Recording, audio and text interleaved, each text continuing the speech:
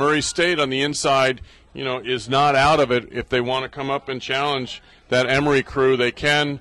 That Murray State is on this inside lane 6. Tampa out in front by open water and certainly in control of their destiny here if they wish to. But William and Mary coming up and drawing even from Emory. You know what I'm noticing this Tampa boat, Brad, even though there's novices, they're using the swing of their upper body. They're swinging the body weight of the backs through a lot, using a lot of prying with the backs. Something we used to talk about a lot when we were coaching is how to pry through. As you push the legs, you pry the weight, the upper body weight through the boat. They're propelling it nicely here. They are. And they're at a rate of striking of 32, so they've really stayed under control and been locked onto the water and propelling the boat, as you say. Outside lane, William and Mary in second, followed by Emory.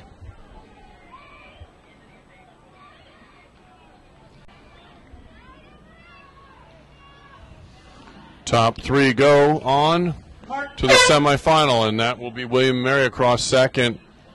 Emory's coming across unofficially third.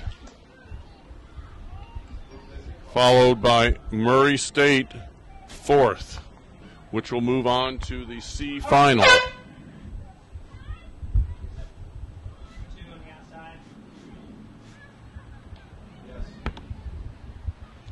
Lane 2,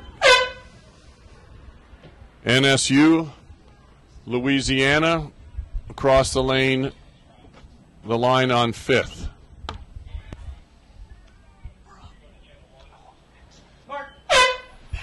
We can talk. We can sit down again. We're all. It was all just practice. Good. It wasn't very good.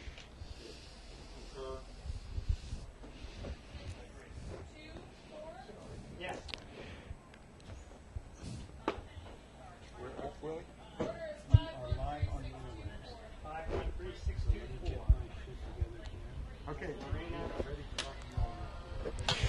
We just had the officials call for a fair race here, raising the white flag. They're going to give the times here in just a second, but we do have the next event on the water.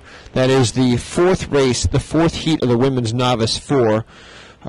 This will have in lane 2 Florida State, in lane 3 Purdue.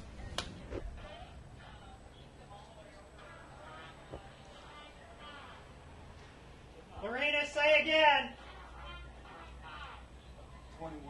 821.5. Hang on.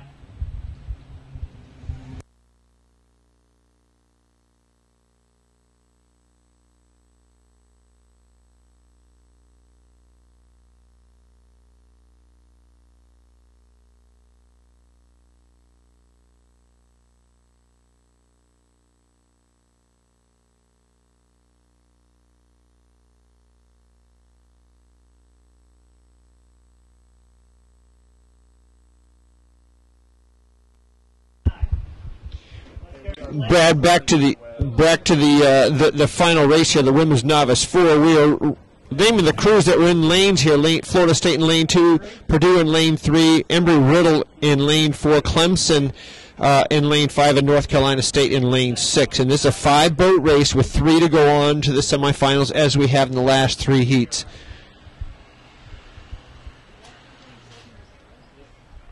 Yeah, Casey, this is a very big field. We've got four heats of 4 to 5, 6 crews. We're going to have a big field here. It's going to really trim down and have some great racing based on what we saw the last couple heats. Yeah, we only have a 4-boat thing. We're not seeing our 5th entry in here, and it would appear to be in lane 3, Purdue, that may be the one that did not make it to the starting line.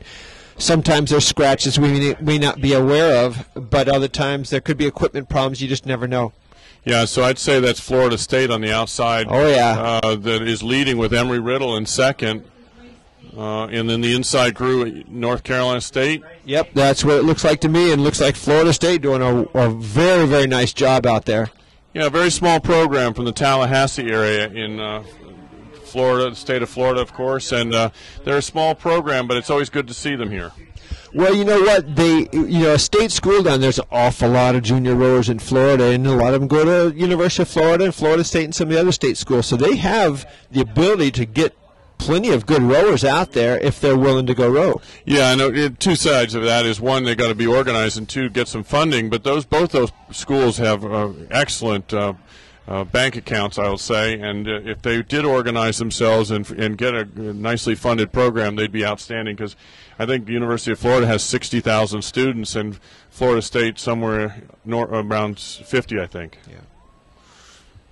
Well, we also look at Embry-Riddle here in the middle of the course doing a really nice job. They're actually rowing very well. Look how even the blades are going in and out together. Yeah, they've been rowing a long time in the Daytona area, and it's really great to see them here and rowing well. So we got 4 crews that are going. Embry-Riddle at a rate of striking at 32. Rowing very comfortably. Again, 3 to move on, and we've got 1 crew that's back a ways, and there's no real pressure for them to push on. No, that's true. They can look back, although the coxswain doesn't look back because they're up in the front, but the stroke oar can look back and say, we've got plenty of water on that crew behind us. We don't have to do anything out of the ordinary, although looks like NC State is trying to push hard, even though it's not necessary here. Right. Well, and different coaches and the crews all have different philosophies. You never want to come to a race and not race. Florida State coming across the line. Look how even the bodies are swinging together. We've talked about swing of the upper bodies before. And Embry-Riddle doing a similar kind of thing where you don't see broken lines of bodies, one moving faster than the other to the bow. Very even. Florida State at a rate of striking of 34. And Casey, I go back to the first race again with Georgia and how well they rowed. These 2 crews are good-looking crews. Yeah, they are. And I think that tomorrow we're going to see these crews line up against each other, and it's going to be fun. I agree. I mean, you see crews rowing this well after 2,000 meters. It's going to make for a good final. Yeah, and I don't think that these 2 lead crews are really putting it all on the line at this moment, but tomorrow they will. Well, one way to tell is watch them at the end of the race. If they keep their posture, yep. You can tell usually they're okay. But if they fall down, they've spent themselves pretty good. Yeah, well, that Florida State crew giving a little bit of high five over there, so they're at least excited no matter what happened, right? Yeah. Yeah, and same with that next crew that just came across there. NC State there. Yep. Yeah, they Embry-Riddle, high-fiving each other, so they're very pleased to have done what they did. I had order 2465. Purdue is at DNF. Yes. That's Bob Appleyard. Looks like me. Yeah, I think, Kathleen's probably fine. She's on the radio.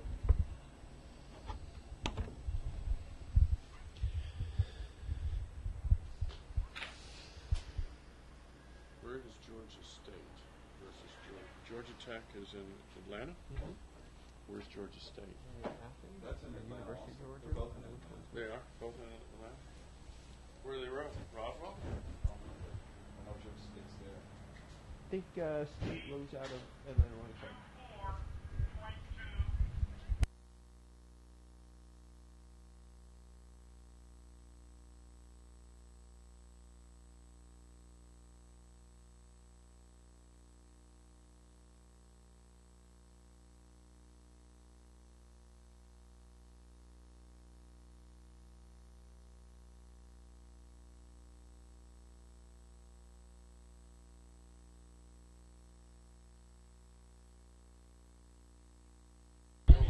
And look at, we're getting a good shot of the starting platforms here for the next race. This is the men's novice 4, with Georgia Tech in lane 2, Georgia State in lane 3, Delaware in lane 4, and High Point in lane 5. A 4-boat race.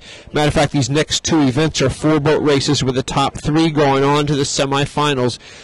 Good shots here of them on the starting platforms. You can see the the stake boat person laying down on that platform. What they're doing is holding on to the stern of the boat so that they can align the bows within an inch or two of each other to make it fair. Yeah, if you can see there in that video camera, you can, just by the number 2 there, you can see a person laying down and reaching down and holding the stern of the rowing shell, and then they move their arms forward and back, and actually this apparatus, I think they actually can crank out the diving board, I'll call it, to adjust so that the bows all are in line, so that at the starting line they truly are lined up. So the goal here is not to hold on to the boat when they take off, otherwise it pulls you in the water. No, that's it. Yeah, and it's probably cool water today. There they go. They were just sitting in their ready position. You saw that crew right there in the white vest boldly take off. The concentration right before they called the start. And when they do take those starts, the strokes are real high. It's kind of like a horse race. They come barreling out of the stakes like that, and then they settle into the distance, what they call the rhythm of the body, the race. But yeah, if you notice there, the strokes were very short in the beginning and very quick, and then as they get speed up, once the boat gets going, they start to lengthen out, and then they'll go out 20, 30 strokes, and then shift down into a pace that they can maintain for the balance of the 2,000 meters. So that is a starting sequence, and then you get into the body of the race, as we would call it.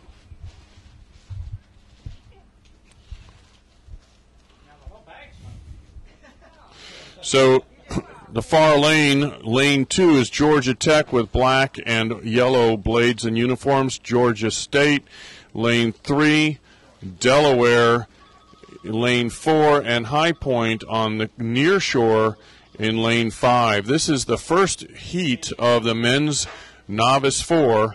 3 move on to the semifinal. There are 4 boats in this event.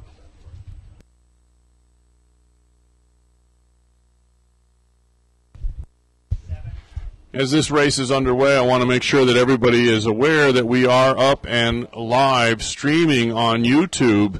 If you'll go to YouTube and type in U.S. Rowing Channel, you should be able to link on to this event and hear and see us worldwide today at the Southern Intercollegiate Rowing Association Championships here in Oak Ridge, Tennessee.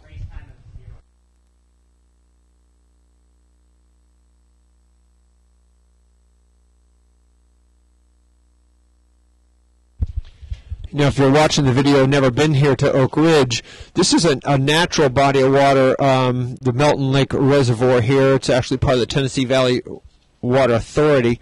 But the mountains they have around here, just beautiful. The trees are all turning, getting their new leaves on, and just a picturesque setting for perfect racing. Yeah, and we've got our weather conditions now that we're up in live feeding. We're going to kind of repeat a little bit. We started this morning, but, you know, we've got a slight breeze. I mean, it's just a breeze. It's slightly cloudy, as you can see. The temperature is ideal for rowing and spectating. Short sleeve shirts, but not hot. The breeze is kind of wandering around a little bit from down the course now as a headwind, if there, you can call it a wind, and it's just absolutely perfect conditions. Yeah, certainly the breeze that we do feel, like we said, is probably only 3 miles an hour, maybe 5 tops, but it's not affecting the water quality whatsoever. So just ideal conditions for the heats today at Southern Intercollegiates. All right, the crews have now passed the 500-meter mark as you look in the video camera, and you can see that the Georgia Tech crew with the yellow uniforms with the black and yellow blade, or oar, the tip of the oar, those are the crews that we're looking at with Georgia State beside them. I would actually think that could be Delaware. It's hard to tell from this angle.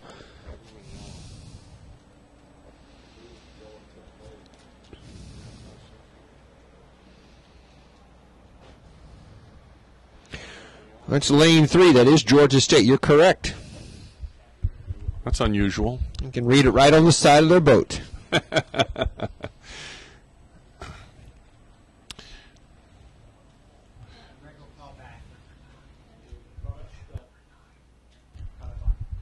We're in event number 9 now, which is the 2:27 p.m. start. This is the men's novice 4. Top 3 will qualify. Lane 2, Georgia Tech. Lane 3, Georgia State. Delaware is in lane 4, and High Point in lane 5. Looks like we're missing Delaware. I was just checking the only 3 crews in the water. It seems like lane 4 is our gap, and it would appear that Delaware either was not at the start or maybe have scratched this race. Yeah, so what we've got is the 2 inside lanes, Georgia State and High Point as the leaders, with Georgia Tech back a ways. Is that the way you see it, Casey? That's the way it looks to me.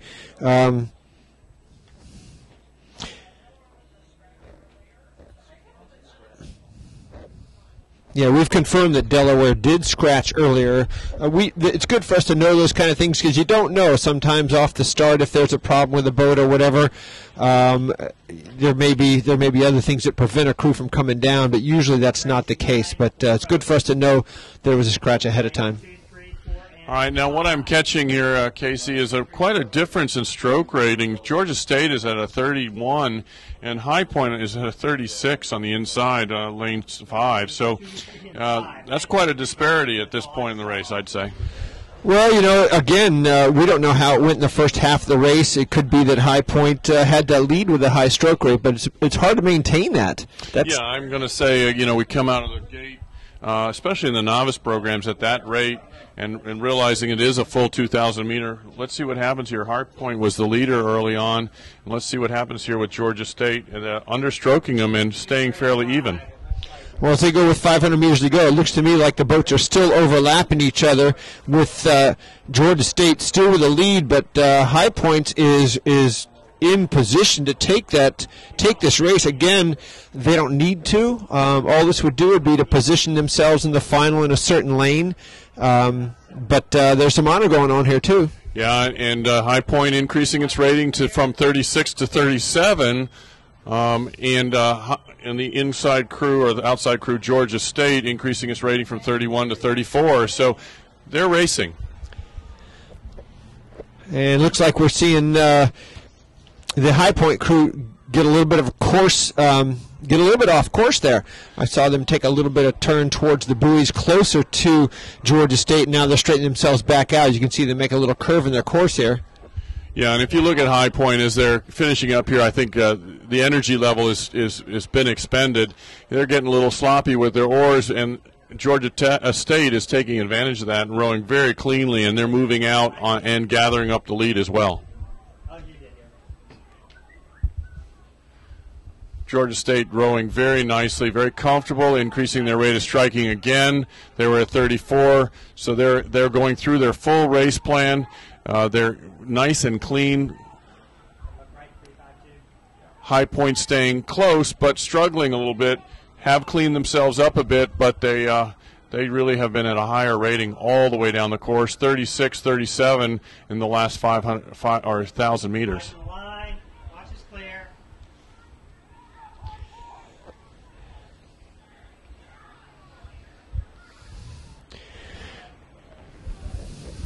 So as they come to the line, Georgia State coming to the line first and unofficially will cross the line first at this point, followed by High Point in lane 5 coming across second, followed by Georgia Tech in the outside lane 2.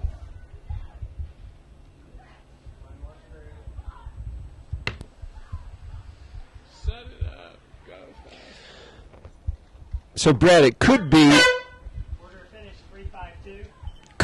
in this situation with Delaware scratching. This is a 7-boat event, and much like we saw earlier on, the progression may change, where it may not be 3 to go on in this race since there was a scratch entry there. It could be 2 to go on. That would mean, in this case, Georgia State and High Point, if the progression did change, would be the ones that move on. Yeah, and I would think that would be, that obviously is an official's call, but that would seem what they may have been instructed down at the starting line, that this is a live race, this is not a rowover. The way the crews were attacking it seemed very much that was the case.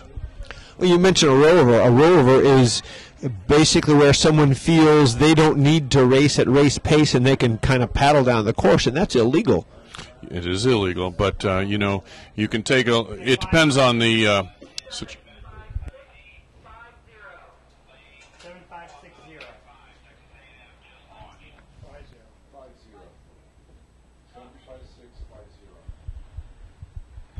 Okay, let's go splits. It is illegal to do a row over, but it is a difficult thing to prove one way or the other, isn't it? It is, but we had, you know, I can think back years ago where I was in a boat that we had an easy time of it, and we took the rate way down. I think that's when they actually started the rules after we did that. Men's novice 4.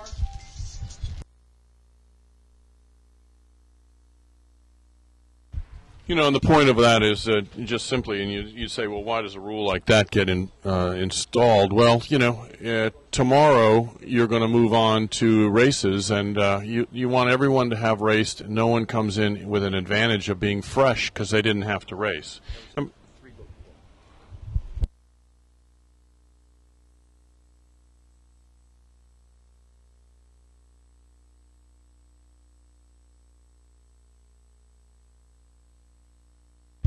So we just got an update on that previous race that just came down the line. All 3 boats will advance, and it was requested to stay at race pace, and we saw that. They did race all the way down the course. Yeah. There's no skating there, and again, the officials are watching for those kind of things. When they're notified that it must be at race pace, they have a sense of that.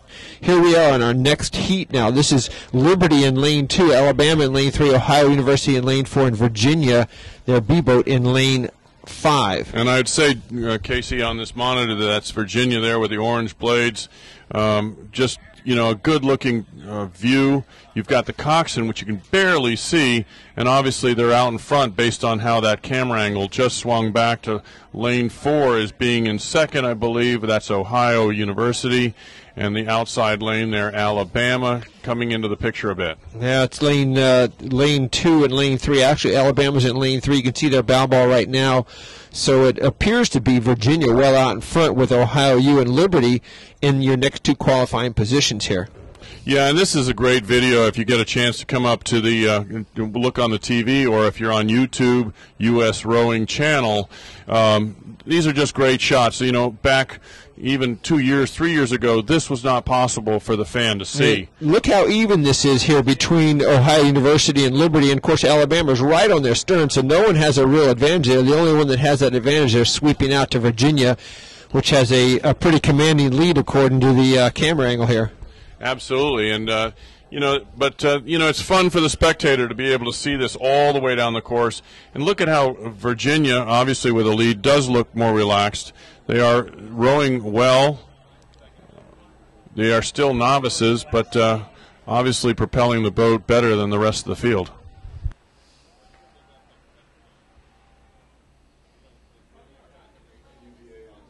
Yeah, by a lot.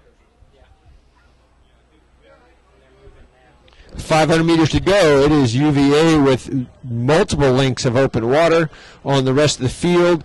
Again, this is 3 boats to go on, but you look at these other 3 boats. At the 1,000, it was Ohio University and Liberty about even with Alabama, about a boat length off of them. Maybe Alabama's bow was on the other boat's stern, but I'd still say it's very, very close. I would almost venture to say that I won't call that, Brad. That is just too close to call. Still say it looks like. Yeah, and University of Virginia is at a rate of striking at 30, so they're comfortable. They're out in front, but you know it is top 3, and there's one of those boats that's not going to go on. So you got a big race going on for second and third, and I'll say that it is. It's Ohio U and Liberty. Yeah, Ohio U and Liberty. Alabama back about a half a length maybe on third place, but it's still room for everybody. Oh yeah. Alabama, if they want to run that rating up again, they're going to 300 meters to go. If they're going to go, they can do it. If they want to run it up right. The other crews seem to be latching on well and propelling themselves. Alabama's staying back, but I think Alabama's just making a move right now. Look at how they sharpened up. Alabama has sharpened up in the last 2 or 3 strokes. Well, their coxswain, look, they got a stern coxswain. The coxswain can see the other crews. The lead boats can't see Alabama. that coxswain can be playing offense now, and he's calling the shots. He may be able to get through one of those other crews, and it looks like they could conceivably do it. I think Ohio University is on the ropes right here, because I think you're exactly right. You know, we talked about the stern cox boat not used that much. Look at the coxswain. He's looking right at the other crew. Yep. He is able to see him. The crew in the yellow hull cannot see the competition off to the side. Alabama now moving very quickly. Big push here. Look at Alabama jump on it. Man, those legs are going down fast in that Alabama boat. They know they did it. They know they rode through that other crew, and they're, look at that, almost going to overtake second. Great job by Alabama there. Yeah, and I want to hold up the coxswain there. You know, this is when crews really see the difference between and the other. The coxswain in the Alabama crew turned her head sideways, looked straight at her competition, and willed her crew to the finish line. Yeah, there you go. You're talking about advantages and disadvantages, and that was one of them. Yeah, and exactly right. Let's bring that.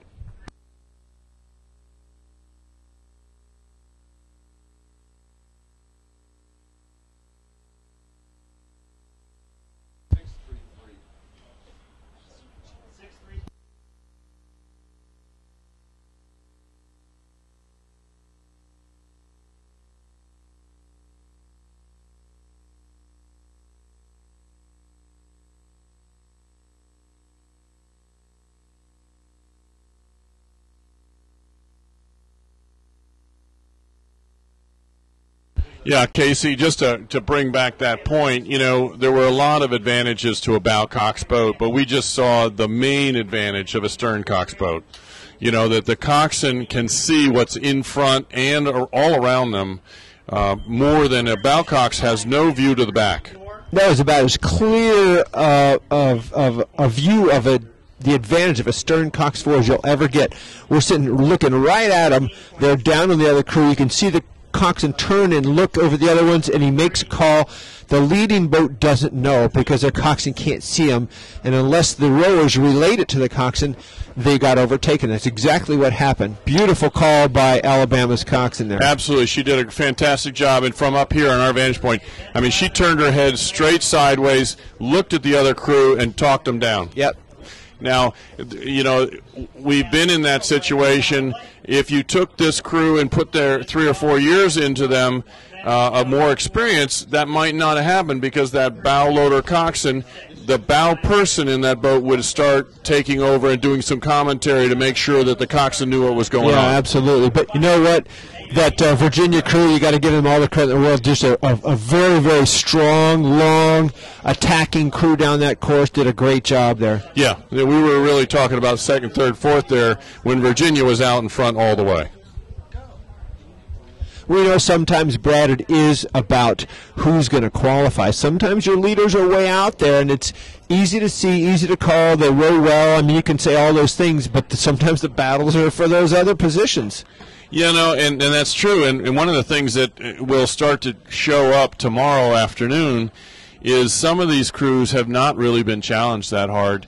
You know, they've gone through a season where they've rowed and they've done well, and they haven't been in the fight or they haven't been down. And these crews that are fighting themselves right now are learning something of that they can do it no matter what position they're in. They can come back and they can win. And tomorrow, some of these leaders might be put in that position and be uncomfortable. You know, it's like going to the prize fight, and you knock your opponent out in the first round. You never really get challenged. You get to a bigger race, and suddenly it's not only the physical challenge, but the mental challenge. There's a lot of pressure out there on the crew to follow the other person in their boat, to perform well, to countermeasure the strategies of the other crews. I mean, there's a lot more to it when you get into a big situation like this. Yeah, and the focus has to stay in the boat. You know, that's one of the things that, you know, that coxswain that we talked about a moment ago, I mean, she looked out of the boat, but with a purpose. Had her crew looked out of the boat, and that might have been the end of that challenge. So again, if we look at the monitor, here we are sitting at the starting line. These are great shots. I can remember Casey sitting on that line, you know, 1,000 times, and none of them were less exciting than any other ones. You always have adrenaline running. The heart rate is up. You've just warmed up. You've come in. You're sweaty. You're hot. Your heart rate is up high, and you're getting ready to have the race of your life. You know, it's like you're getting ready to jump out of that. You see these guys do this base jumping off of whatever it is. Can you imagine, if you haven't ever done that, what that's like the first time you do that? Well, these guys, their stomach is probably hanging out of their mouth. Just butterflies like crazy on this line. Absolutely. I mean, you know, just everything is running through your head. You're checking, you know, the rigger. You're checking the oil lock, making sure that, hoping nothing breaks. You know, you've gone a year's worth of training for this moment, for this race. This could be your last race if it doesn't work out well. If it works out well, you get to race again. But, you know, you race for literally seconds worth of weeks of training. Well, what do they say? How many miles do you put in the course of a year? How many miles do you put in training in the course of a year? If these guys go out and row 6 days a week, and they're putting in 6 to 10 miles at a time. So yeah, I kind of remember 3,000 miles a year, roughly. In college. In college, yeah. So 3,000 miles a year to race, what, 6 races? Yeah, and a mile and a quarter each. And it takes you 7 minutes. Yeah. So there's a lot of time differential there between your training, and that's just on the water training. These kids also do their weight training. They're in the gymnasiums. They're on the rowing machines. They do ergometer training. And then they got to go to school. Right. Right, and that's the part that a lot of people don't realize. You know, some of these programs are Division I programs, some are Division II, some are clubs, but they're all put in the same amount of time, and they have to be students first. You know, one of the things I always liked about rowing, Brad, when I started, you know, I was never really good at what you call the traditional ball sports. And when I did try those sports, you know, a lot of times you were a bench warmer, and that didn't sit well with me. In rowing, there really is no bench warmers. Very few times do you have people sitting on shore that aren't rowing. Everybody has an event, whether it's novices like what we're seeing now or the varsities. So it's a sport for everybody. Well, and that we're coming off the line here as the men's novice 4. This is the 12th event, which is a 2:48 start. Lane 2 is Temple, UNC, Louisiana is lane 3, William and Mary 4, Washington University 5, and Tennessee closest to our spectator shore on lane 6. Now I'm seeing maybe a blank lane there, Brad, so I'm not quite so sure who we've got in this. We might have another scratch here we're not aware of. Yeah, we'll keep you up to date as we learn that.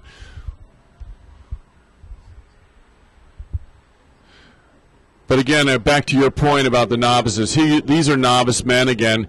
You know, to your point, 100% is that, you know, if you come out for a rowing program and you stick with it, here you are racing in the Southern Championships. Not every sport. Most sports, you can't do that. You can't be a walk-on and end up in a championship situation. You know, Brad, this sport's not for everybody. I mean, these kids come out to this. They've never done this before. You might have, you know, a kid walking around on campus who just wants to try it out. Some people stick it out. Some people don't. It's not for everybody. It's a lot of work. It's a lot of commitment. You have to be there for your fellow rower who sits next to you. It really takes a lot of oomph, if you will, to get out there every single day, whether it's morning practices or evening practices, and make sure you're there for your teammates as well as for what your team's trying to accomplish as a whole. Yeah, and I'm going to say, you know, I always get a kick out of the fact that, you know, parents come in looking at the school and their son or daughter is going to enter as a freshman, and they say what they're interested in rowing, and you know, you're going to say, well, a 17 or 18-year-old is going to get up at 5 o'clock in the morning for the next 4 years. They say there's no way. Yet, after about half a semester, they start getting up at 5 o'clock in the morning to make, 5:30 practice. Yeah, I think it always amazes the parents for Johnny or Susie or whoever it is that never really had an interest in things and how they gravitate towards a sport like this, partly because they're learning it alongside of someone else. It's not like a person has huge amounts of expertise coming into the sport in college. Yes, you do have a lot more high schools that are rowing these days than you used to, but still there's an awful lot of walk-ons, and the learning curve, everyone starts from the same spot. Yeah, and these novices, as you're seeing now, it's novice and freshman. So by this point in the season, the novices are pretty much equaling the abilities of some of the people that have learned to row in high school. Well, as we look at this next race, Brad, coming down here, they've just crossed the 500 meters into the race, and this is another heat of the men's novice 4. And Temple is the leader, lane 2 on the outside. They're in a dark red color, a kind of a but on the outside we've got Temple, the current leader, with lane 4 in 2. Second place, lane 4, rowing in a Wintech. That's William and Mary in second place. Crossing the 1,000-meter mark, as you see in the video camera, it's Temple on the outside lane, followed by William and Mary in second place.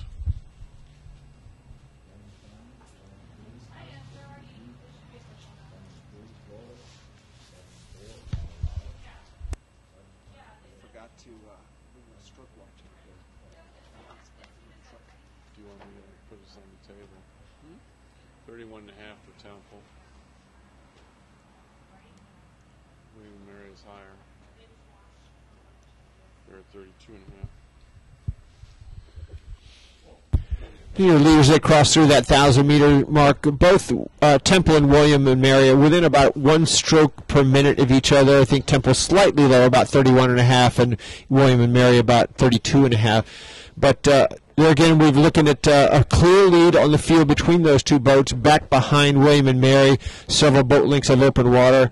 As you go back to Northwestern State out of Louisiana, and I believe behind them it would be the boat closest to us. Washington, I believe, is in the trailing position with Tennessee in 4th. Yeah, I think that's the way it is. That boat closest to us is Tennessee, the Tennessee Crew Club out of Knoxville. And just for our, let's say, called novice parents and novice spectators, we talk about stroke grading, we talk about rate of striking. That's the number of times that the oar enters the water and makes us 1 stroke. So, in racing situations, the stroke rating or the rate of striking is 32 to 36 probably through the middle of the race. At each end, it go up into close to 50 at the starting sequence and in the finishing sequence. And if you can imagine kind of doing a jump, I guess a squat leap, 35 times a minute, lifting a 50-pound bag of sand, you probably get about a similar feeling. Oh, I think my legs would be on fire doing that, about 5 of those, right? That's right. Well, I think that's the way it is, isn't it? My legs are on fire in about 5 of those. 2, 4, 3, 6, 5. And we talk about stroke rates in the 30s. Everyone goes, oh, that's not so bad. Look at cycling. What are they doing, 90 to 120 a minute? Yeah, that's the time, the revolutions that the pedal goes around. 90 is kind of the norm, I think. Temple decreasing its rate of striking from about 31.5, Casey down to 29, so they're comfortable up there. Yeah, and they're again conserving energy, and it takes a lot of energy to do this sport, so they're doing all they can to save calories for the next day, and also keep the what they call the lactic acid, the burn out of the legs. Yeah, Gavin White, longtime coach in the Philadelphia area, well-coached crews, and, obviously has asked his crew, if you've got an advantage, don't waste your energy. Eyes on the line. Temple and William and Mary, and it would appear to be Northwestern State University out of Louisiana in the 3rd position at this time. Yeah, William and Mary, in retrospect, about 34 strokes a minute, where, again, you can see Temple, very low rating, very long, very deliberate, now picking their rating up here in the last 10 strokes just to finish it up. To the line first, Temple will be across the line, 2,000 meters. They're about 1 stroke away. Then we have William and Mary coming across unofficially second. Mark.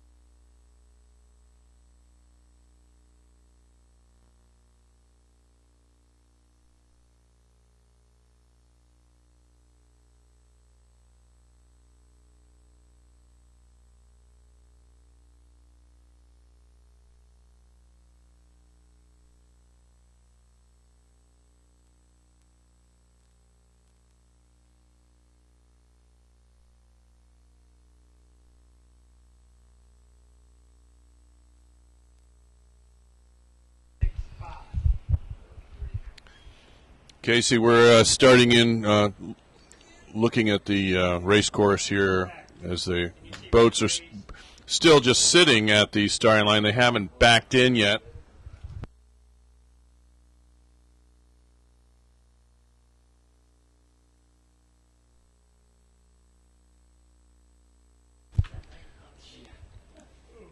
Well, we had a shot there of the starting basin area, and there were crews not locked on yet, but we do have a race coming down the men's novice 4 at about the 500-meter mark as they've drawn away from the starting. This is the last heat, at least this morning.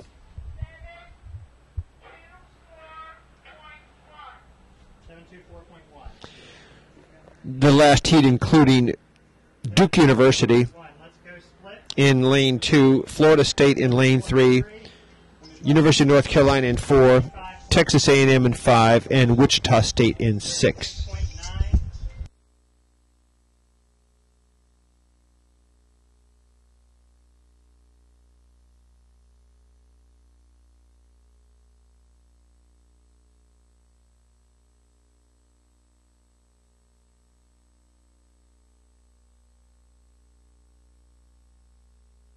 As you look at the video monitor, you're getting a shot from the tower.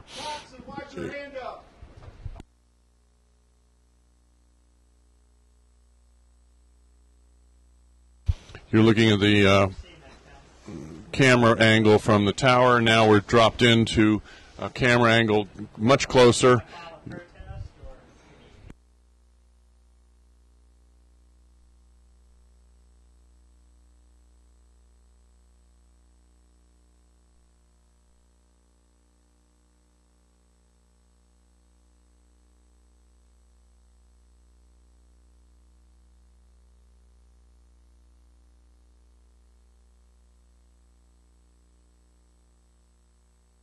Okay, at the 1,000-meter mark, it's Texas A&M in lane 5, the leader, and you can obviously see that lane 2 and 4, that would be Duke and UNC tied right up there, Casey, for second and third. This is 3 to go on.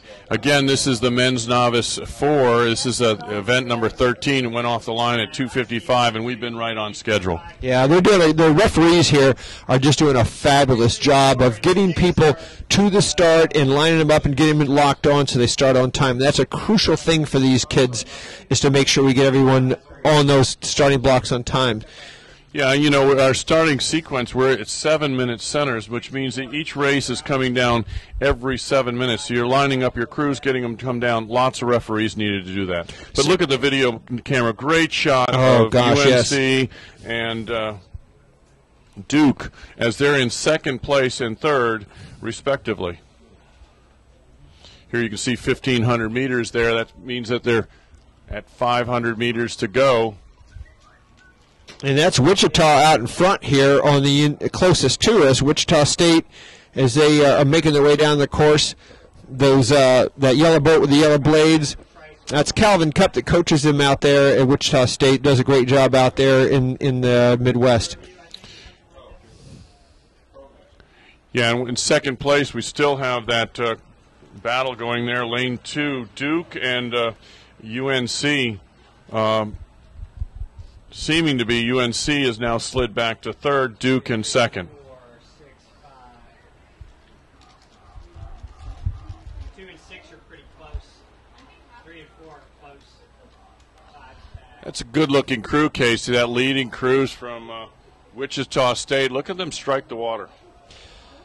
Yeah, you know, when we're watching these teams, you and I can pick out what these crews are doing, but when you say strike the water, yeah, you can hit the water with a blade, but there's a way to insert it in there. It's almost like a surgeon making his incision in his patient. He's got to put that 12.5-foot scalpel in a very specific spot to make it efficient there, and that's tough for these people to do, all 4 of them, especially when they're tired. It's tough for all of us to do. I mean, that's really the challenge. It's, you know, a lot of training, a lot of weightlifting, a lot of getting in condition, but if you can't put that blade in the water at the right spot in the cycle, it doesn't really work that well. You're not going to go anywhere if you can't get it right there. Right, yeah, so you can see some body angles that aren't quite right, and you can see maybe the oars are a little closer to the water or the other, but if they get that what I call striking correct, where the blade enters correctly, that's when the boats go fast. And you can see the leaders generally do that. Yeah.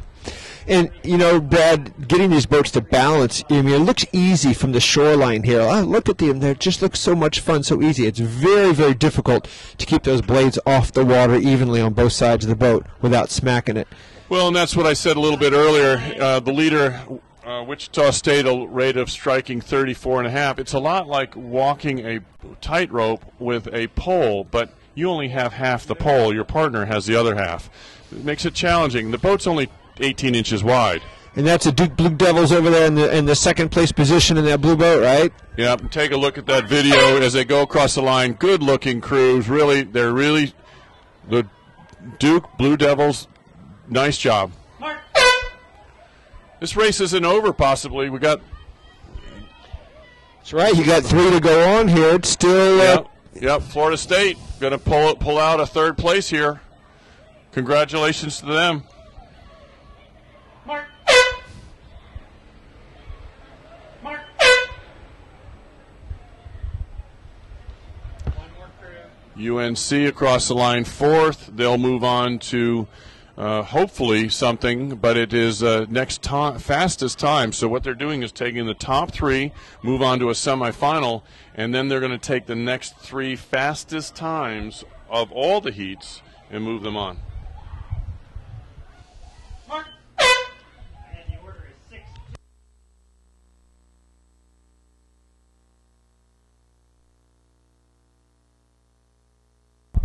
Boy, I tell you what, Brad, you can sure hear those coxswains as they're coming across the line trying to urge their teams on. Some you can hear them counting strokes up, some are counting strokes down, some are just saying, you know, give it to me, give it to you. It's whatever they can do to get them to move. Yeah, and, you know, there is a tremendous value in a talented coxswain. You know, and in the collegiate level, you don't really think about that, but they're recruited just as much.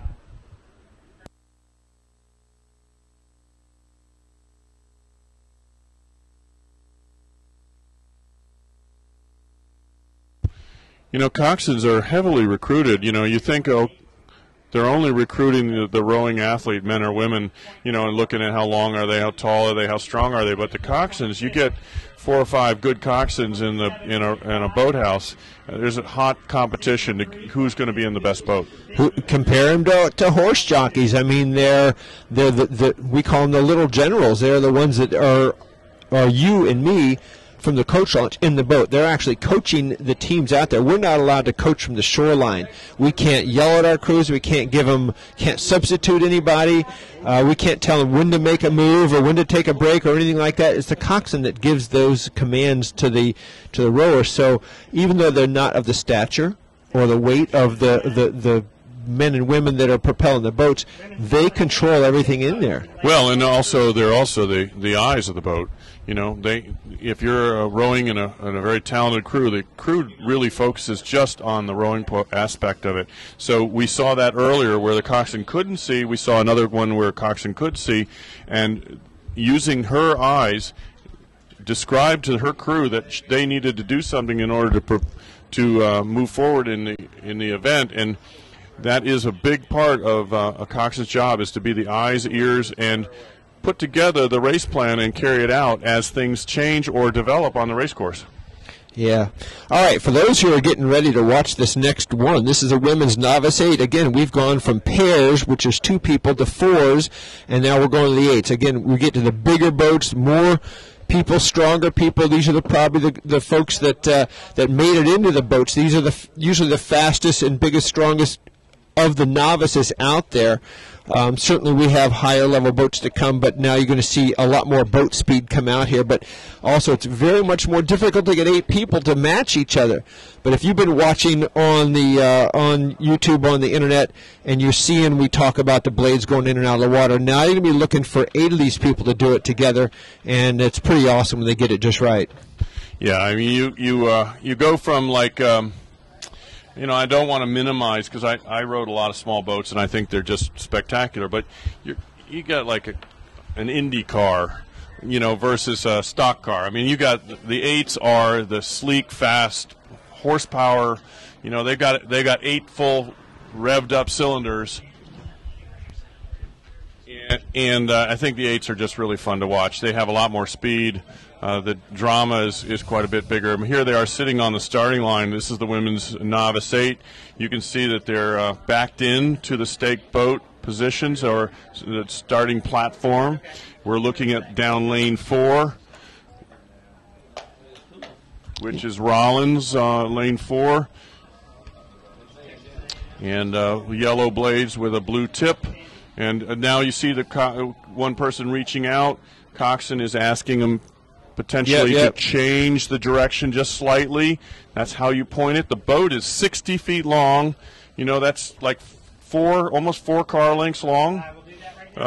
Weighs about 210 pounds, right in that range, plus or minus a little bit. So I'm not going men's 8s are 2,000 pounds of muscle in the boat for a men's boat, you know, and you got to get that going. And there they go. It's like the muscle cars. The engines are roaring as they go off the line right here. Yeah, and you can see the real high pace here as they come off. They're going to be up around 45 strokes per minute, coming out very quick, using up some of that early energy, that nervous energy, and they'll get out about 35 strokes maybe, and then they'll shift down into a pace like a runner, a body of a stroke that they can handle for the middle part of the race. You know, I was watching these crews take off from the camera there right off the starting line. You can see the boats move left and right, and off the start. That's one of the more critical times for keeping the boats going straight. And you can actually see the crew we're watching behind. It's doing a little bit of fishtailing as they go down there, and that's the power differential or the technique differential from one side of the boat to the other, and the coxswain having to correct for that. Yeah, and the coxswain has literally a matchbook size rudder under the boat. Has very little effect on quickly turning the boat, but it generally turns the boat. But it does make the boat lean left or right, depending on the steering. And you're sitting on a boat that's only 18 inches wide. If it tips, blades hit the water, timing gets disrupted, and you have some issues. These are great shots, as you can see them going down the course, Casey. Oh, yeah.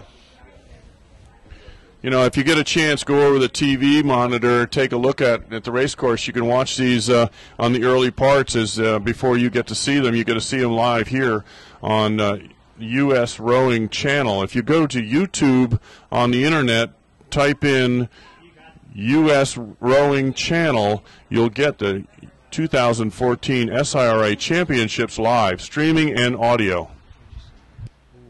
We've got a boat that's not holding their course here. Look at them going off the course. They're going towards the left side of their buoy lines. Coxswain's making a drastic turn. Could have been a person caught their oar in the water, might have turned the boat. Could have been the coxswain just had a lapse of concentration there. Yeah, when the oar gets stuck in the water, we have some funny words in technology for our.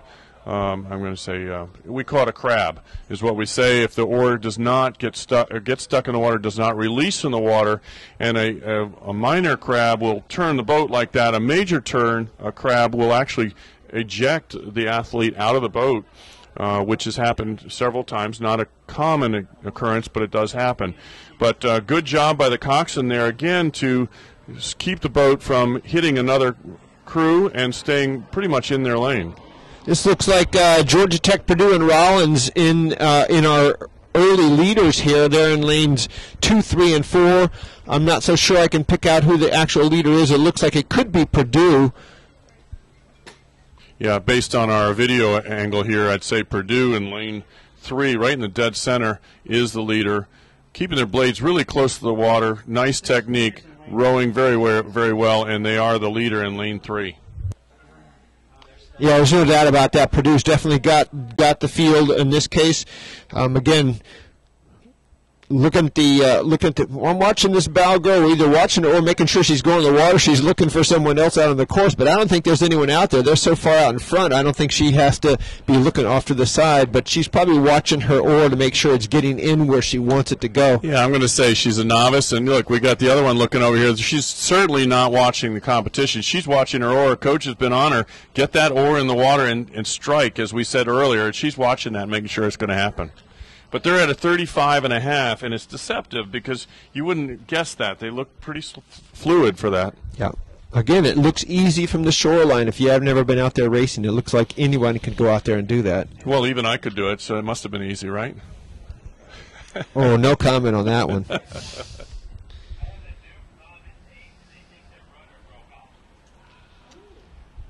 We heard a comment from unofficial.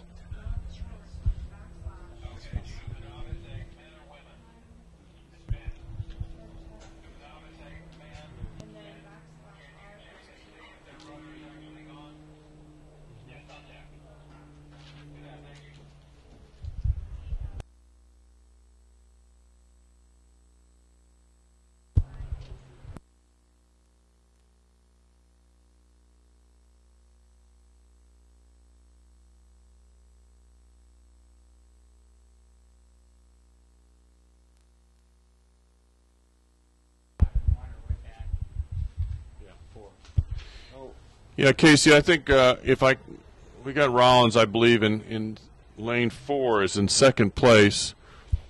Those yellow blades with the blue tips on there.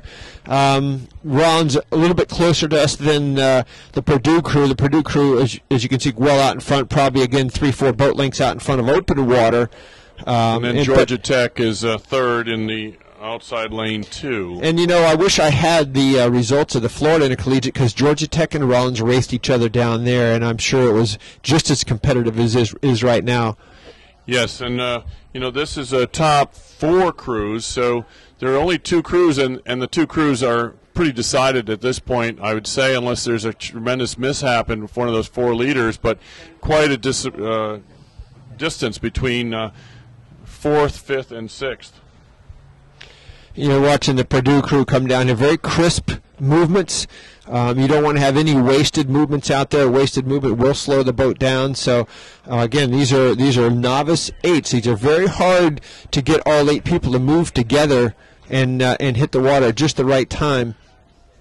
Yeah, and Purdue's done a nice job with that. We were talking a little bit that the couple of the people were watching their blade go in the water, but the fact is they were going in the water well and on time, so it's paying off. You'll see that more commonly in some of the younger crews. As they get more experience, you actually just feel it and know it's going in correctly. Camera on. Flag up. They're now into the red buoys with 250 meters to go. There's really no reason for anyone to sprint here. Sprinting means take that rate of striking for what you've been calling about 32 strokes a minute and try and go 36, 38. Sometimes you'll see in the grand finals, you'll see these crews go 42, 42, 44 strokes a minute. It's a big, big jump in effort. Well, as you say that, Casey, Rollins pushing his rate of striking up from 32 up to 38 here. So Rollins in the white hull in the center of the race course in second place, following their full race plan, and they've pushed their rating up to a sprint at 38 strokes per minute.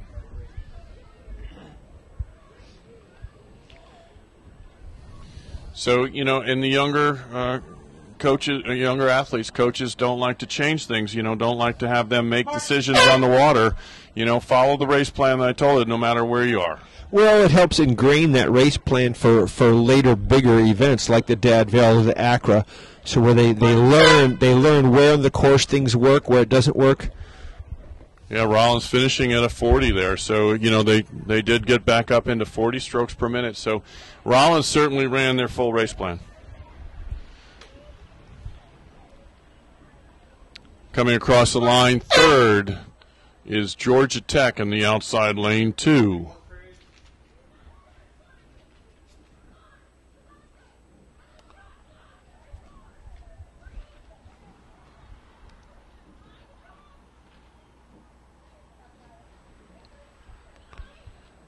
University of Tennessee Chattanooga coming across the line in 4th.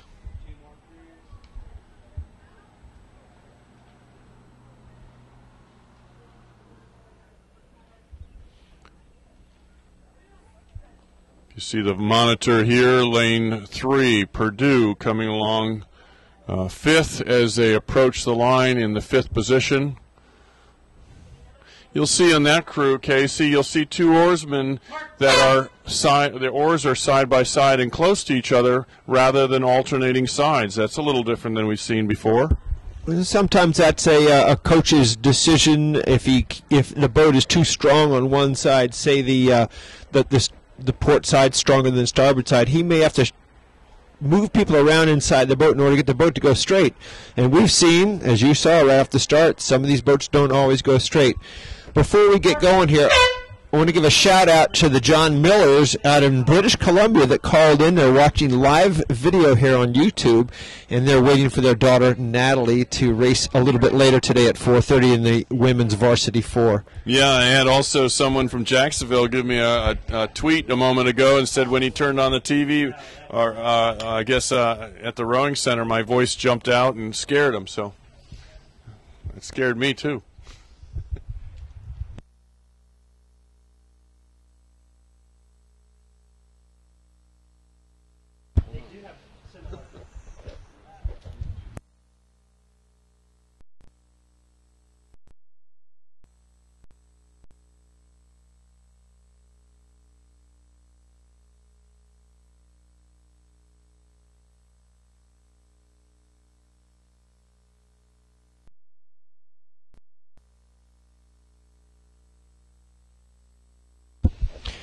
Brad, with these 7-minute centers, we have other races on the course before the previous one gets completed.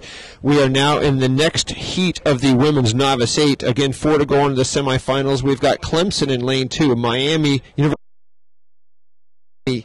University out of Ohio in lane 3, Washington University in lane 4, Kansas State in lane 5, and second entry in lane 6. Yeah, again, I want to make sure that while we're watching on the line here, that is the next event coming down. We do have this, you just said, at the 1,000-meter mark. You have that's K-State there. That's now K-State. You're watching meter marks, K-State. They're the leaders. We're a third of the way through, guys. That's one for me. Next one's for you, right? K-State 2.5. That's the leader out in lane 5, as the video monitor is showing you there. Good shot of the bow and the blade going in as that. Notice that the bow oar entering the water without a splash going in either direction, not missing any water, good looking rowing. 2.8. Back a ways back on the at the 1,000-meter mark as the crews come across that in place. That's Clemson. That's at Clemson coming across the line in second place in this women's novice 8, the 15th event of the day, starting at 3:13.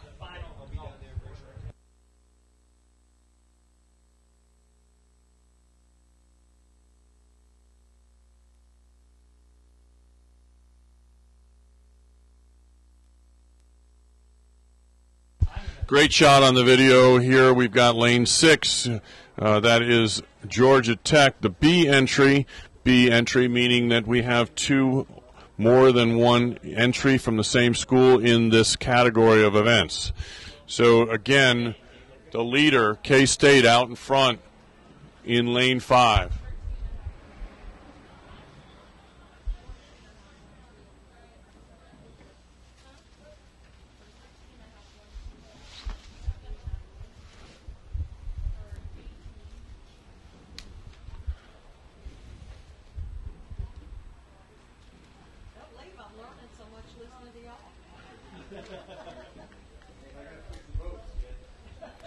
All right, this event, the top 4 will go to the semifinal, which will be held tomorrow. Looks like it's going to be a pretty exciting race. We've got five boats coming down, but there is one crew in that back group of 3 that is not going to go, but it's going to be a battle back there. The leader may be the one that Kansas State may take it in lane 5 from start to the finish wire. We're going to be watching that outside lane.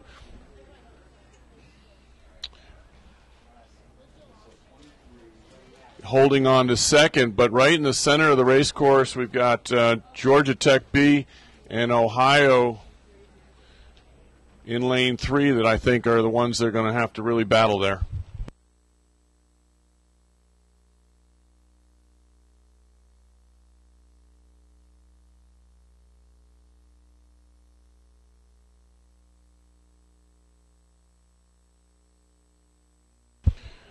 Again, if you look at the video monitor, good Watch is clear. Camera on. good angle, watching what's going on inside the boats, seeing what the athletes are doing. That's 250-meter marker, that yellow and black marker that you just saw go by. That's 250 meters. You heard Casey speak of the red buoys. Well, the buoys on the race course change colors as they go down so the athletes know what the color, where they are on the race course without looking towards the shore. This leader here, Kansas State, good-looking crew. This is a novice women's 8. Again, have not rowed prior to this year, and that is a good-looking crew. Coming to the line easily over the rest of the field. Top 4 will go to the semifinal. Still a big battle. I will not call a who's going to be left behind.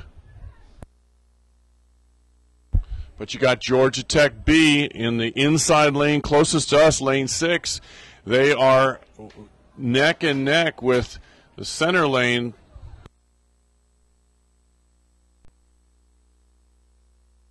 Miami of Ohio, one of those two crews is not going to advance, in my opinion. So let's see what happens. Here we go. We're in the last 10 strokes. Those crews can feel each other even though they can't see each other. Look at the crews picking up the pace. Right now it's the outside crew, Miami, with an advantage of about a deck length, but here they come to the line, separated by about 5 feet. Georgia Tech coming to the line and will not move on into the semifinals unofficially.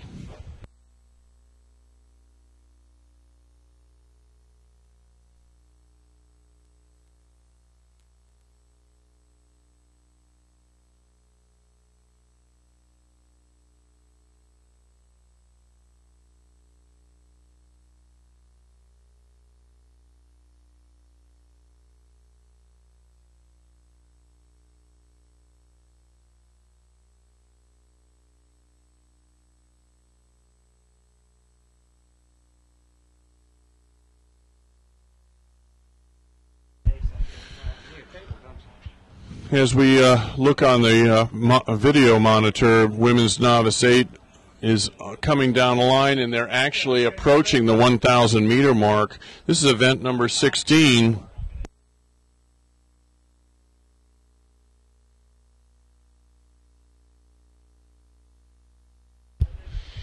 They're at the 750-meter mark, approaching about the 1,000. Georgia in the outside lane, Georgia in lane 2, Central Oklahoma in lane 3, Vanderbilt lane 4, Virginia Tech lane 5, and Kansas State B, a B entry closest to the spectators on lane 6. This is again lane or finish position 1 through 4 will be advancing onto a semifinal tomorrow.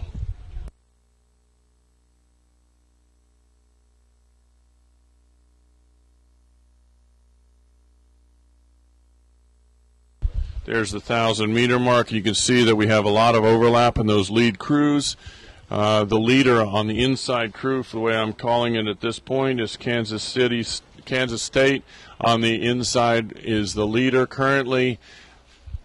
Center of the race course, Georgia and Central Oklahoma, second and third, in lane 2 and 3. So Kansas State, Georgia, Central Oklahoma, the current leaders. Again, the race for 4th is a very important race. Probably Vanderbilt is the one that's in that 4th place position. One crew that seems to be back further than the rest is, from my vantage point, is Virginia Tech in lane 5.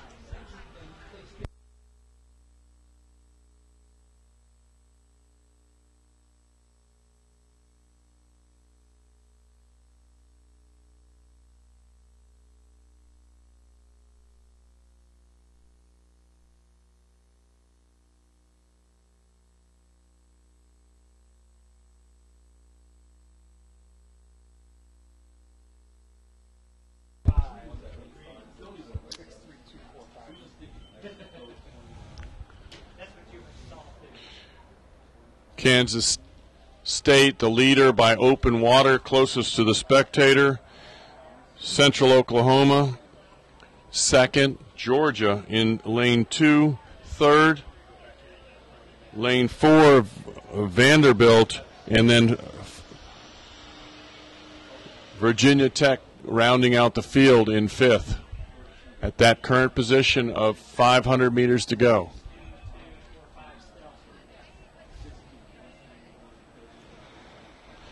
The leader, Kansas State, at a rate of striking of 34.5.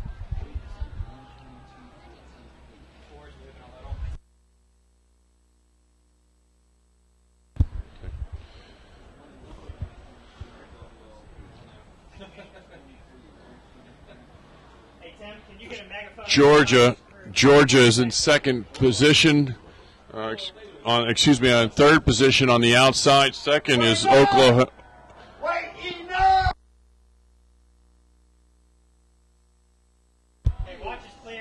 Central Oklahoma is in second.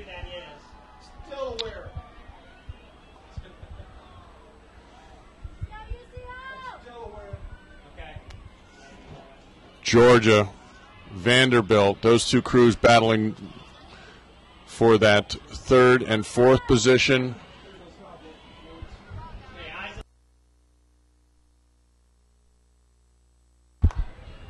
Ladies, move it across. Move it across. Get off the line! Get off!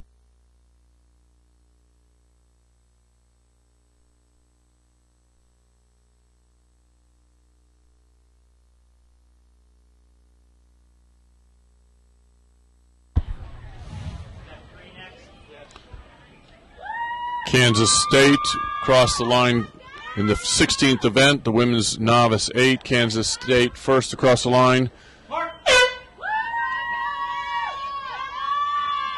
Central Oklahoma second. Unofficially very, very close. Georgia and Vanderbilt simultaneously across the line. Apparently Georgia clinching third. Order finish 6-3-2-4-5. Unofficially, Georgia Tech placed 5th.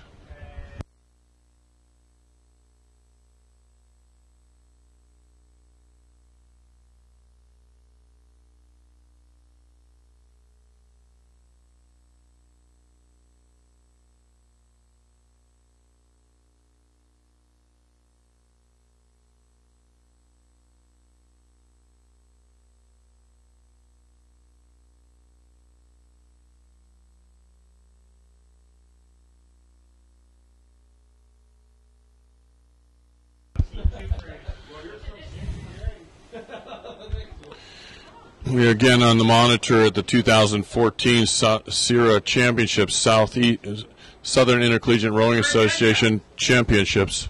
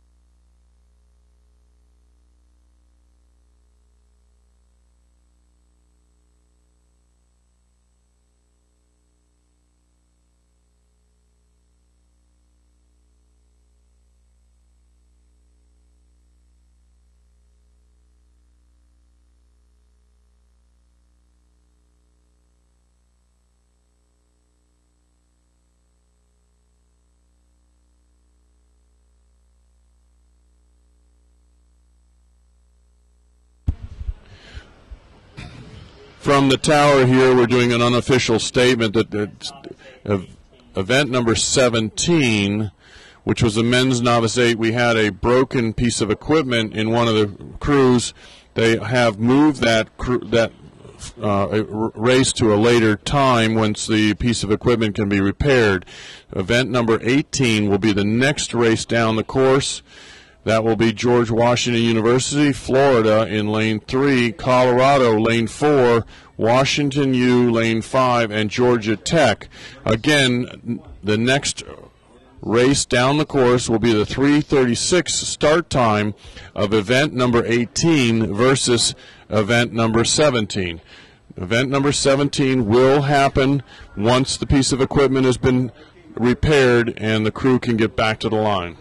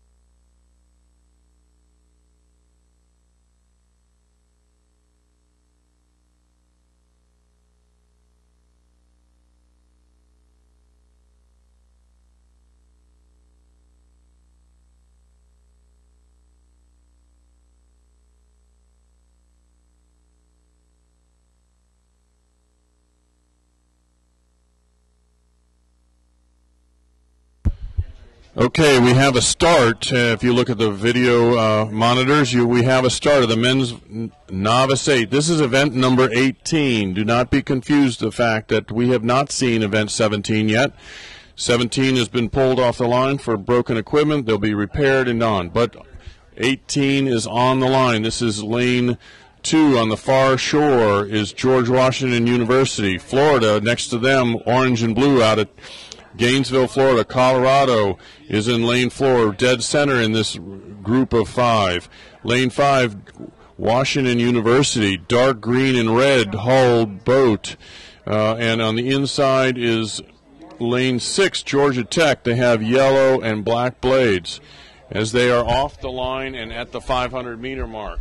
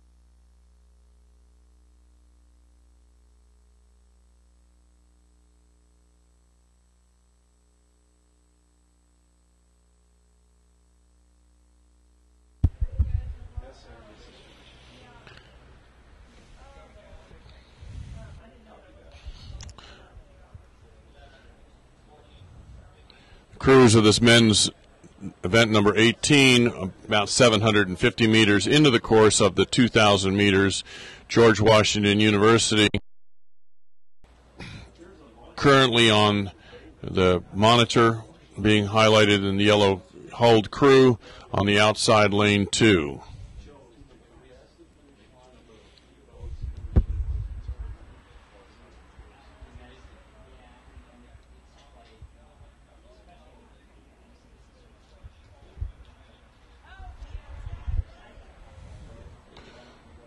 George Washington at a rate of striking of 33. Coxon in the stern there. Very nice rigid position, in control of the crew and out in front. As you can see, over by quite a margin. Still near contact is the inside lane, Georgia Tech, all the way across the course. Sometimes that is a challenge. The Coxons certainly need to participate in this when you've got the leader in lane 2 and the second place in lane 6. Georgia Tech has got to keep their eye on that leader all the way over on the left-hand side. Center of the race course, lane 3 and 4 battling for that position. We will be taking 3 to the semifinal. So we've already talked about 4 crews. It's going to be tight, and someone is or 2 are going to get eliminated from the field of 5.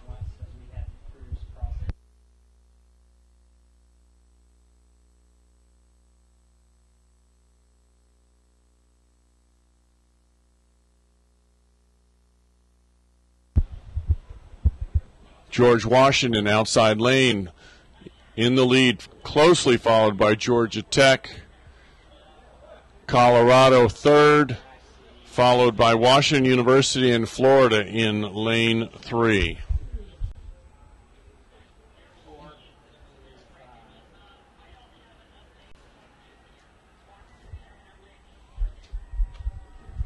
Georgia Tech increases the rate of striking from 34 to 36 at the 500 meters to go.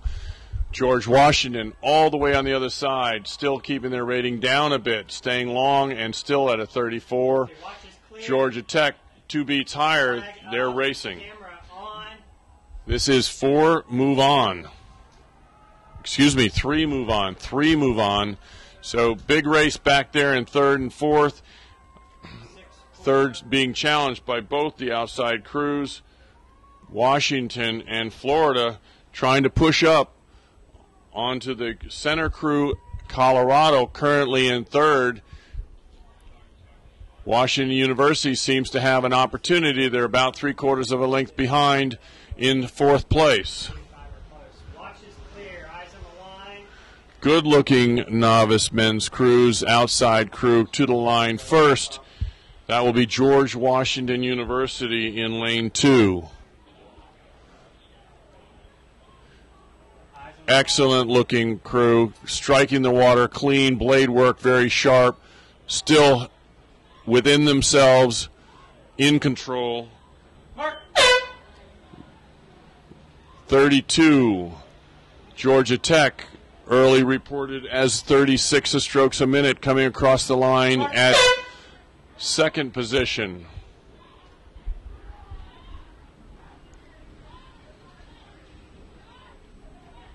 Colorado. Washington University fourth. Top 3 move on to the semifinals, but remember the next 6 fastest times move on to a C final. So even though you do not move on to the semifinal, you have an opportunity to race again with a good time.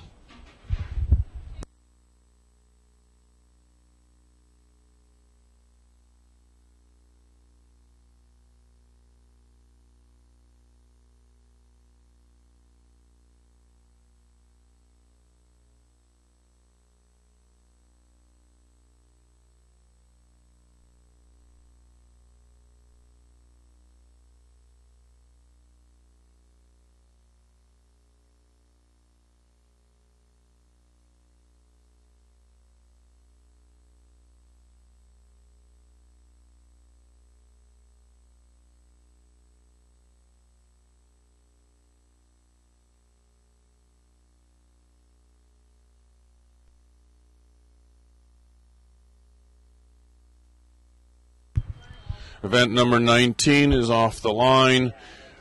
Lane 1 on the far side, Virginia. Lane 2, Virginia Tech. Jacksonville from Jacksonville, Florida. Lane 3, Texas. Lane 4, Alabama.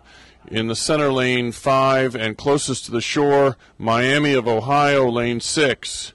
This is the men's novice 8 semifinals. Heats. 3 will go on to the semifinals.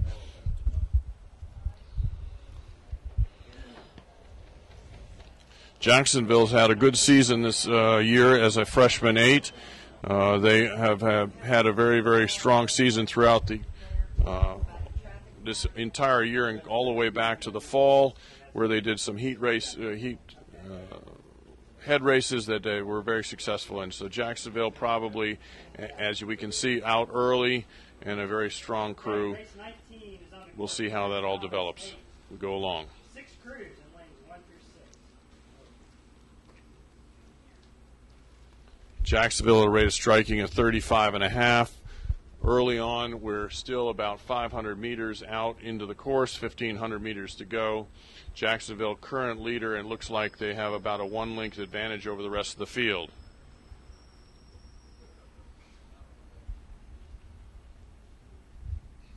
From our vantage point, Virginia Tech and Texas seem to be in that second, third position.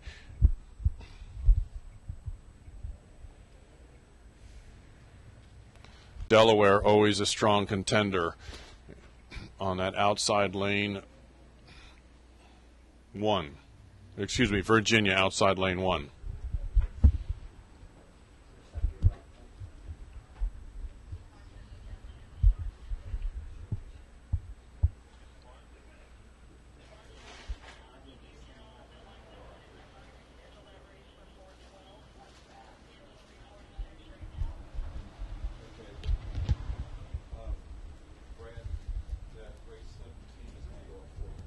Thank you, sir.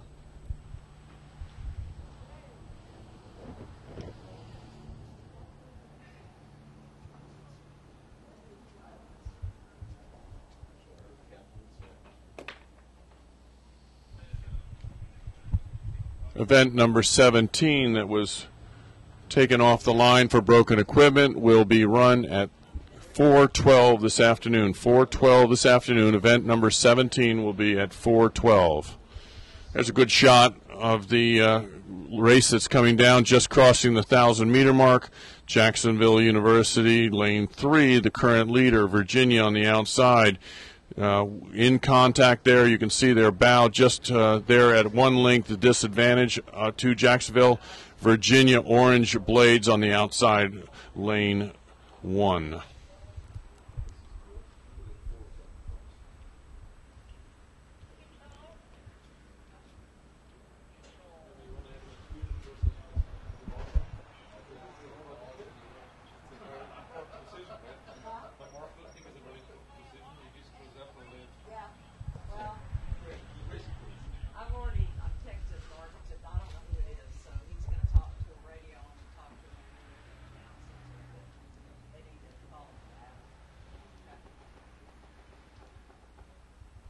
Jacksonville maintaining a rate of striking of 36. We heard them at 36.5 at the 500-meter mark. Still maintaining that similar rating. Virginia going with them, the two of them leaving the rest of the field. Again, this is top 3 to the semifinal tomorrow. Virginia outside crew, lane 1, orange shirts, orange blades. In second place, inside crews. Again, we have a battle for third that is going to develop and is developing. Lane 2 starting to move up. That's Virginia Tech trying to move up into the thick of things, but they've got to get through Alabama, who's currently in third.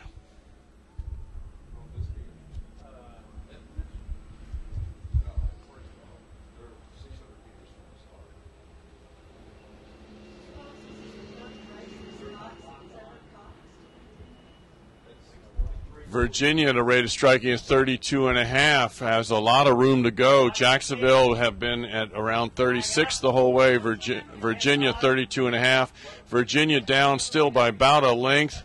Let's see what happens here. Those two crews may have some honor and some competitive spirit in them that they may race right to the line. See who can come across the line first. Third place solid right now, and still belongs to Alabama in lane 5 on the inside close to the shore, followed by Miami of Ohio currently in 4th, and you have to jump all the way across the race course to Virginia Tech, close on 4th place.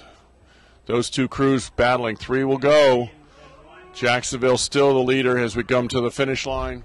Jacksonville increasing its rate of striking now, last 10 strokes. Jacksonville really pushing it up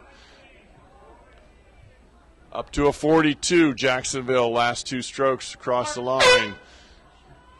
So they really are showing what they are capable of. Virginia's hanging pretty close, 1 length and a quarter disadvantage behind Jacksonville. Both qualify easily over the rest of the field.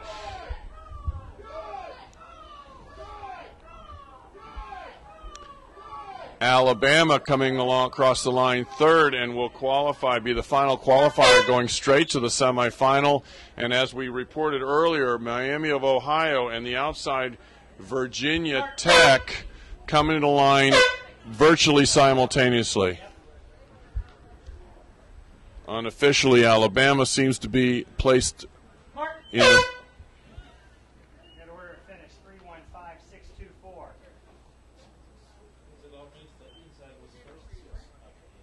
But just the last couple people, right? Yep, you got in the water.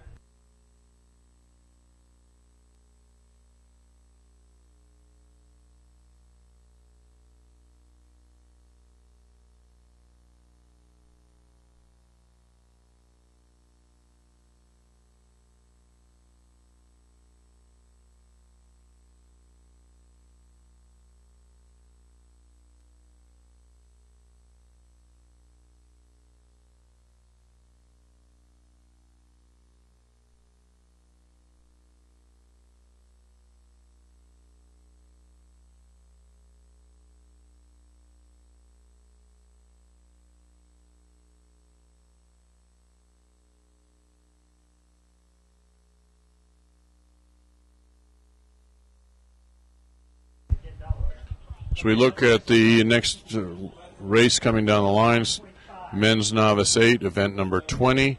This is the 3:50 start, right on time.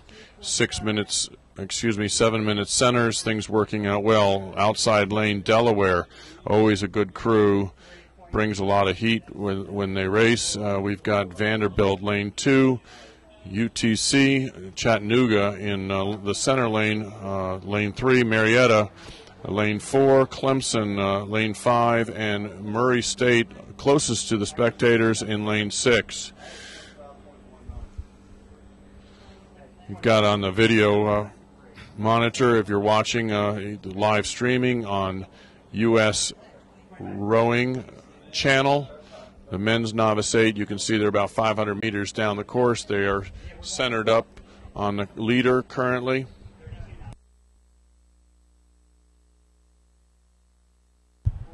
Lane 4, Purdue, is the current leader as we are showing the view from the starting line. To the right of that, Virginia.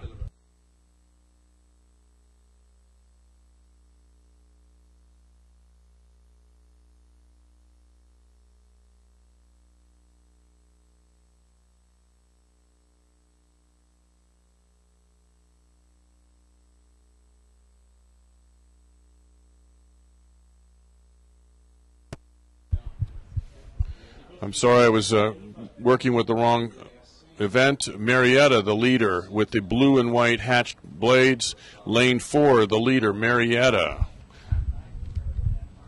This is event number 20.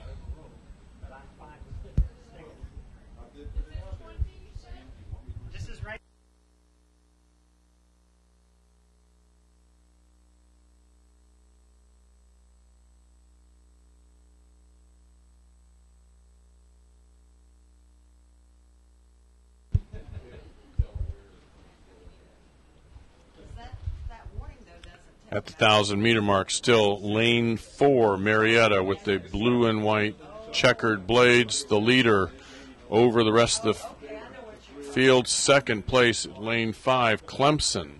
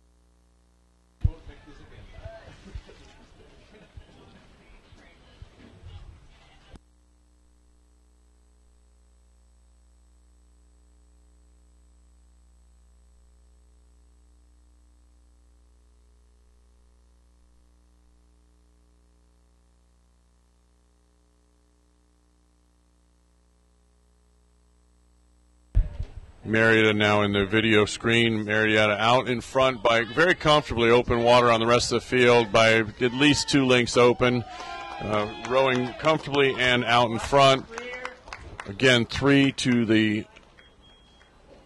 semifinal. This is the final event of the men's novice 8, other than our 4:12 race, which will be event number 17, will run at that time because of broken equipment. They got pushed back to 4:12. So this is event number 20. Again, lane 1, Delaware. Lane 2, Vanderbilt. Lane 3, UTC, University of Tennessee, Chattanooga. Marietta, lane 4, Clemson, lane 5, and Murray State on lane 6.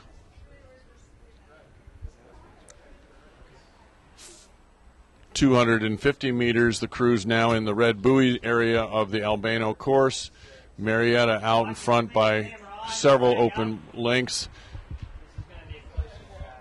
But second, third, and fourth are going to be a very tight race. Again, 3 move on, and at this point, it is very tight to call between the 2 outside crews.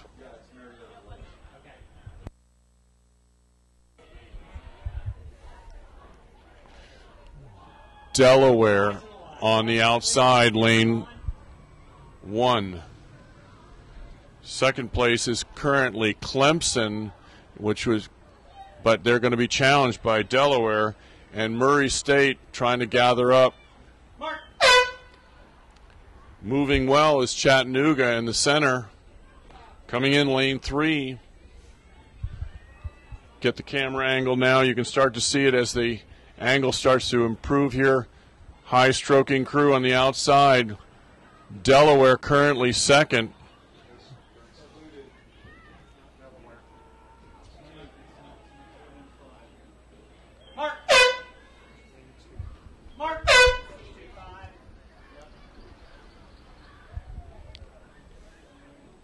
That was Vanderbilt. Vanderbilt across the line. Delaware was excluded. We'll give you a report on that. That was Vanderbilt across the line second.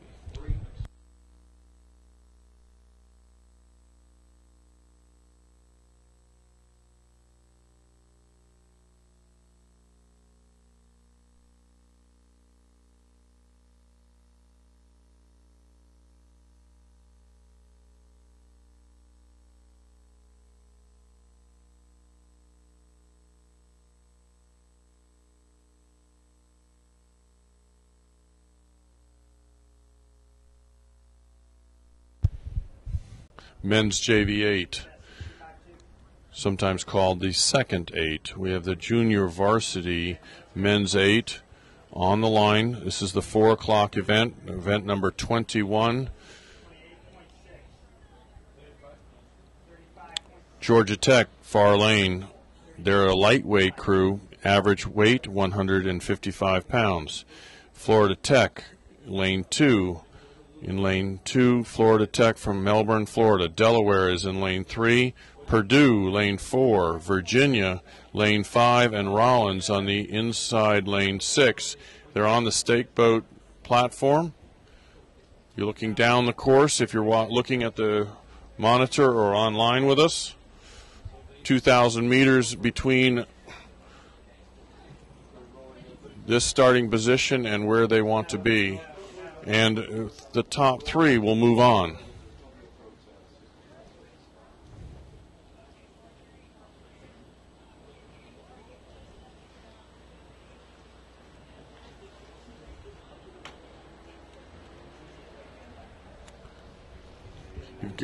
As the crews come off there, that's Virginia being shown there with the orange blades.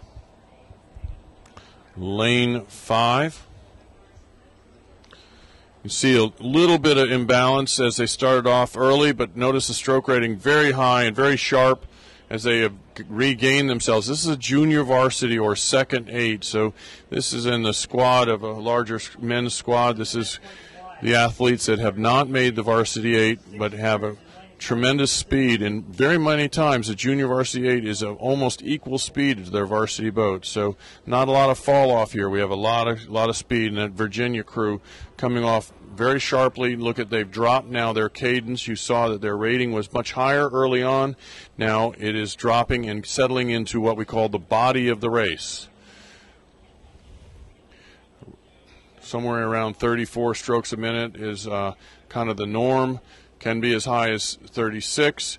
And you heard me say on this, we have over in lane 1 Georgia Tech, which you cannot see in our picture, but they're a lightweight crew, since there is not a lightweight race for the men's program here at the Southern Intercollegiate Rowing Association Championships. They have entered in this event to give themselves some competition, and I imagine they'll be going on to Philadelphia in May at the Dad Vale Regatta. There will be a lightweight men's 8 that they will compete in there, so they wanted to make sure they got a race. This is a good place for them to go. So that, hats off to them. You'll see later in the next event we'll have a similar situation. We have another University of Washington lightweight crew as well.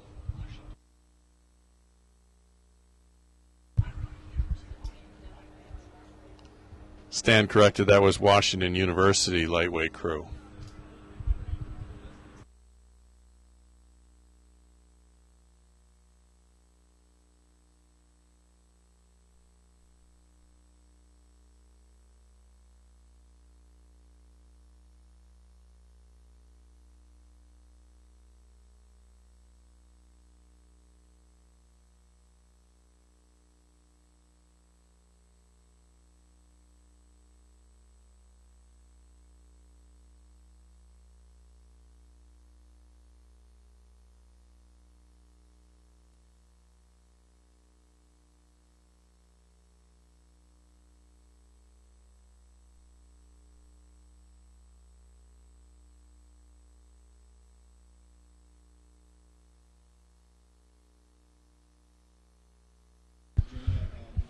Virginia still the leader.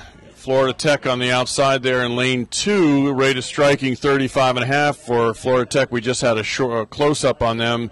Red and white unisuits with the stripes.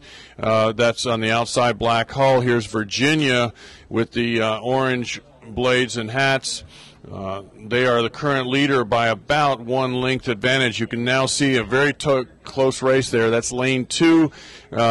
Florida Tech on the outside in lane 2. Delaware back in 4th position. That's the blue and white crew. Delaware sliding back.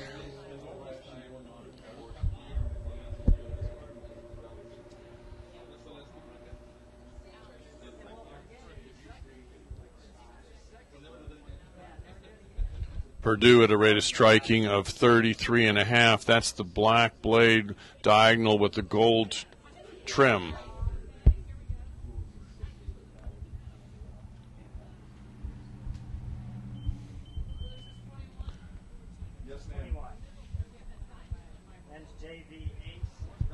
Men's JV8s, as you look from the tower, the race is very tight. Top crews, 500 meters to go. This is where a lot of lead changes can happen. Crews have been posturing themselves and positioning themselves to be in striking distance, and then we've got a really good push here, and this is going to be where it's going to be a lot of fun to watch. So make sure that you really pay attention. This is the men's JV 8 event number 21. Event number 21.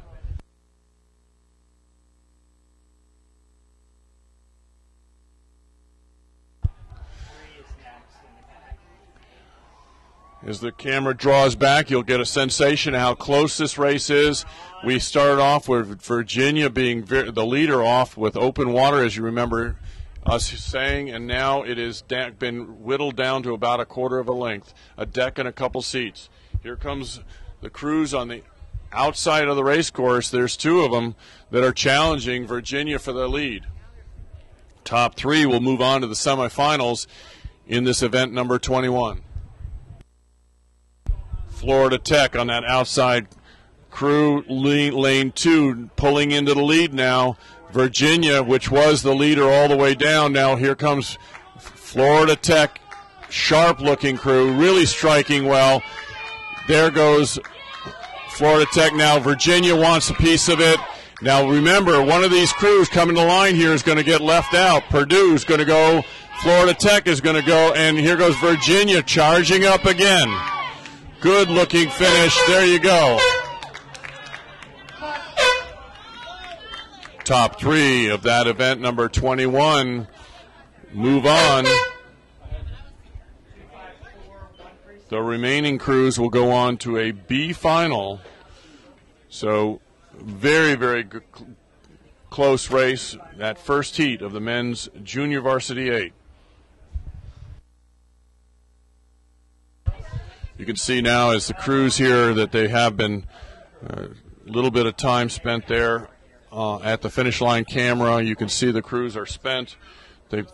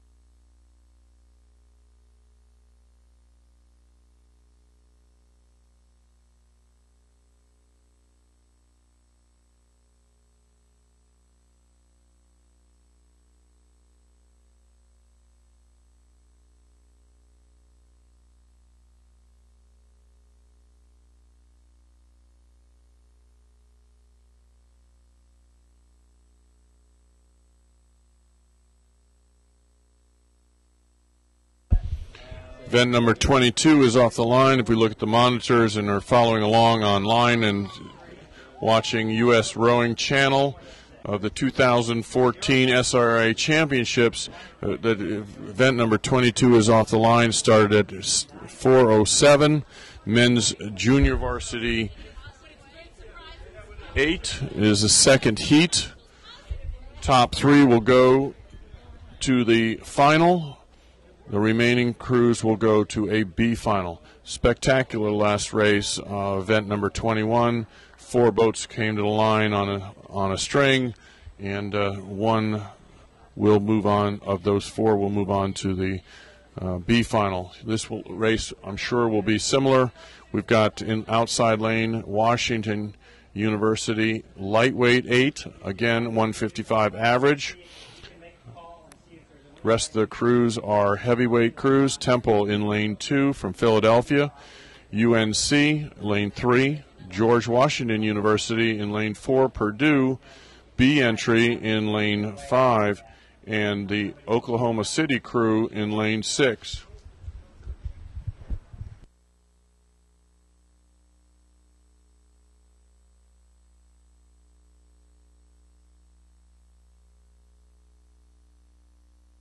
Again, 6 entries in lanes 1 through 6.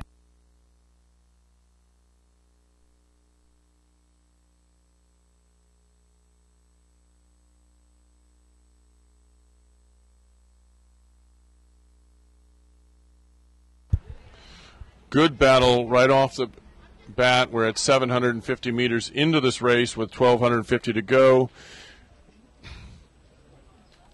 Lane 4, George Washington University, the leading as we go through. You can see the 1,000 meter mark. Second place belongs to Temple from Philadelphia, followed by lane 3, UNC, and lane 6 right in the thick of it as well.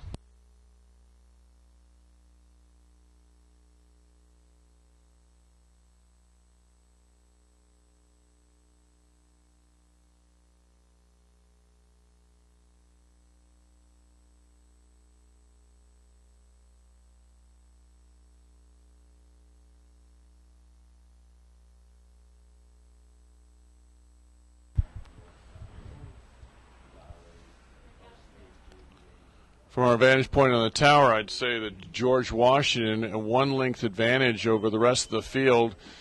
Temple in second place with an advantage over the rest of the field, barring Oklahoma City, with Oklahoma City currently third in lane 6. Followed tightly by UNC in lane 3. Again, top 3 will be going on to the final tomorrow afternoon.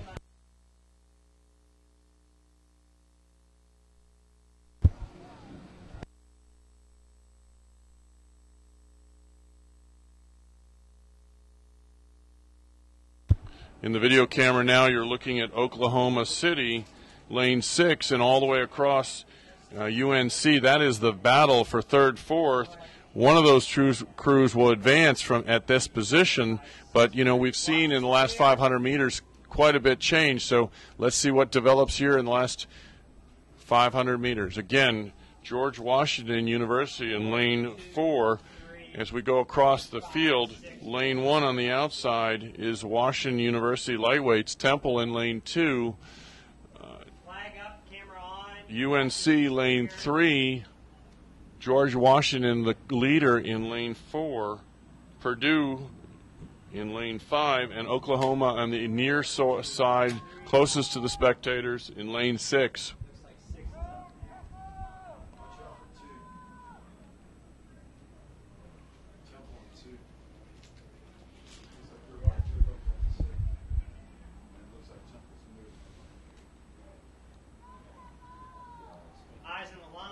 Temple increasing its rate of striking from second position to 38.5.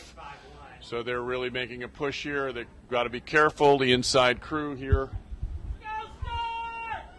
Oklahoma City is being challenged. 3 will go. North Carolina, Oklahoma City. That's the battle right there. Here they come to the line. 5 strokes to go. Oklahoma City, the leader currently as they go across the line unofficially. Oklahoma City seemingly to nip UNC by about a foot in that last 3 strokes. Top 3 qualify. George Washington University, Temple, and Oklahoma City unofficially.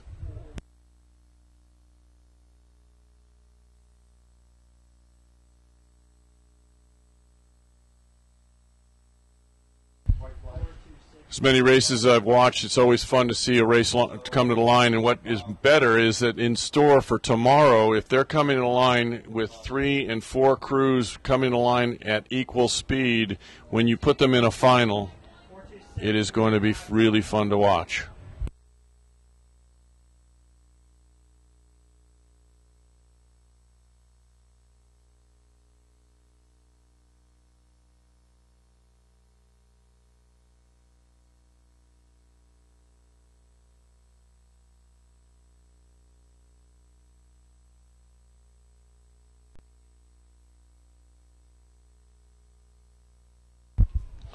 Well, for the first time today, we're going to see a new adjective for the event. We have a varsity event. We have not seen one of those. We've seen junior varsity, we've seen novices, but this is the first event with the adjective varsity. This is the women's varsity 4. This is each school's top athletes in their 4 category with a coxswain. We've seen some 4s race earlier, so these will be the most polished. What we saw earlier were novice 4s, so these will be the top women of each program in their 4 category. First one off the line is going to be the event number 23, and as we look at the video monitor and streaming on U.S. Rowing Channel, lane 4, we're sitting behind in the vantage point. That is Samford. Lane 4, we've got lane 2 is Washington University, Vanderbilt lane 3, Samford in lane 4, Florida State in lane 5, and George Washington University in the near lane 6. Positions 1 through 3 will advance on to the semifinals.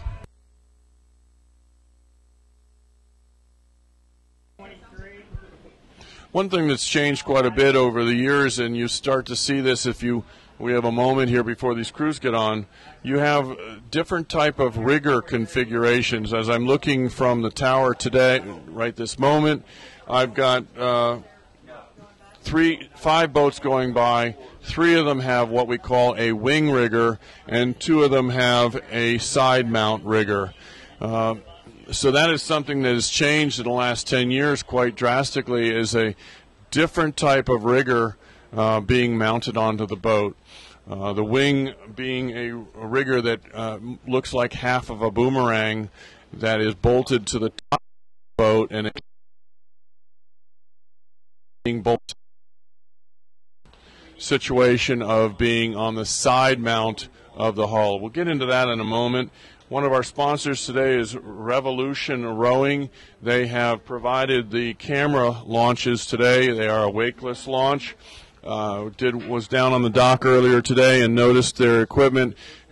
Quite innovative on their designs, the use of their products, quite interesting on their strength and ability to adjust their wakeless launches to your needs. Was talking about the ability to build different widths and able to outfit your program. Revolution Rowing, one of our sponsors here at the 2014 SIRA Championships.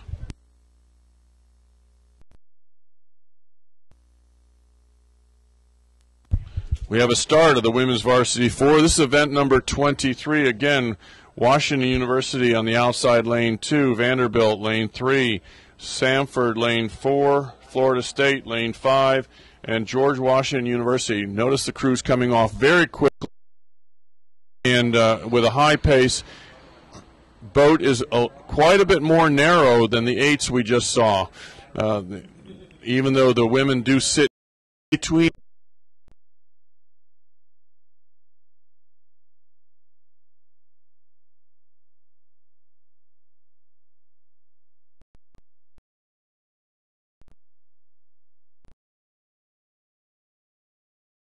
More.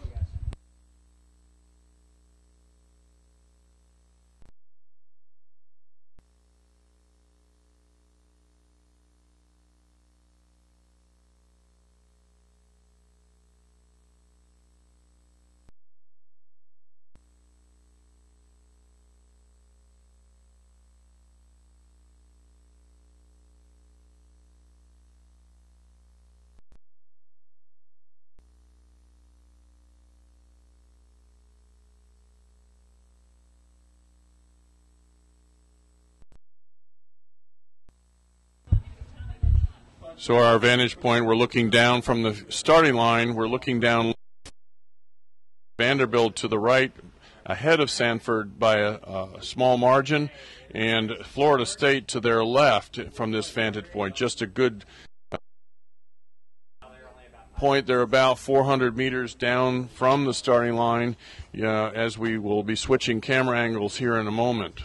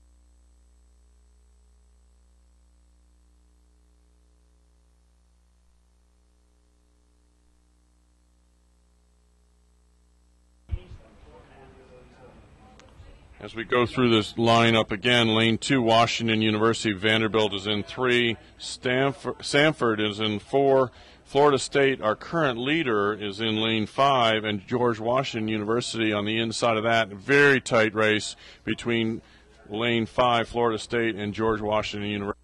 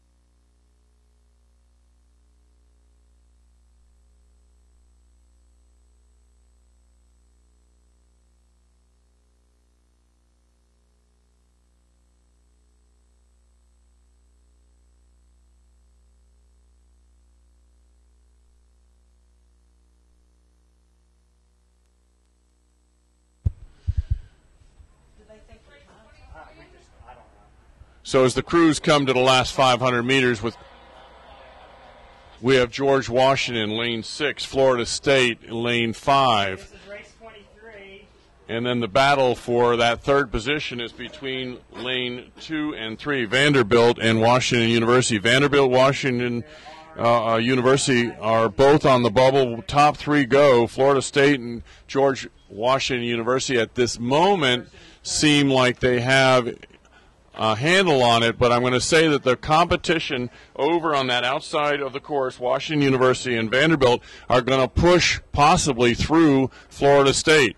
So the outside of the race course really challenging each other, and they're cutting into the margin that George Washington University and Florida State had earlier in this race. So this is the women's varsity 8, the first heat of that, and it is the top 3 will go. They're really tightening up. Florida State sliding back in relationship to Washington University and Vanderbilt. Vanderbilt and Washington side by side battling each other and reeling in Florida State. Florida State may be on the bubble now and sliding into 4th position. Still on the outside, closest to the camera and the spectators, George Washington University. All the crews elevating their ratings, really pushing it. Now it's drawing up to a straight line across all 4 crews. Florida State momentarily still out of it, but they have 10, 15 strokes to go. George Washington University is the leader heading to the line first. Florida State second. Vanderbilt currently third. Outside Washington University will come across 4th. Great race for the top 3 crews. Unofficially, right here from this side, we had George Washington, Florida State.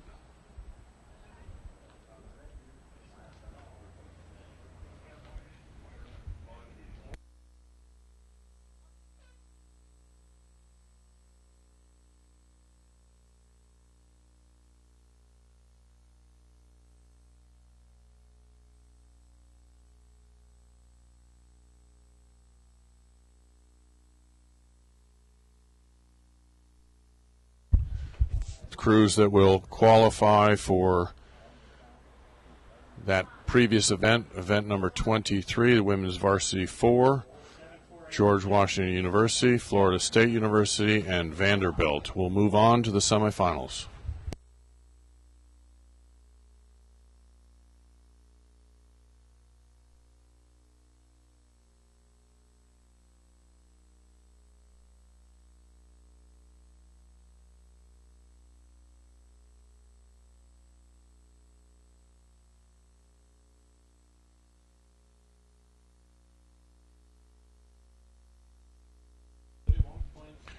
Women's varsity 4, second heat is on the line. We're in the vantage point of William and Mary directly in front of us in lane 4. Lane 2, Far Shore, Purdue, Georgia Tech will be lane 3. William and Mary in lane 4. Kansas State is in lane 5, and Texas A&M on the inside lane. That event number 24, the women's varsity 4, is at the 1,000-meter mark and proceeding into the third quarter here.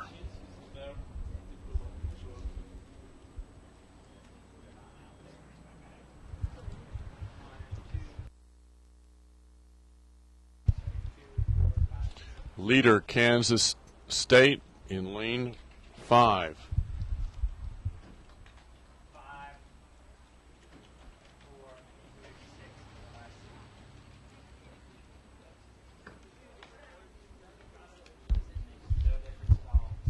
K-State currently at a rate of striking of 31.5. Open water by about a length over the rest of the field. William Mary second. Third currently Purdue in the outside lane 2.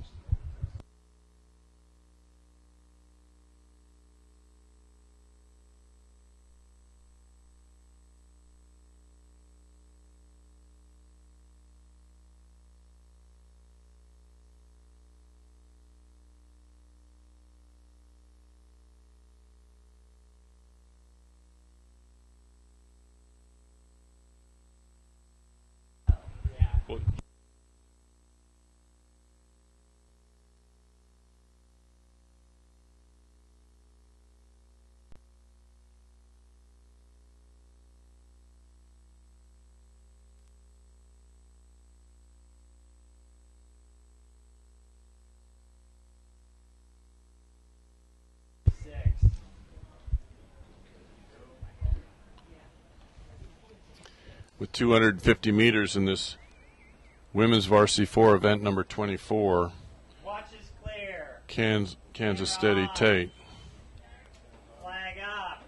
The leader by open water, length and a half open water over the rest of the field. Comfortable out in front. Top 3 will move on. William and Mary, second. Comfortable. Outside lane, Purdue. Comfortable in third, but being challenged on the inside lane of Texas A&M. Again, 3 will move on. Line, watch is clear. We got 5, 4, 2.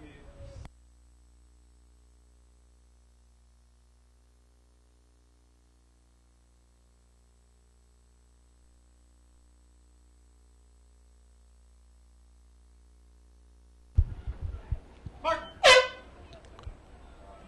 Kansas State coming across the line first, unofficially in the women's varsity 4, event number 24. William and Mary second and qualifying unofficially. Purdue heading to the line with 5 strokes to go. Top 3 qualify.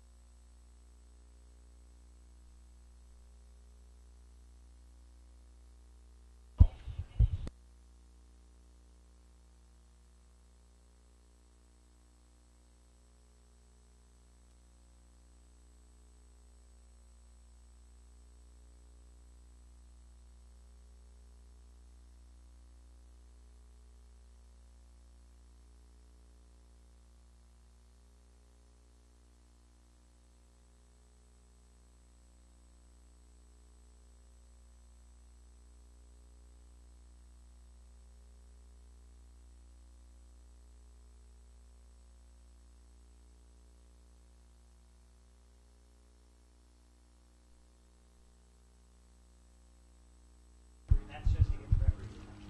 He goes up, get there, and they hurt him. Okay, listen to it. We will suggest a remedy. Crew coming down the line, event number 25. This is a women's varsity 4 heat as well. 3 to the semifinal as before. Lane 2, Colorado on the outside. University of Charleston is a scratch in lane 3. Nova Southeastern from Florida is in lane 4. Tulane is in lane 5. And Georgia State lane 6. 1,000-meter mark. Crews are at a rate of cadence of approximately 34.5 to 33.5 across the board per my watch.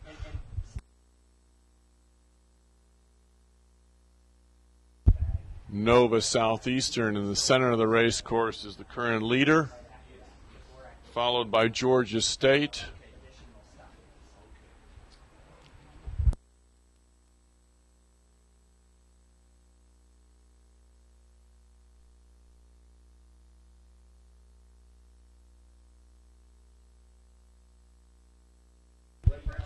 Again, 3 to the final, 3 to the semifinal. tight race outside crew. Colorado currently in third, followed by Tulane.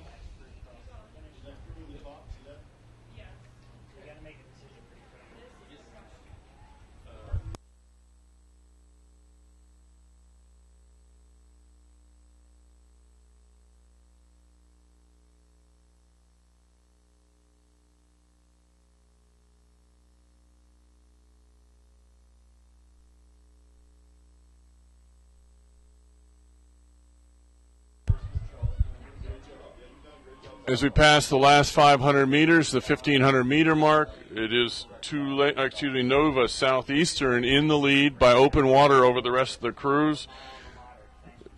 Georgia State in lane 6 currently in second. Outside lane, Colorado third. The battle's right in the center there. Lane 5, Tulane, and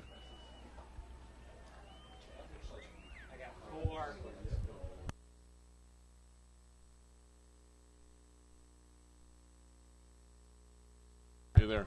Colorado on the outside lane there as well. Okay,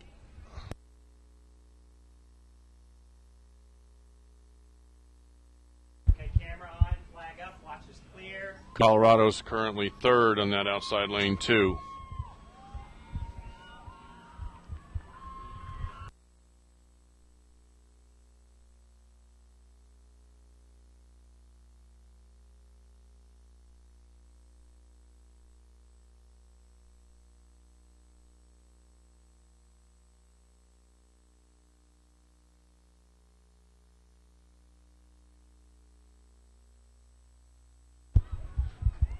Last 15 strokes, Nova Southeastern, good-looking crew from South Florida.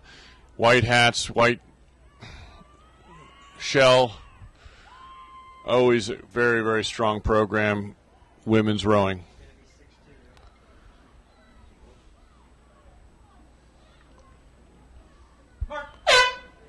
Georgia State, light blue hull, blue blades, and blue uni suits. Currently second, being challenged by that outside crew, Colorado, in lane 2, but Colorado will qualify unofficially in third. Tulane, lane 5, coming to line 5th.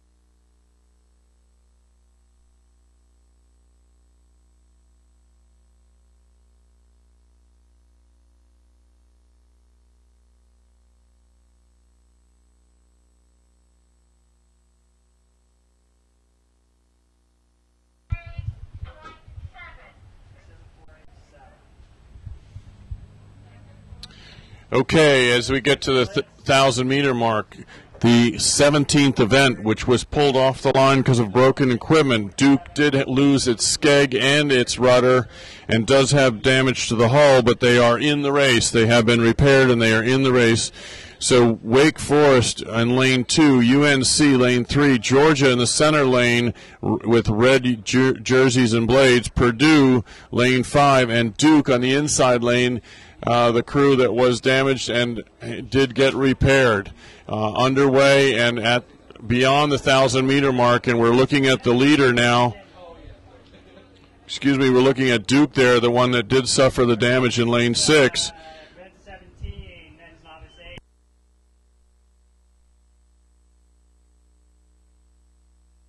Purdue, the leader, and UNC in second. Purdue, the leader, in lane 5. UNC in that lane 3 is in second place. Top 3 crews will go.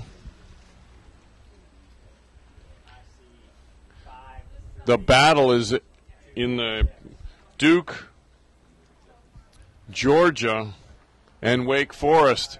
From this vantage point, very, very close across those three. We've got our two leaders out in front, which are Purdue and UNC. The rest of the field looking for that opportunity to move on to the semifinals. 5 crews, 3 go on.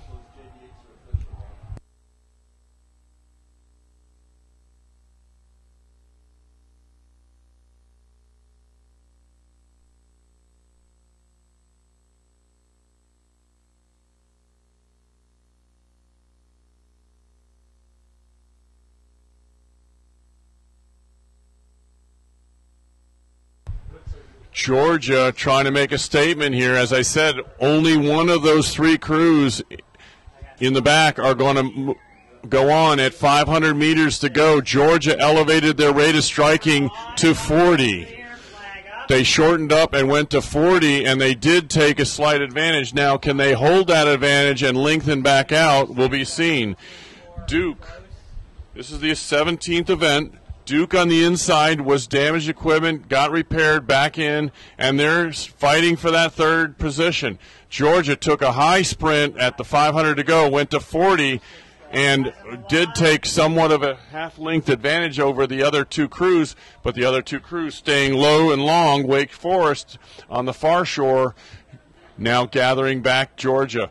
Duke sliding back to that 5th position. The race is between Georgia. Can they hold on? They spent a lot of energy. In that 40 burst at 500 to go. Wake Forest on the outside, lane 2. That's where this race is coming down to. First 2 crews already across the line, but the next crew across the line qualifies for the semifinal. It's Wake Forest on the outside, Georgia in the middle, and Duke on the near shore. Good race here. Duke, the crew that had a damaged hull, and Wake Forest moving. Georgia did a burst to 40 at 500 to go, pulled a half-length advantage. Now Wake Forest staying a little bit longer, now elevating. Wake Forest coming to line. They'll be the 3rd qualifier, unofficially.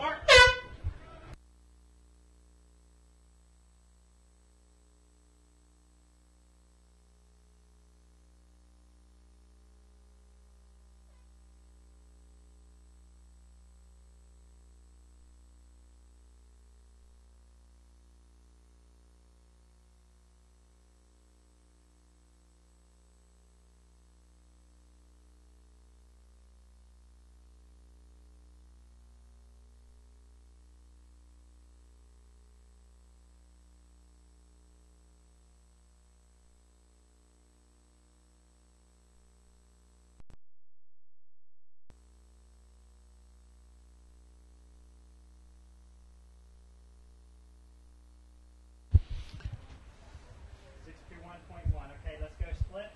14.9. Go next. 41.6. Go next. 43.0. Go next. 53.8. Thank you. 621.1. Race 26.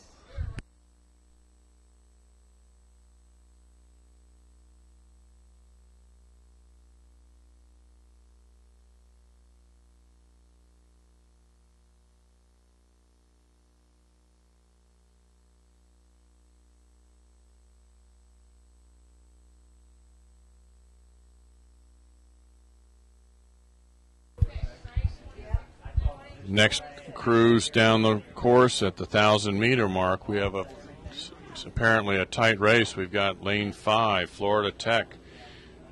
The current leader, next to them is VCU, and Oklahoma City in lane 3, followed by Florida in lane 2. Again, 3 will go to a semifinal. This is a women's varsity 4. No, I think there are. Event number 26.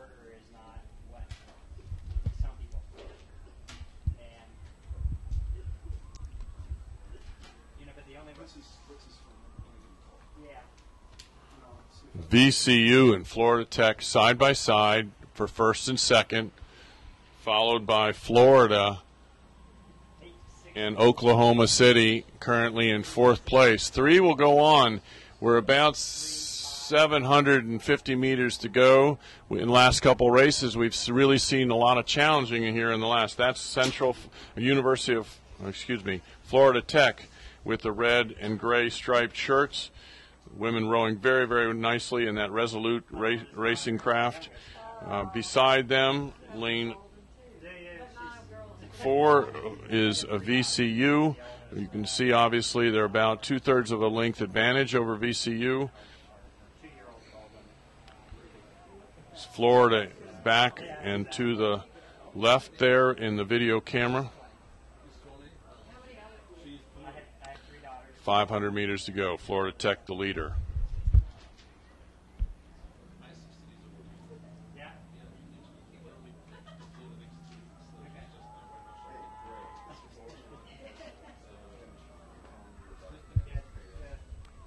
Florida Tech at a rate of striking of 33.5.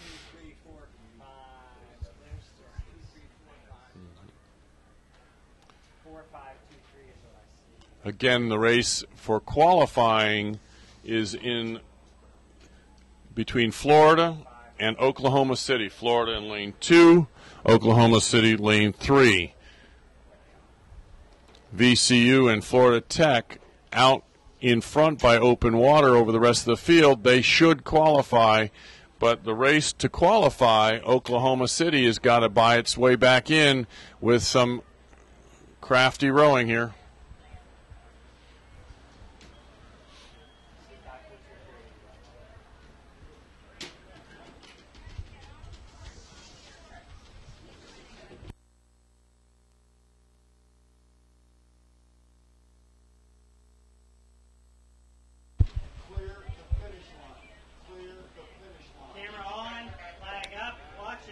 Okay, here's this race again to qualify. Again, we've got Florida Tech, been out in front from the beginning, moving along. VCU right beside them, one link down. They're easy qualifiers for the next semifinal.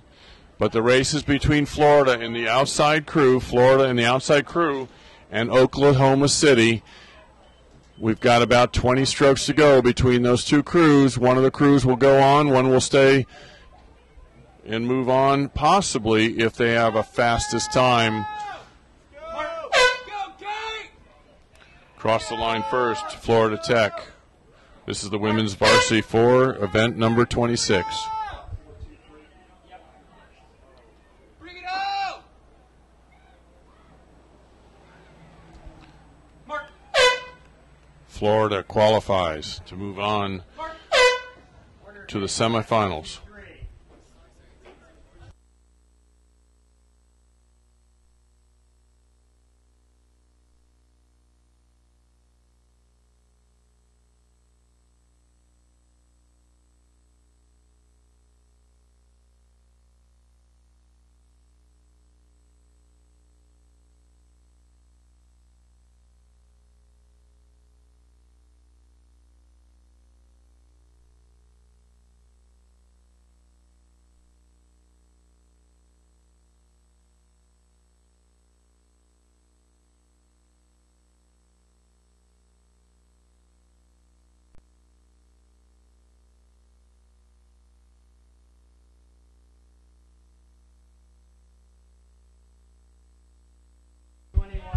On these 7-minute centers, doesn't give much time for any of us to regroup. The next event is off the line.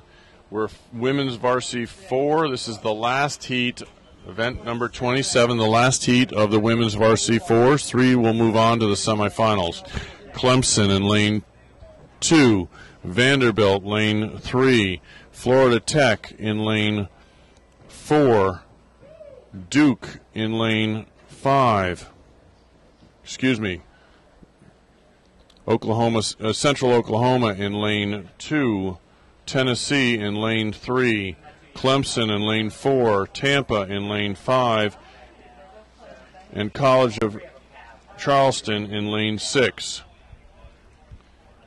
Event number 27.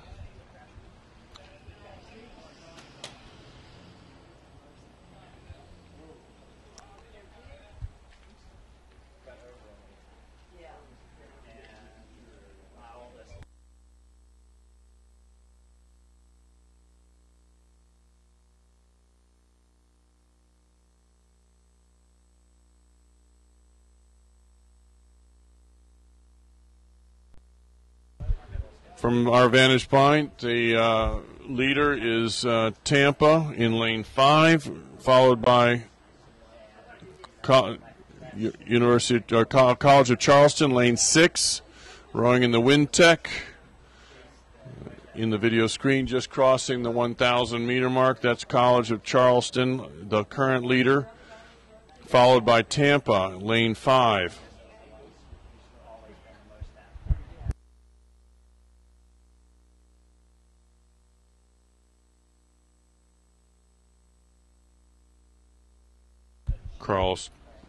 College of Charleston rowing at a 33.5. Tampa now in the video screen and currently in second place, lane 5.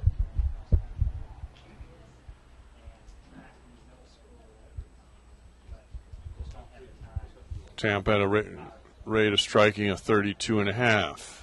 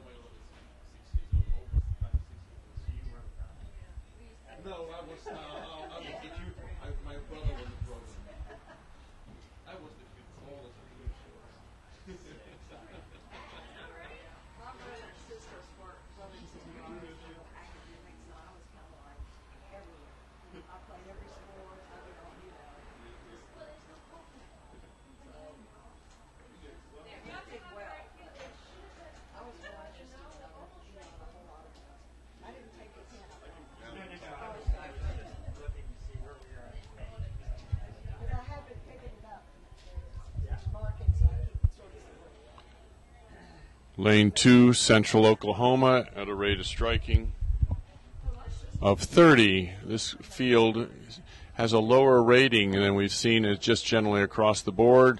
Rate of striking around 30 to 31, all 5 crews. The leader, College of Charleston on lane 6, 1.5 length advantage over Tampa in second, followed by Central Oklahoma on the outside lane 2. Again, 3 will qualify. Still a race. 6.52 is pretty clear. And now I'm going to call it 4.3.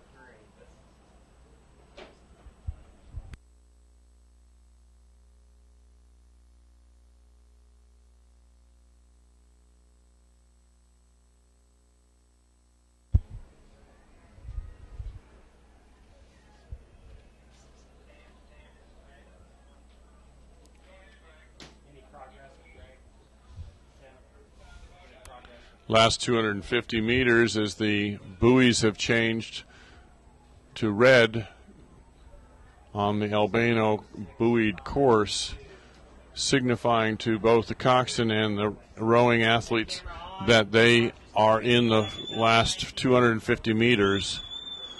Again, College of Charleston, lane 6, leader early on, followed by Tampa, lane 5.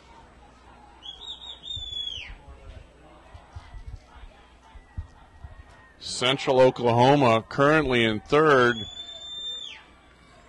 starting to feel some pressure from Clemson, but I just don't think there's enough room left for Clemson to make it into the top 3, but they are certainly moving up on Central Oklahoma.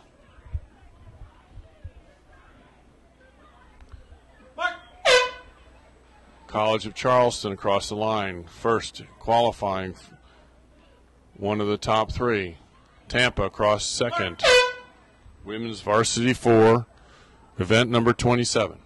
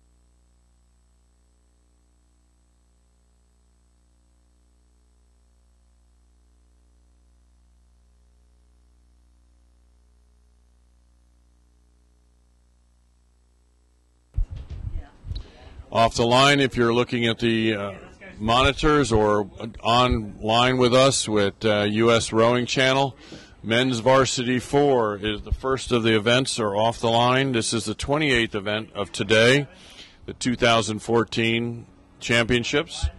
Lane 2 is Clemson. Lane 3, Vanderbilt. Florida Tech is in 4. Duke is in lane 5, and Tennessee is in lane 6.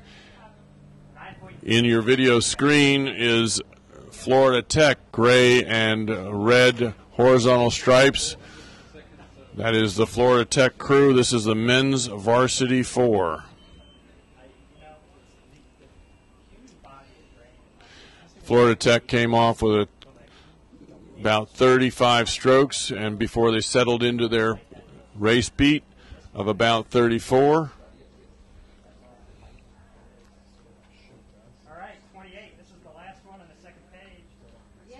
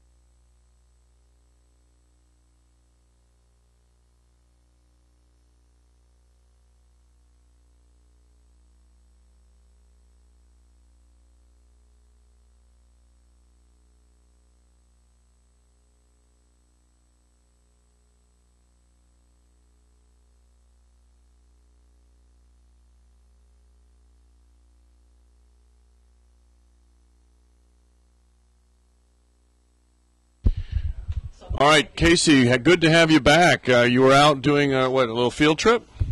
I call that a yeehaw trip. Let's go. had to go down there, and this is one of those kind of things where a crew comes across an anomaly out there, and you're called to the task, and you got to knock it out and get it done. Yeah. So what? The crew lost a skeg and a rudder. Skeg and a rudder. Apparently, there was a submerged object there that they found, and it wasn't just a skeg and rudder. Did a little bit of wiggling around in the boat there, but we got it done. They got out there and raced.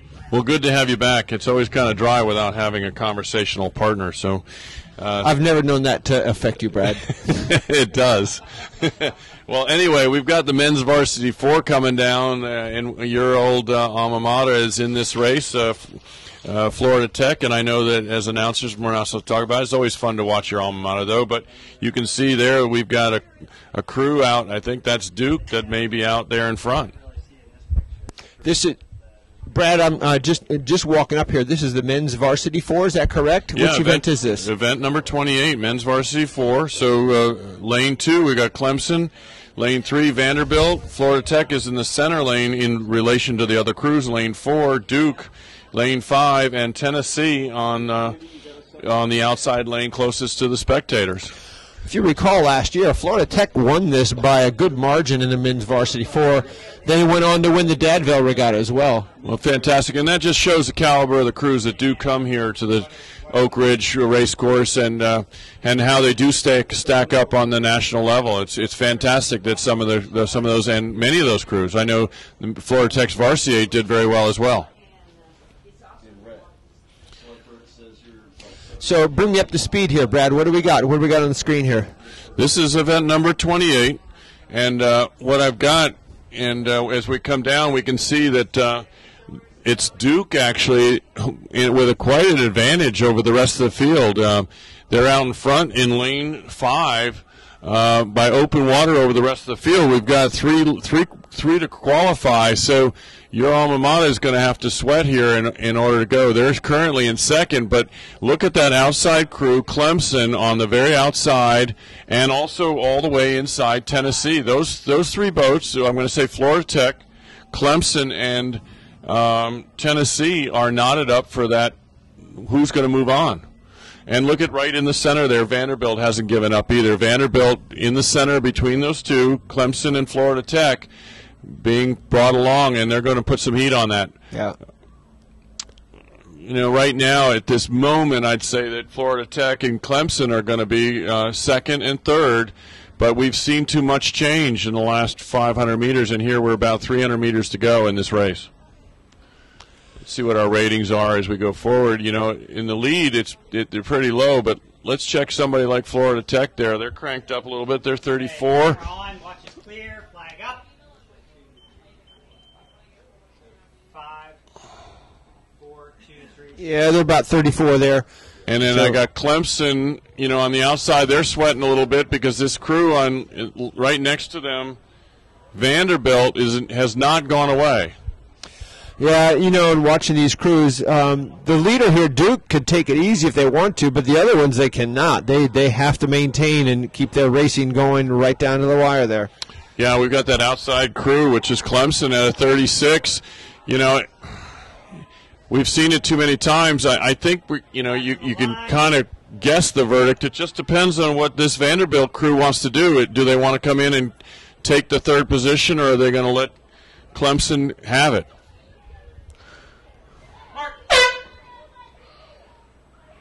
Clemson elevating the rate of striking. There they go. So Clemson's going to try to secure this right now. They've elevated their rate of striking nicely. They solidified their swing, reaching out long again. They were struggling there just for a moment. They're going to hold on for that third place. 3 move on. Unofficially, One more crew. Duke, Florida Tech, and that outside lane, Clemson.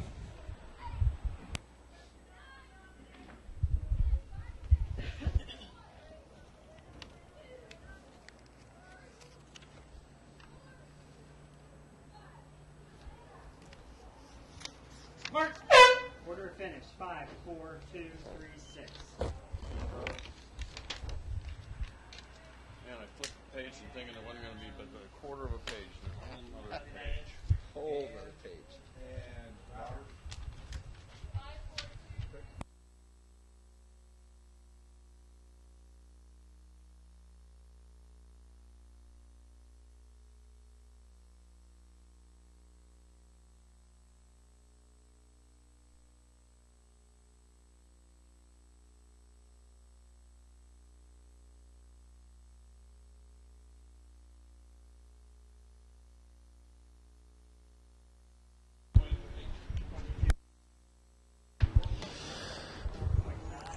Coming up here now at 5:02, the men's varsity 4-width heat. 1 through 3rd place goes to semifinals, and we have Wichita State in lane 1 on the far side of the course.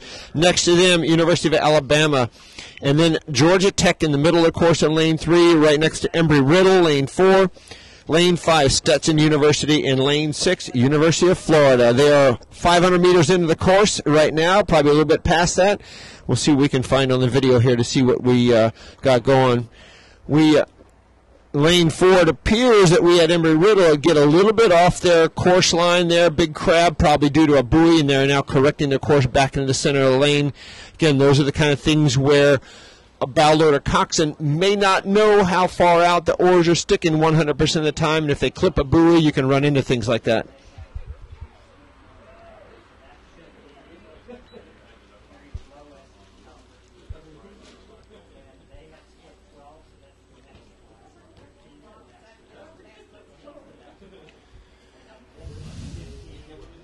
At 34.5 strokes a minute now, we got Georgia Tech.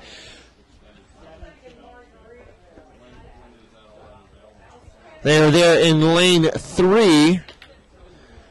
Appear to be leading.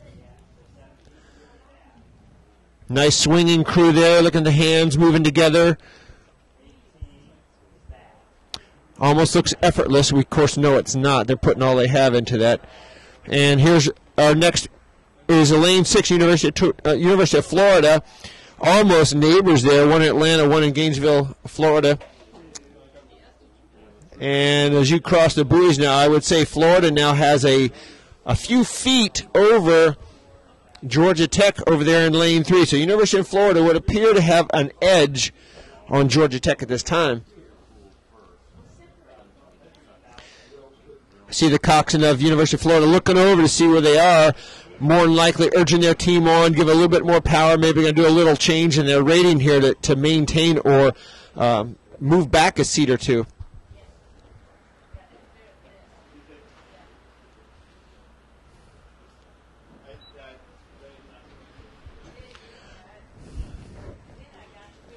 That's a little shot there of Embry-Riddle there in lane 4 that had a crab earlier on, kind of took them out of contention there. Now we're looking at Georgia Tech. We were earlier saw that University of Florida had a couple of seats, maybe a few feet on Georgia Tech, but I think Georgia Tech decided to make a move there at the 1,000. I'll see what kind of rate we're getting.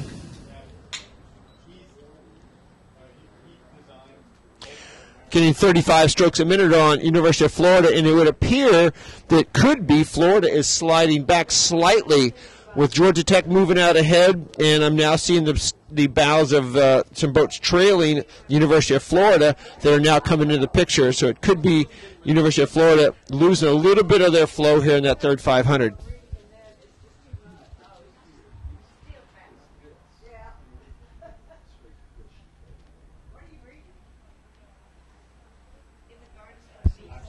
.35 strokes a minute for Georgia Tech now on the outside. Well, I call it the outside from where we're standing. They're out in lane 2, furthest away from us. But on the inside lane here, it's still University of Florida. And right next to them looks to be Stetson University out of DeLand, Florida. Yeah, and what we've got after that, I guess, is Embry-Riddle in lane 4, kind of in the center there. But it's being challenged by that Alabama crew, if I'm looking at that right, with the red colors. Yeah, that's true, and it's actually unfortunate with Embry-Riddle's. They caught a good crab back there and took them into the buoys, and they had to make a serious course correction. So they may have been much closer than that had that not happened. Yeah. Now, so what you're seeing here is it's top 3 to the semifinals. Everybody else packs up and puts their boat on the trailer. So this is pretty telling right here. We've got. As you have already called out, we've got Florida in second. Look at Riddle coming up now. You talk about a little bit of adrenaline that must have come in their system. They've been making up this lost ground the whole time because of that crab. And I've got them at a 36.5, Embry-Riddle. So they're coming a long way now. They just need to stay in that top 3, and that's all they need. But obviously they've got a point to prove. Well, Riddle's not going to make in that top 3. They're just, they've done a lot to come up, but they're not going to make it up in that top 3. It's just too bad. Right. But here you got Georgia Tech, 3-4 boat links, open water, heading to the line. Stetson is pushing hard. Look at them take the rating up. Yep. And Florida's responding to that. Now they're going to qualify, but they're running their race plan. Mark. And 3 more crews. that was a big difference, Brad, because Florida had Georgia Tech at the 1,000-meter mark by a deck length or so, but it looks like they lost their edge a little bit in that third 500 with Stetson coming up on them. And you can a little bit of a tail. You look at them slumping over their oars and so forth. They're all pushed hard. Yep. All those crews, all 3 of those crews, even though they seem to qualify pretty comfortably, they're obviously out there running their race plans.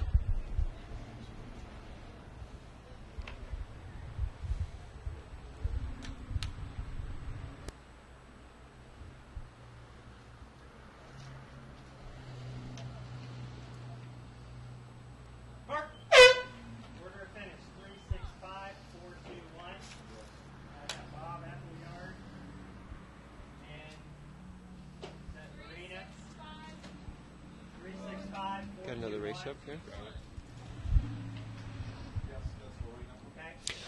As we move right into the next round here, another race is on the course. That's the third race of 6 of the men's varsity 4, with 3 to go to the semifinals. Yeah, and if you look at the if you look at the video angle that we're looking at now, we're right behind lane 4. That's Jacksonville, white blades, green trim. We can't tell you where they are in the race, but that's the perspective you see. Beside them on the left, it was Clemson, which we are not seeing anything but some blades just there, and Samford to their right, which you're seeing some blades there as well. Jacksonville has the advantage, it appears, over Samford, but from our perspective here in the video, Clemson seems to be hanging on with Jacksonville fairly well, but Jacksonville now seems like it's pulling out. Now, this is the men's varsity for the 30th event. Let's count it down from the top, Casey. Washington U is in lane 2, Clemson in lane 3. Jacksonville, we've been talking about, is the center of the 5 boats in lane 4. Samford in lane 5, and closest to the shore is UT, University of Tennessee, Chattanooga, on the inside lane 6. Now, these are varsity events, so Brad, do you think these would have been seeded events like the 8s? No, they actually did check into that a little bit. They are not seeded. The only thing that they seeded this year are the varsity women's 8 and the varsity men's 8. But I know that this, for example, this Jacksonville crew is some of their better athletes in here, and they really are trying to put this. This boat has been doing well throughout the season. So as far as a 4 is concerned, everybody's got their 8s as well. I think we're watching Washington University there, if I'm not mistaken, on the screen at the moment. If you're watching on the live coverage there, that's the WashU boat out of St. Louis. Yeah, you can always tell that most of their hulls are that dark green with a red stripe on them. Want to follow Washington U, you just check that out. Most of their boats are painted about the same. Just coming to the 1,000-meter mark there, Casey. Look at the bows. Look at the bows. Yeah, look at how tight that comes right back. Oh yeah. And there's an old friend of ours. That's the Beckenbach that Mark Beckenbach and Jackie Beckenbach donated that boat. That's not even a new boat, but So they love that's racing it. Half a length there, JU has over Samford, followed by, looks like, that might have been Clemson, and followed by WashU there. So they were about a close length between those 3 people at the Yeah, there's a better 1,000-meter mark. perspective right there on that video camera. Jacksonville maybe about 3/4 of a length advantage over the Clemson crew. And then we saw UTC seem to be up there as well. There's our Samford crew that I was mentioning earlier. Yeah. Now they're a relatively new crew out of Alabama, and here at the SIRA, I don't know if it might be their second year here. I'm not quite sure.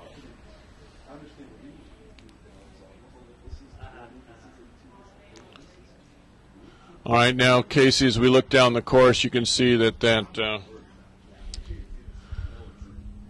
Yeah, still, I guess I'll still say that that's challenging to figure out what's going on there, isn't it? Well, between those 3 crews, when they crossed 1,000 again, it was a closed link. So I wouldn't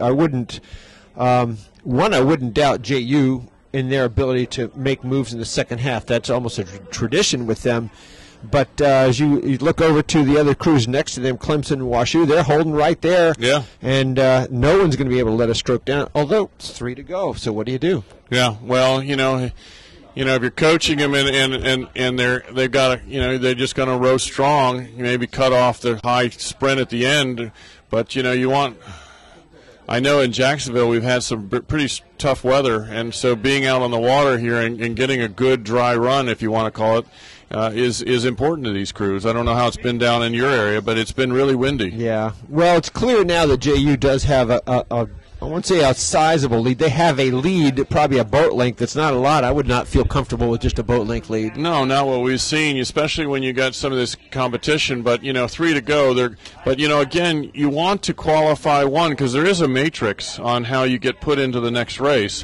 If you come in 3rd, you're going to race more crews that are 1st and 2nd in other heats. If you race come in 1st, you're going to race against crews that came in 2nd and 3rd. So you really do want to qualify as high or as the best of your ability. I'm getting Jacksonville at 36 strokes a minute now. So, again, they want to ensure that they're going to win this here. And just like you said, the progression as you move on to the next levels, means whether you're going to be racing the first place crew or second place crew in the other heats. Yeah, and that really is a big deal because you see the parity that starts to happen, and you don't want to go against some of the top crews in the next round. You want to try to be as easy on yourself as you can. Jacksonville with about a lead advantage over Clemson, and then Washington U about a length down from there. But, I think this is about the way it's going to finish. But Jacksonville looks like they're taking it up here a little bit, so they're running their race plan as well. Yeah, still 36-37. They might have knocked it up another beat there, a few strokes. But yeah. What you're saying. So, it's fun to watch these varsity fours. I said earlier, we've been mostly watching novices, freshmen.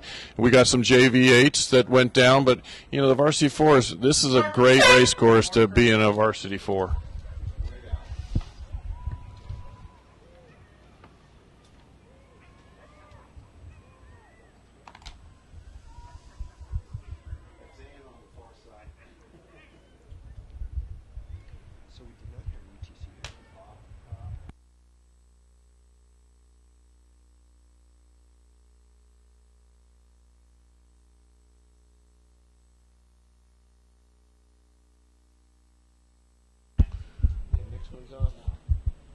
Yeah, one thing that Casey was talking about when you were gone, and I really wanted to talk about the equipment a little bit because that's always interesting to the crews. There is a weight standard these days that, the boat builders are in competition to make everybody's boat wants to be the fastest. They want to advertise the lightest, the fastest, the newest technology. But, many of the racing shells over the years have changed very little other than weight. And then once weight became something that the boat builders kept, decreasing the weight, they finally put a minimum weight on even all the rowing shells. So, they've tried to stop the race being won by the equipment and let the athletes win the race, but there's still technology changes that are happening on all the boat builders. Resolute, you represent, Vespoli, and I'm going to say Schoen Broad, which is now Durago, I guess it is. Yeah, well, I think they were. I'm not sure they're building boats these days, but you're right. They were one of the staples all through the 70s, 80s, 90s, right? Probably even in the 2000s. Yeah, so you've got these boat builders that have been in competition to make the fastest boats. Now, there are some technology things that we're using carbon fiber. We're used to use fiberglass, and, we're using more and more carbon fiber. We eliminated the knees out of the boats. And if you're an older oar or an oarsman, you remember there were knees that they would break, and they were made of wood in the beginning. Then they were made of aluminum. Then they were made out of carbon fiber. Now there are no knees in the boats anymore. Well, that's true. That's technology brings it along. Knees, by the way, for those who are wondering why we're talking about knees, think about the old wooden boats. They had ribs in them. The skeletons that are left over in the bottom of the ocean. That's what our knees, we're calling knees, in our racing shells are. It's just like the ribs of a boat. Right. So those are gone in technology. The boats are gone. So what's the minimum weight on a varsity 8 or an 8 these days? Well, in women's rowing, especially if you're dealing with NCAAs, their weight standards are a little bit different than the rest of the world. Okay. They're 205 pounds for a women's 8. And not every regatta weighs boats in. We don't weigh our boats in here. So you could have a boat here that's 180 pounds for all we know, for all anyone knows. But when you go to a national championship, then they're going to weigh them. And the men's teams, if they're following U.S. rowing, they're 211 pounds. Right. Right now, look at this race coming down here, Brad. This is another one of the men's varsity fours, and looking like a smooth rowing crew. I think that's College of Charleston, if I'm not mistaken, in lane 3. Yes, I agree with that, and they are rowing very smoothly, and they are currently the leader, is the way I see it. And they've done really well. They're down there in Charleston, South Carolina. Their coach is Travis Landreth down there. Of course, they got a bunch of helpful assistants, but they're doing a great job here in this fourth heat of the men's varsity 4. Yeah, and that's Virginia in the far part of the picture there. Virginia at a rate of striking of 31.5, and it just seems to be what people are moving along here on this one race as they're coming down. But you can see in a distance, we just really do that lead crew out in front in the center of the race course. That's the College of Charleston. You see those checkerboard oars there? That's Marietta out of Ohio, Marietta College. They're a powerhouse and a long-time powerful program that has been a staple in Southern rowing and rowing in general here for many, many years. Yeah, they were the dominant force of the SIRA back in the 70s and early 80s, as I remember. Well, they still continue to be feared by everybody I know. They're always watching. Yep, and you can see then Virginia right beside them. So it's College of Charleston, the leader, and then Virginia and Marietta side by side back second, third. So again, we have 3 to qualify. So what do we see there? Do we have anybody sneaking up that's going to try to steal that third place? And it looks like Virginia on the outside and Marietta. Yeah. Looks like Virginia Marietta look to be stroke for stroke from the camera angles here.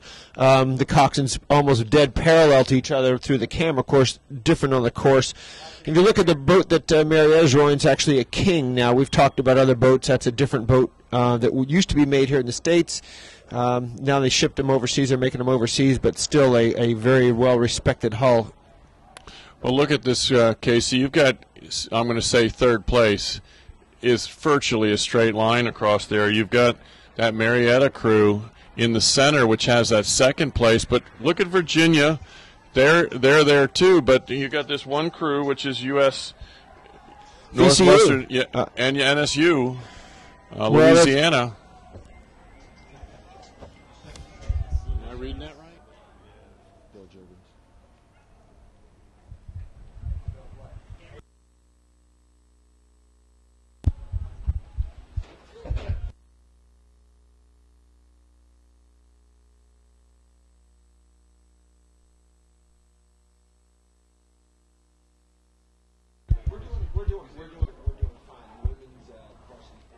All right, so as we come to the line here now, it's starting to become more clear.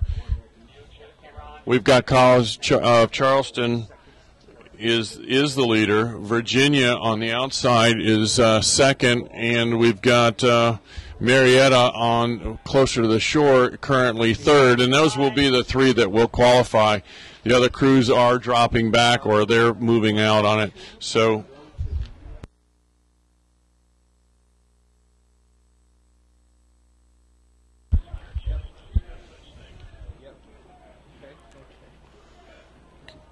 good-looking crew, University of Charleston. Very nice-looking crews, Casey, as they come across the line. They've rowed well all the way down the course. Nice, clean blade work, good length, good body angle, and really prying.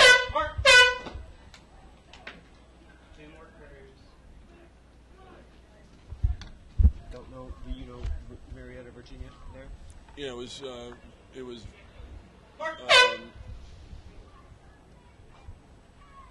Virginia Marietta, I believe.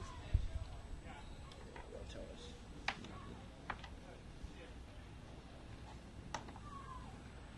Sorry, Bill Jordan. Yeah. Didn't use this last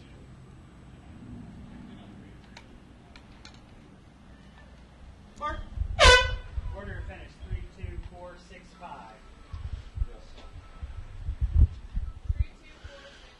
Correct. That's Catherine.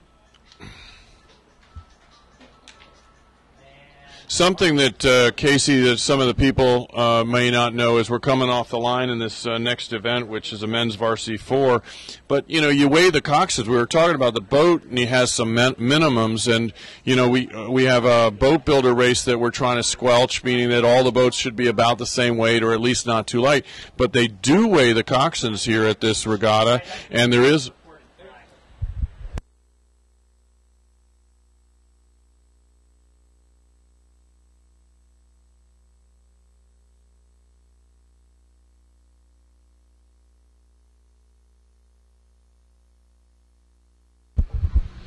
So the coxswains are weighed, and sand is added to their hull to make up any kind of deficit if the coxswain is underweight.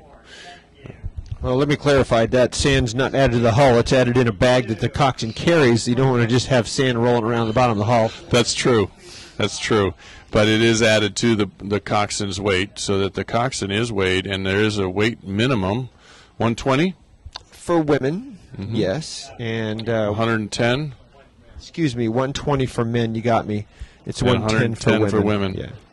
Yeah, but the point of it, and again, don't make the race a weight race. Make it an athlete pulling the oar through the water race, plus the mentality of the coxswain. Well, weight has a huge factor out here. I mean, that's one reason why the boats have weight standards. And, you know, in years past, we always thought that static weight affected the boats differently than dynamic weight. Dynamic weight being the weight of the people, but in reality, it doesn't. It's about the same. It comes out to the same. So if you can reduce your team's weight effectively with good muscle endurance and things like that, you're going to go a lot faster. Because it does sink the boat into the water, which creates more friction on the hull. That's right. All right, well, we've got another race coming down. Who's that? Tulane in lane 2, Davidson lane 3, Florida State lane 4, Ohio University in lane 5.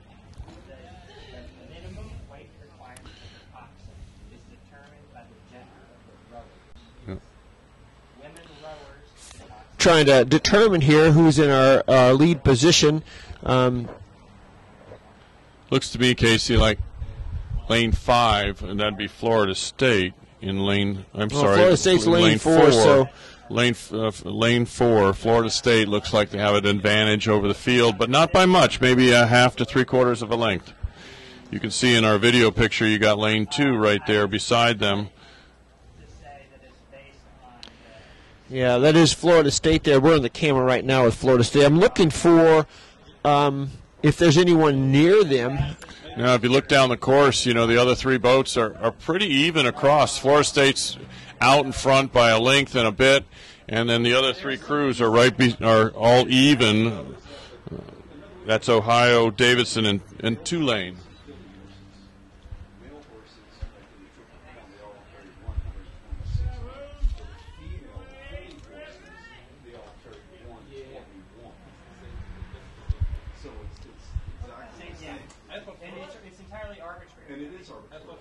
You know, Brad, in some of the other men's varsity 4 races here, some have 6 boats, some have 5 boats, some have 4 boats. Like this one here has 4 boats.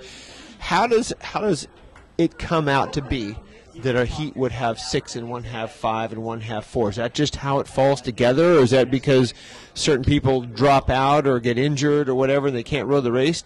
Well, I think it probably comes down to I didn't know this specifically, but I would, you know, you fill up the races through a draw system, and then there's scratches. So they set up the lane draws and they set up the heats, and then as time progresses and gets closer to the starting line time, they start scratching some of the entries, and therefore you may have started with 5 in all of them or 6 in all of them. You ended up with 4 in all of them because of scratches. You know, when you talk about scratches, that means that the crew or the coach has decided, or for whatever reason, they cannot attend or bring their boat to the starting line. And a lot of people will scratch a week ahead of time, which is really helpful for the regatta committee to plan things. It's a lot tougher when the scratch occurs on the day of the event. Well, and as a matter of fact, we even have some that hit scratch, you know, like the hour or so, because we had a couple that were no shows, as we saw earlier today. And it could be different things. I mean, it can be an injury. It can, you know, what we did say earlier is you only, as an athlete, you only get to row one event here. So if you scratch, you possibly aren't, the whole crew isn't rowing. Well, that's exactly right. And unfortunately, it affects not just if there's an individual, it affects everybody. It affects the people in your boat, it affects your team, it affects your coach. And it's tough. You know, it hurts people to have to scratch or pull out. Yeah, you know, just from the last couple of weeks. But let's talk about this, because this is it is tightening up here, Casey. We got this one leader, which is Florida State, that's out in front by open water, but we still have 3 to qualify, and we've got 3 boats that still look like they want to be a part of that. Well, do you want to call that, Brad? You want to call what you see out there? Well, I got Tulane in the outside, which is certainly in the thick of it, and then we've got Davidson, which is what I'm going to call is in 3rd place currently, but you jump all the way into the inside, which is lane 5. They're sliding back, but you know, they were right there a minute ago, so I'm not giving up on them. But I think it's starting to separate right as we're speaking. But back when we started that sentence, it seemed like it was pretty tight. Yeah, well, you know, I think that's the bane of the third 500. And, you know, when you're going down this race course, things can feel really good the first half and maybe not so good when you get past that midpoint. Oh, I think I've even been there. You know, you come off it feeling very good, and you actually are outspending the energy level you should be doing, and you get about 3 500s in or start the last 500, and it just isn't there anymore. Yeah, it's all about pace and the right pace. So Florida State across the line.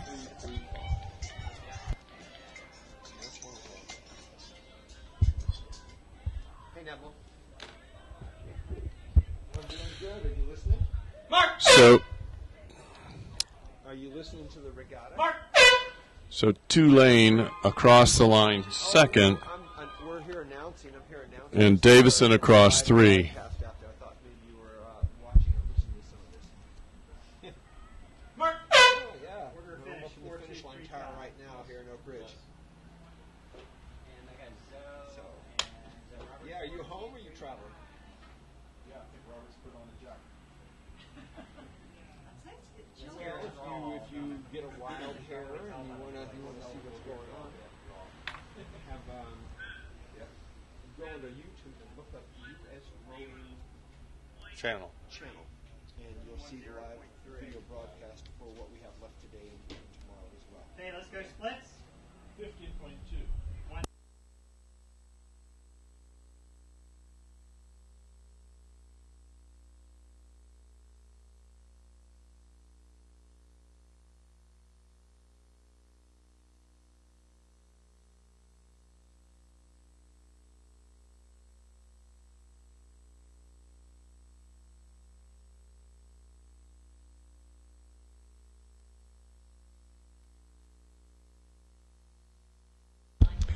Again, we want to thank Revolution Rowing, which is providing the media wakeless launch that has been carrying the camera and the cameraman up and down the course, giving you the pictures today that you're enjoying as we're streaming live.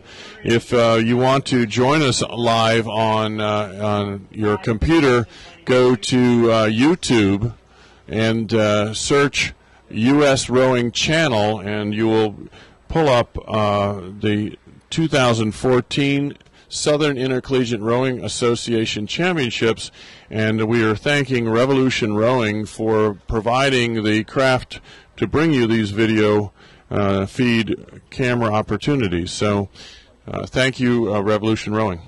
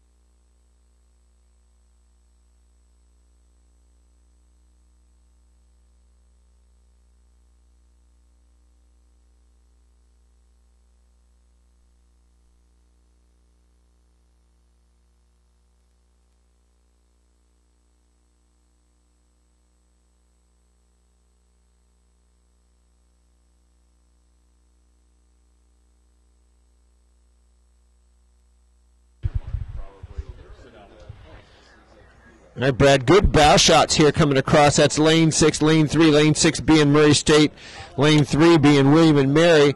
And as the camera pans forward, look outside Murray State over there. Temple in lane 5, Texas A&M. You see their bow there in lane 4.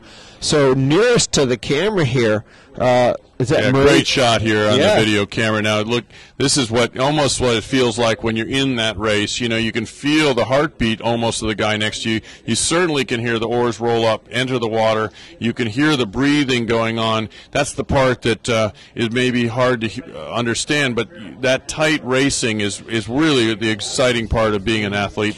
on the water. So there. you got Texas and Texas A&M in this one. Texas in lane 2 and Texas A&M in lane 4. Do you think there's any rivalry there? No, I wouldn't think so at all. And that's lane 3, right there in that shot. You got them back a bit. This is lane 6, which is Murray State, and I guess Texas, William and Mary. Those are the 2 leaders. Look how tight that is. Texas is the leader. Texas is off the screen. they are. There. Oh yeah. Oh my. There they are. There they are. Look at, you can always tell by the star on their blade, And that mustard-colored yellow, I guess it is.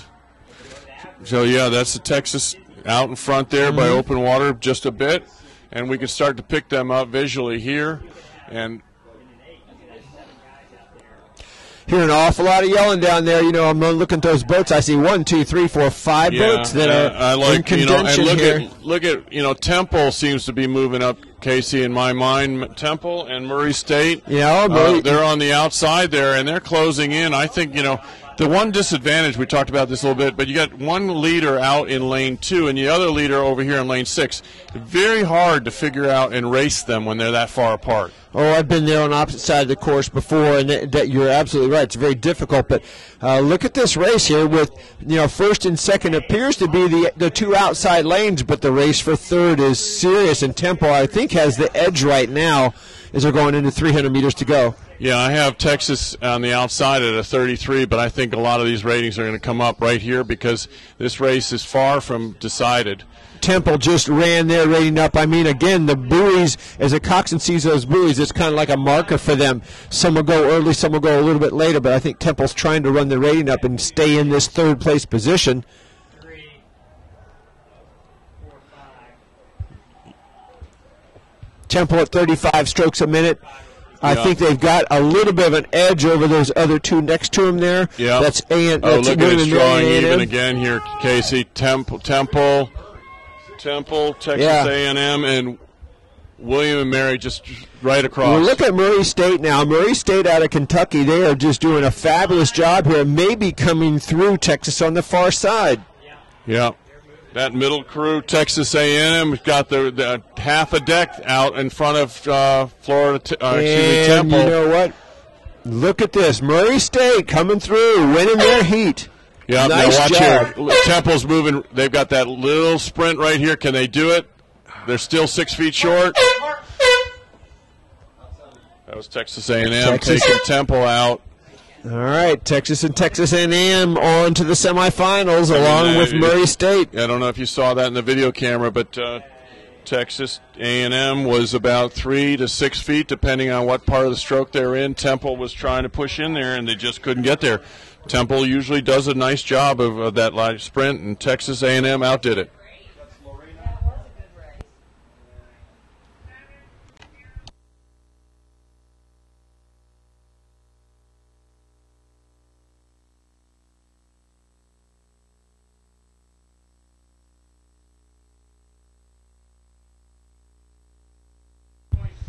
All right, Brad, we've got the big guns coming up here. I think they're going to be firing all those weapons at once here in these heats for the women's varsity 8, followed by the men's varsity 8. These are always the ones that are so fun to watch for me. They have a lot of speed. There's a lot of horsepower. It just is a very emotional race to see how well a good women's 8 can be. And here we got a video picture sitting on the line. You're going to watch them come out. They're going to come out at 40 plus strokes per minute, a little bit shorter in the beginning, then they're going to lengthen out after about 5 strokes, and then after 25, 30 strokes, they're going to settle into there they go. And there they go. And K-State now, they are the top-ranked women's crew here at the SIRA Championship, and they are in lane 3 in this heat we're looking at. That's the camera on them right now. I got them at 42. 42 strokes a minute. And this is one of the 2 events that are ranked or seeded. So you'll find the top seeds in lane 3 and 4 all the way through the heats. And they have seeded the top 12 crews Top 12 crews are seated in this women's varsity 8. That's pretty typical. I mean, to get beyond the top 12 crews, it gets much harder because it gets more nebulous. People are changing their lineups around, so you can only go so far before you start losing the ability to judge, where they're seated should be. Well, K-State's still at a 36 now, and they're well out on their course. Now, what's important about the seeding situation, if you're seeded number 1, you're going to race against seed number 12.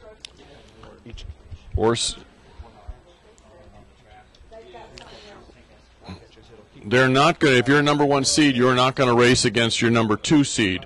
They're going to separate number 1, 2, 3, and 4 seeds away from the other ones so that you're not knocking out some of the best. So being seeded is a nice advantage, but you've earned it. Well, those seeds, of course, help guarantee that as best as we can, that if the seeding's done properly, those will move on through. And year after year, you always watch them, and it's amazing how accurate the seeding committee is, because they really do a good job.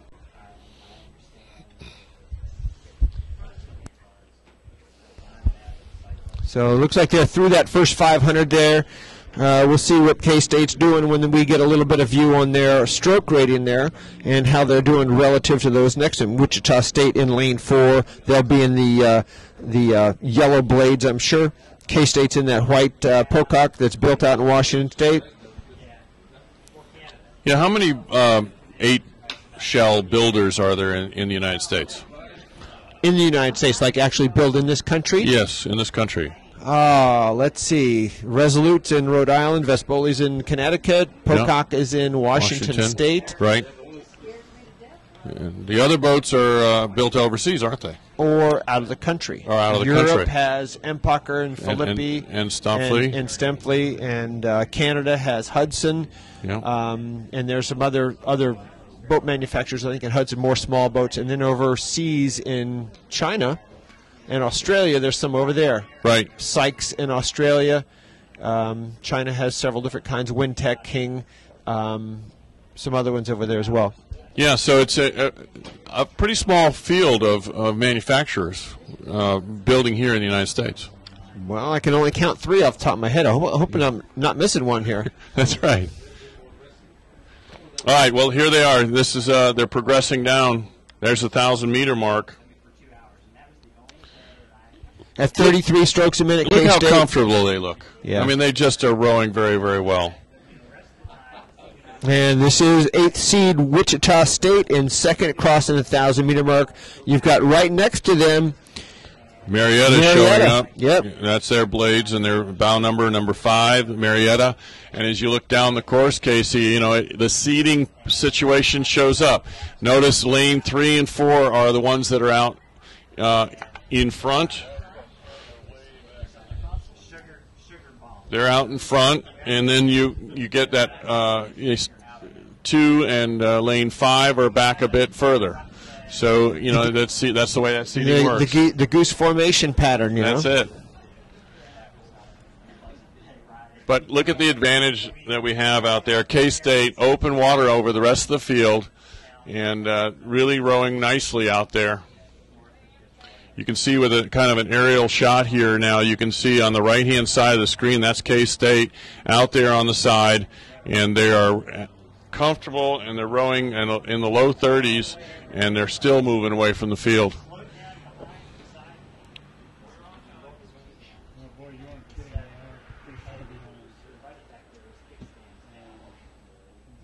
This guy was that courteous. One of the other riders was riding in the company. He was still down. Don't worry about it being not on you anymore. You can head back up. We had just come riding around the So Wichita in lane 4 and Marietta on the just to the inside of them are battling for that 3rd position, and we do have 3 to go again. And then after that, it's pretty clear that those, unless something changes, those are the 3 crews that are going to move on in this event.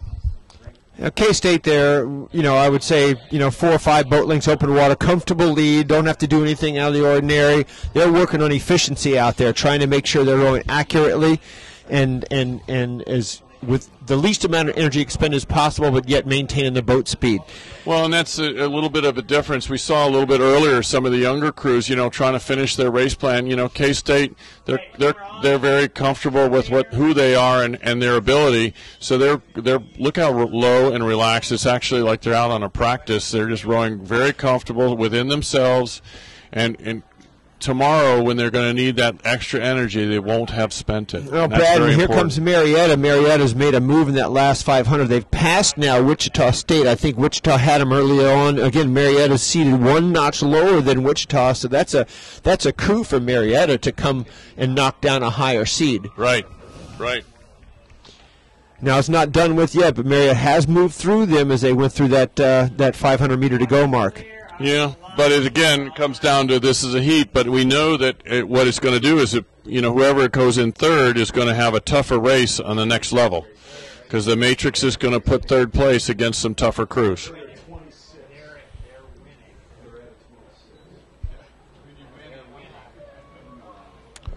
And look at the Marietta crew, blades close to the water, really striking well, putting the blade in right where they reach.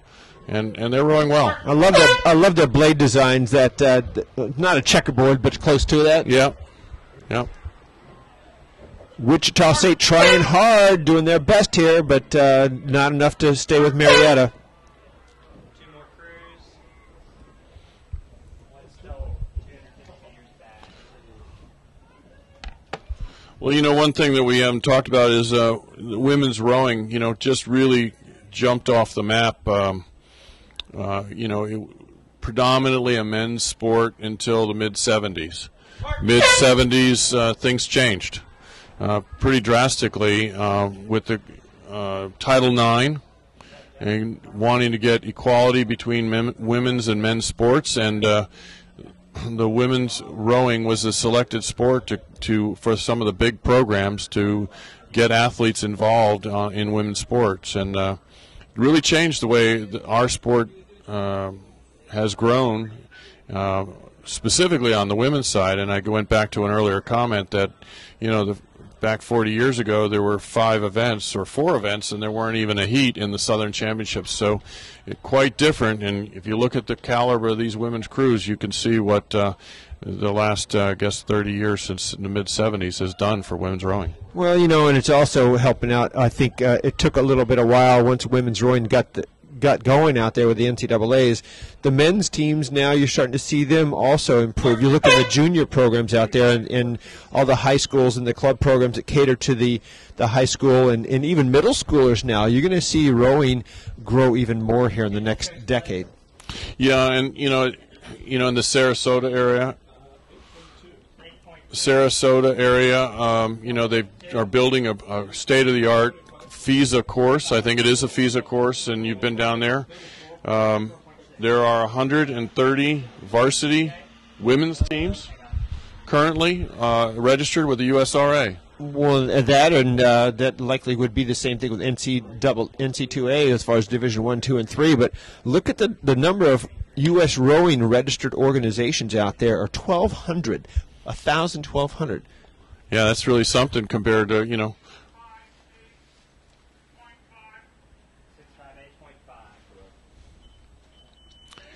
Yeah, so 1,200 rowing organizations, and that's all happened in our last couple decades. All right, well, Brad, we've got to stay with these races. They're coming one right after the other. This is the next heat of the women's varsity 8 with Miami of Ohio, George Washington University seeded number 2, Central Oklahoma seeded number 7, Florida Tech seeded number 10, and Georgia in lane 6, not seeded there, but.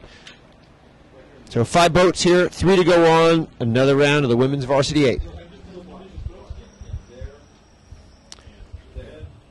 35, women's varsity 8.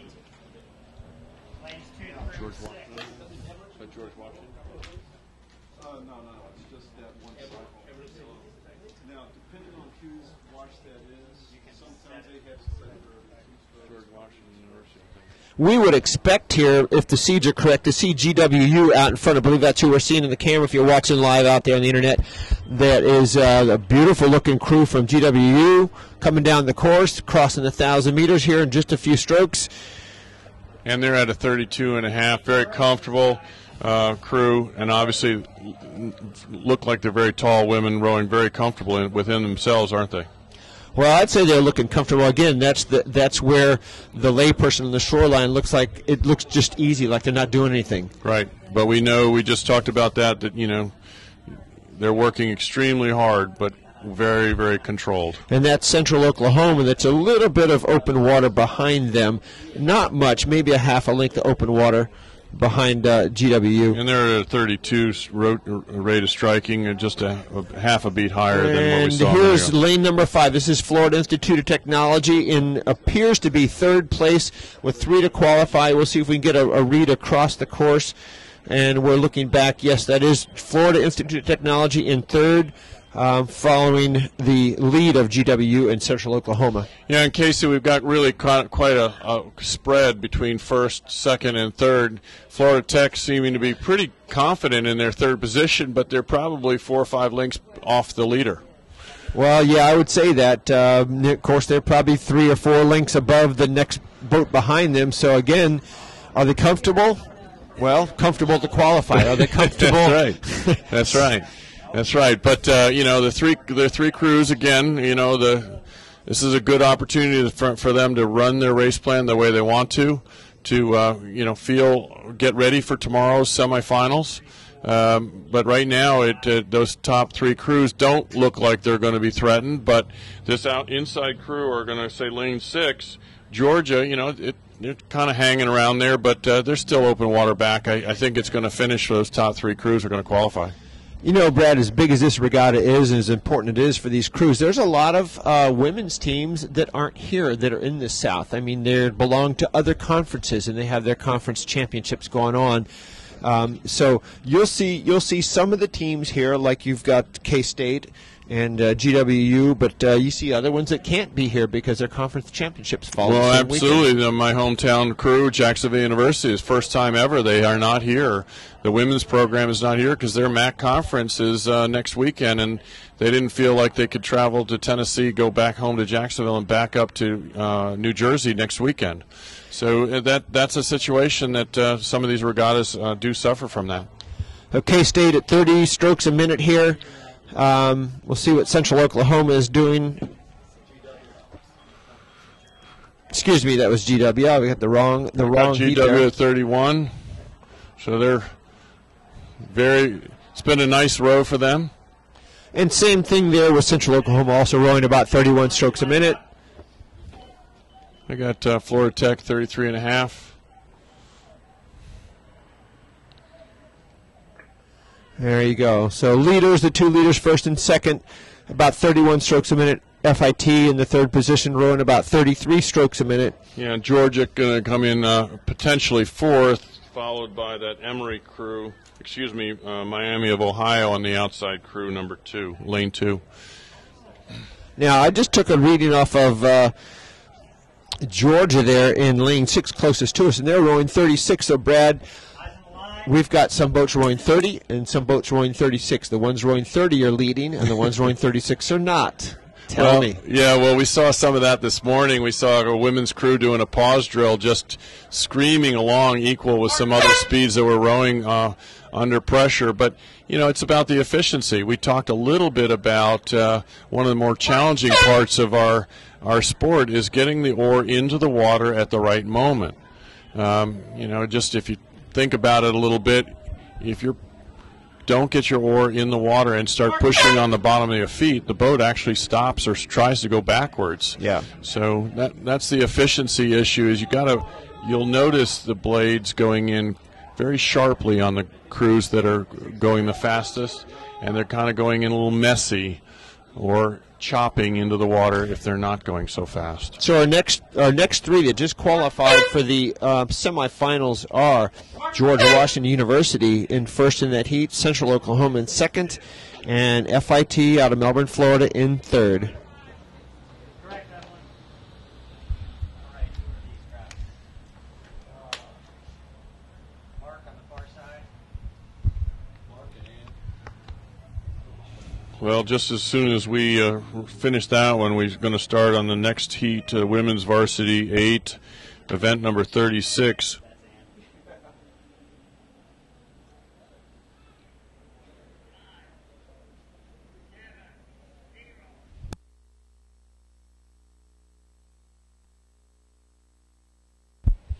So this is the 36th event, Casey. It started at 5:35, and we've been right on schedule all day. And this has Emory in the outside lane 2, Nova Southeastern from South Florida in lane 3, Dayton, Ohio in lane 4, Rollins from central area of Florida in lane 5, and Colorado in lane 6. What part of Colorado is Colorado from? Colorado. There you go.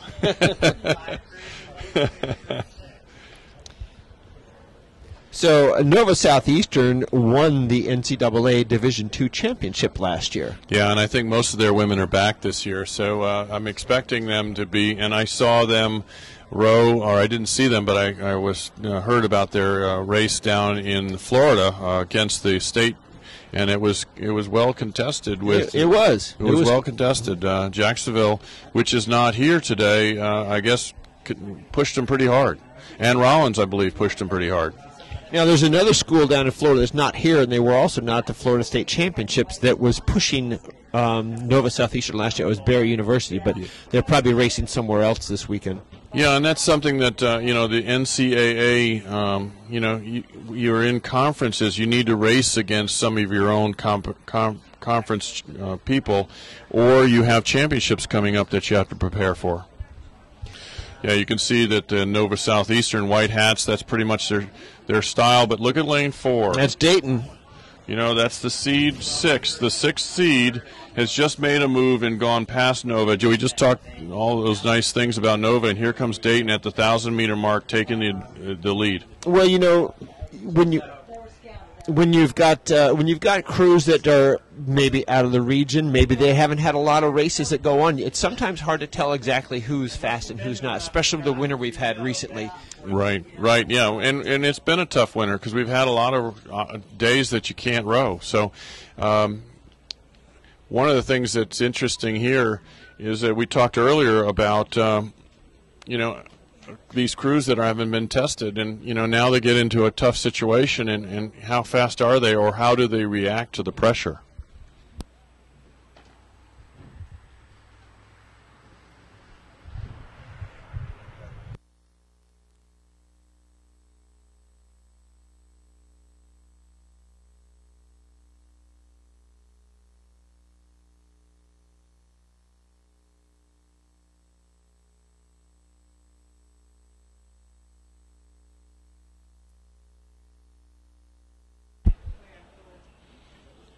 Dayton crew, the current leader, at a 33.5.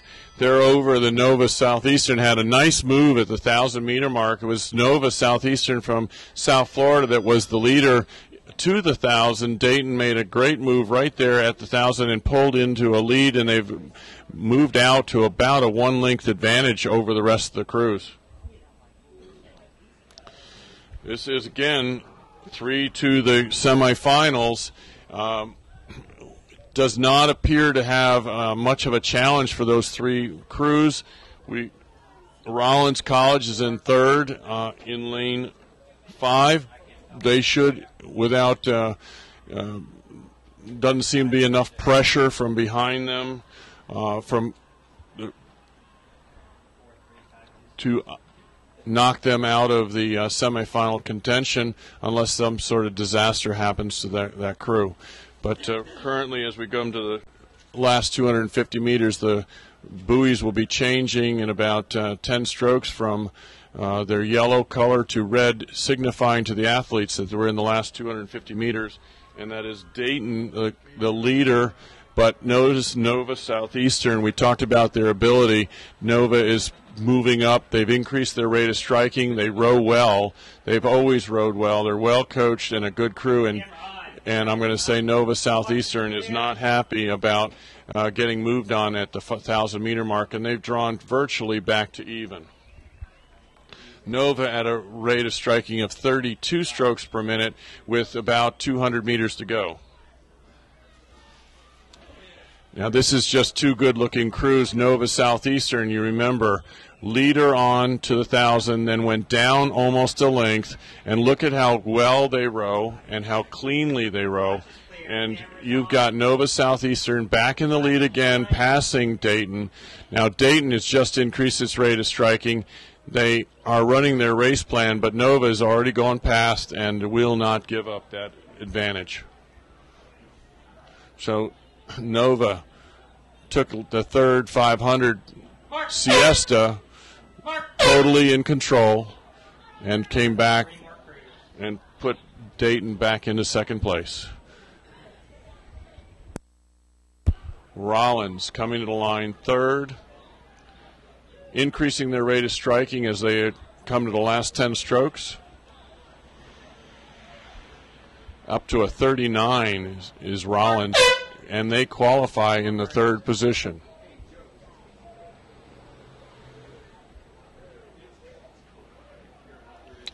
Outside crew Emery, lane 2, coming across the line in fourth. They still have an opportunity, depending on their fastest time, if they will be racing again tomorrow or they're putting their shell on the trailer.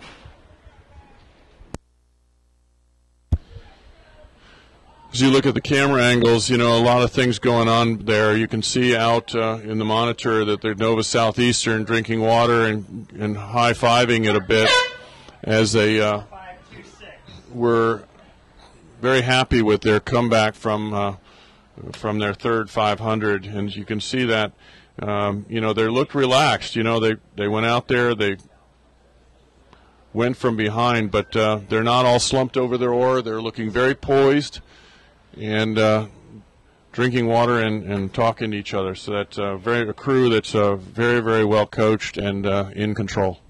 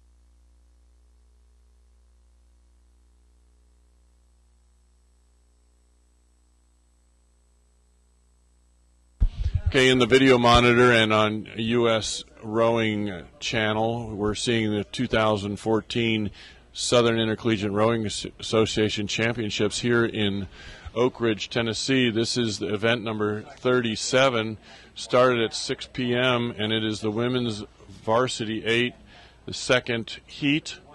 3 will go to the semifinals. The lanes are lane 1 is Wake Forest, lane 2, Clemson. Currently the leader in lane 3 is Purdue.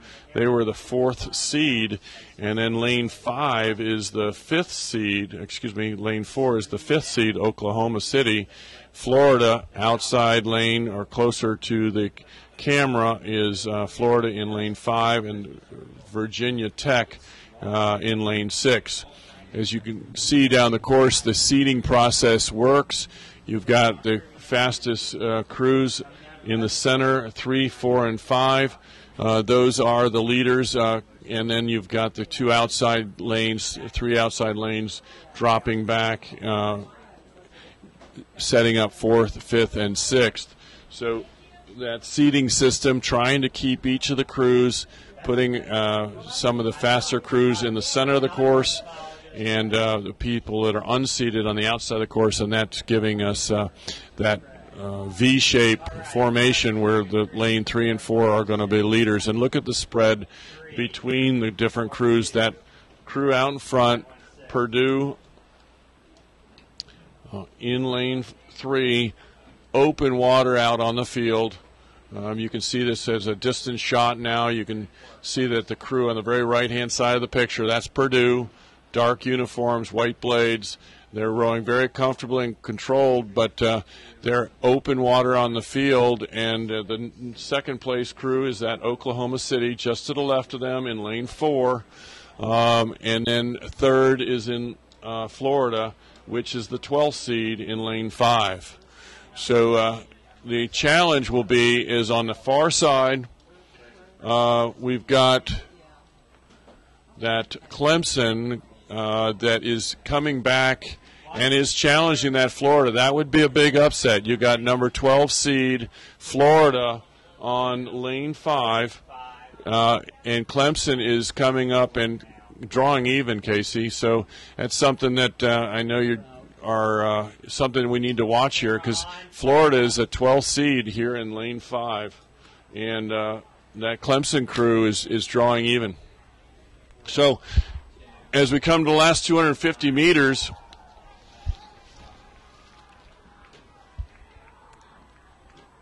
Watch is clear, eyes on the line. 34 to the leader, Purdue. I want to see what develops here. We got Clemson and Florida. One of those is going to go put their boat on the trailer.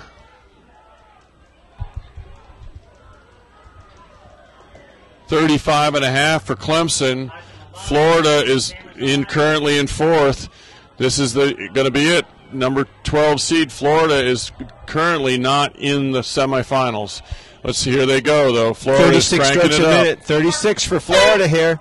Oh, here comes Florida. Look at them. They're really cranking it up. I think it's the angle we're looking at here, because it looks like Florida is now scooting past Clemson by a nose here. And that's exactly what's happened. Florida's taking Clemson out.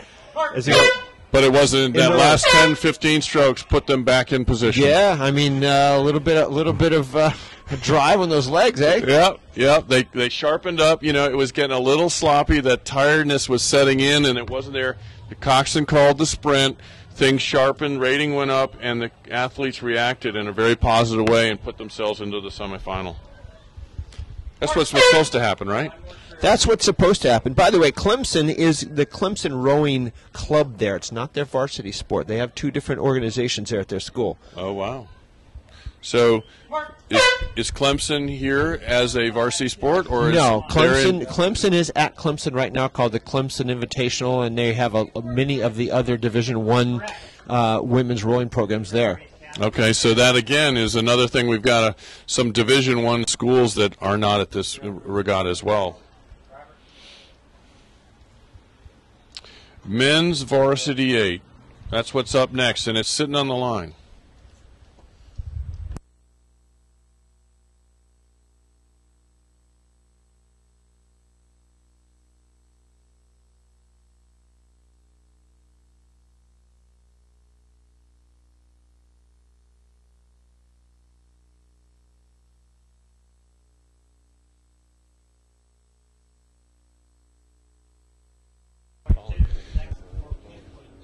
All right, Casey, we got the men's varsity 8 sitting on the line. This is you can see we're sitting right behind lane 5 now. So lane 5, that's the UNC. Jacksonville is in lane 4. Oh, Brad, look at alma mater and mine sitting next to each other. What Isn't do you that do? fun? Seed number 1, that's Florida Tech. Seed number 8, Jacksonville. Side by side, there they go. Yeah. And Florida Tech just in the picture there in lane 3. On the White left side of the blades on the screen. left side of the screen. Jacksonville dead center. And then we've got UNC to the right of that with the launch just behind Now, them. UNC, I'll tell you, I've seen some of their results over the last week or two, and they've been doing quite well. Have they? Yes. All right. Well, obviously they're number 9 seed. So, Florida Tech did they win last year here? Yes, they did win last year, so they're defending champions, rowing 42 strokes a minute. They haven't settled down yet. And I think they've had a really successful season, and they're undefeated. They've done very well. I know that. Yeah, I believe they're undefeated. You can see them. They're actually bringing their rating down. I just clicked them at 38 strokes a minute, so they go off at 42, 44. Knock it down a little bit to something a little more sustainable, and you'll probably see them go down again because 38's a pretty tough one to do here all the way down the course, especially in a heat. Yeah, and just, you're just looking at what we can see.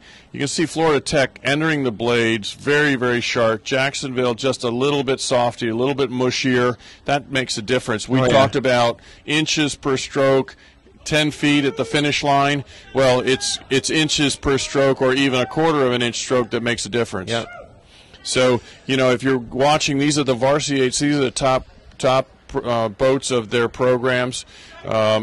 This is what you got to be watching for if you really want to pay attention. You slide over here now, this picture on the left there, as we went over the left there, you can see that was even mushier, if that's a good word for those catches, and you can see the crew is back a bit.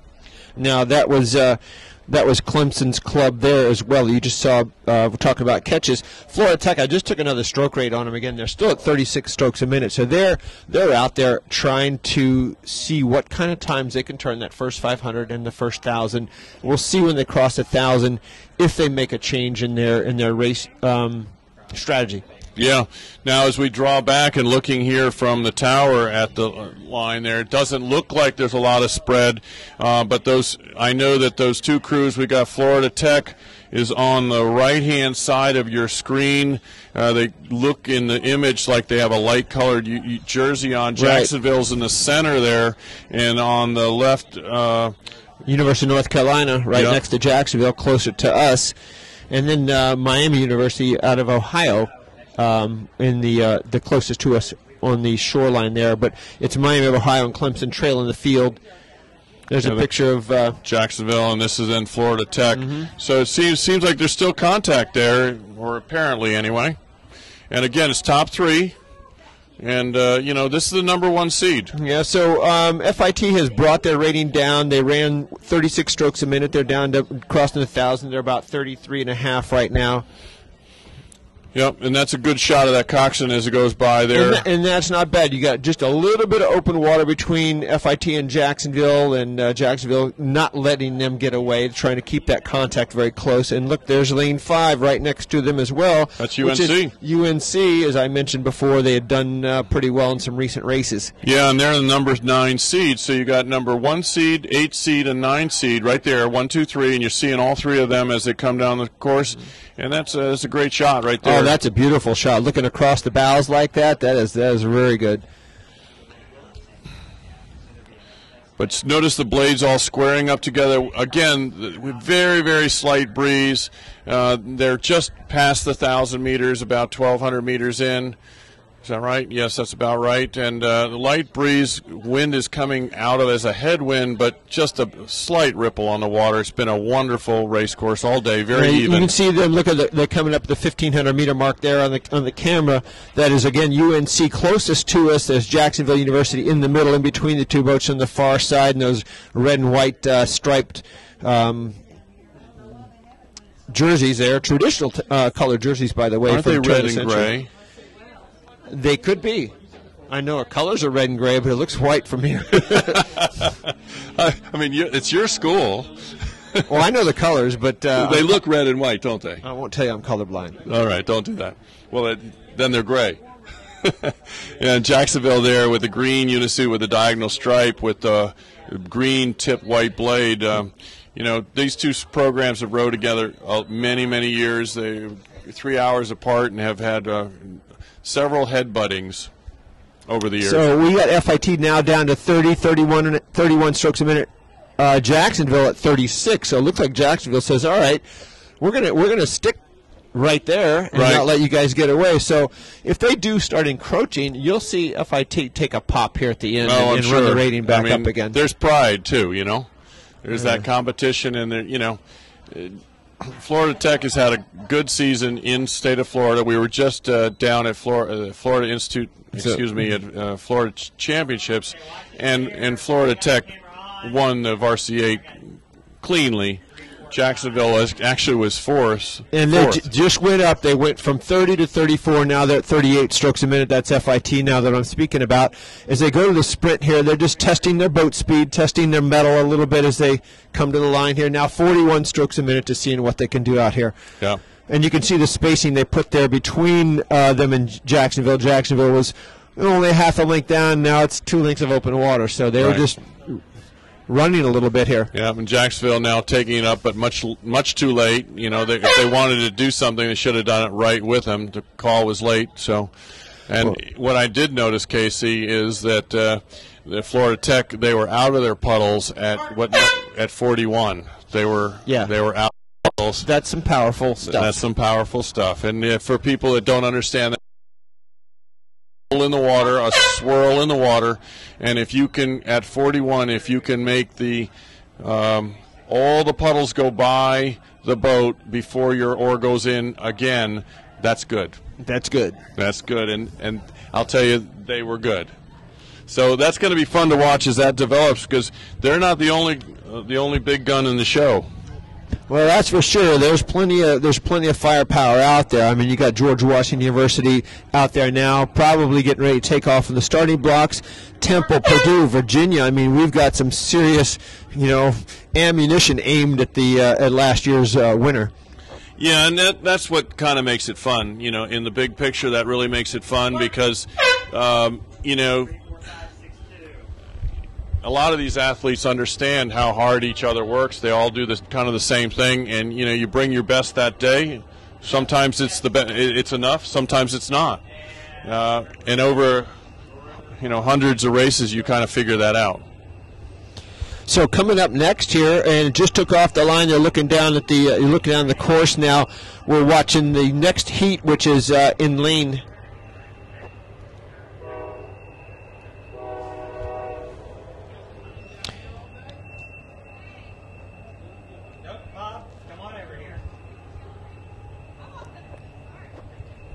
We're going to wait here for the referee to announce the time so we don't override the hearing, because it's hard to hear up here.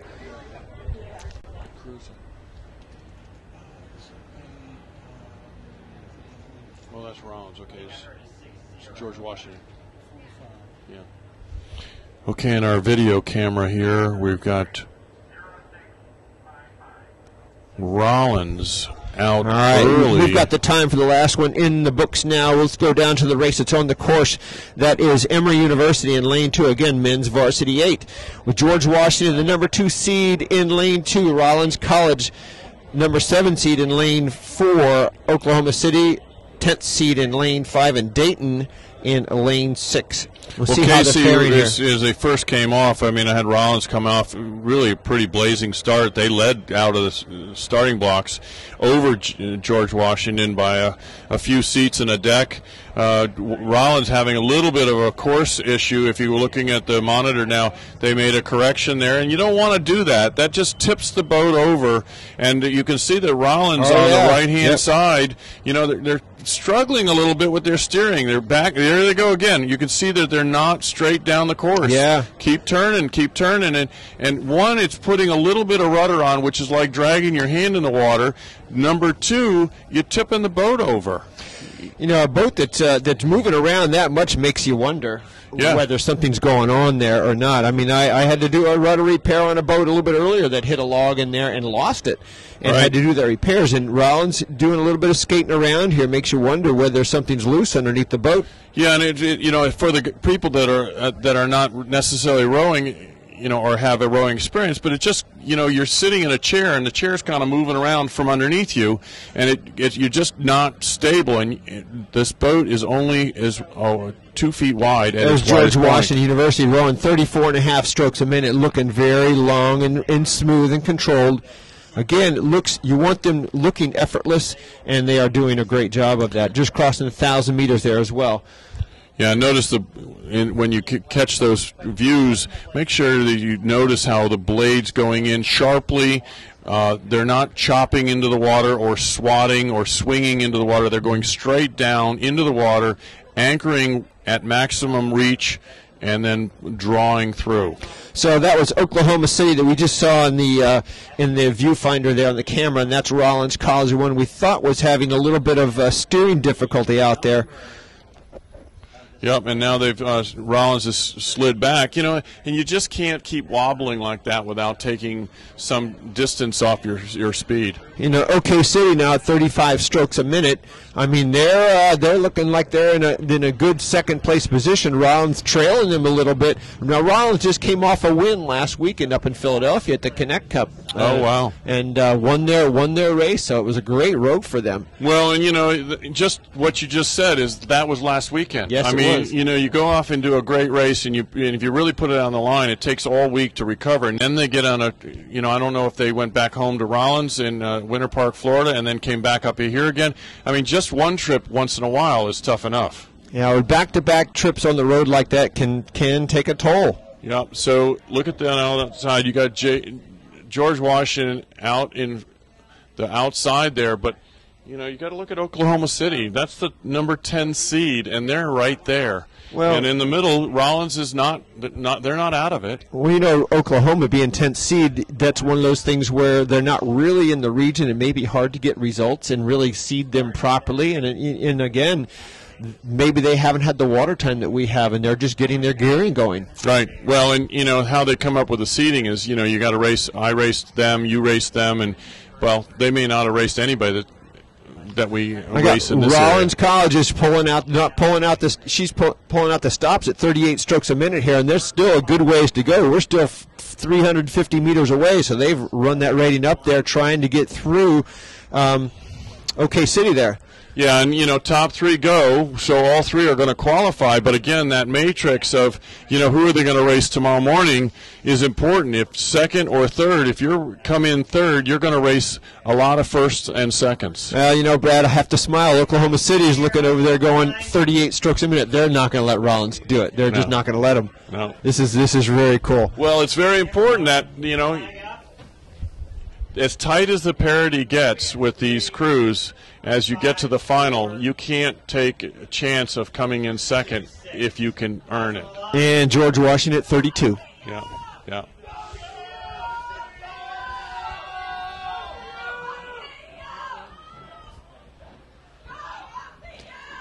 Now, overlapping there between Oklahoma City University and Rollins College, but Oklahoma taking that second position. One thing that we didn't talk about, but, you wonder, you just said, George Washington at 32. Well, they're from the north. They've had a cold winter. But, you take a cold winter, is George Washington able to take it up?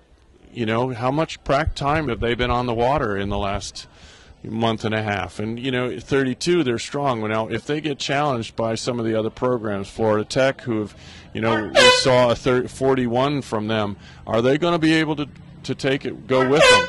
And that's something we won't know until tomorrow. Very good point.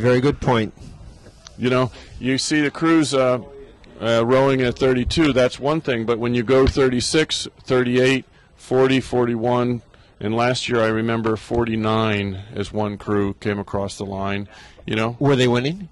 They did. Very good. But it took it. It took all of it. Well, I tell you, when you're coming down the line and someone's asking you to sprint, sometimes you got to find those gears that you don't think you own, That's the thing that's amazing to me on the high level racing is there's always another gear. somehow. Yeah, we're watching Temple come down the course now in this next heat of the men's V8. Temple seeded 3 here. Temple has won probably more Dadville championships than any other program up in Philadelphia. Yep, and Gavin White has brought his program here again, and we're pleased to have him. They bring a lot of racing speed. So, got lane 2, Wake Forest, lane 3, Temple. Delaware is in lane 4. That's a crew that they're seated 6th. Tulane,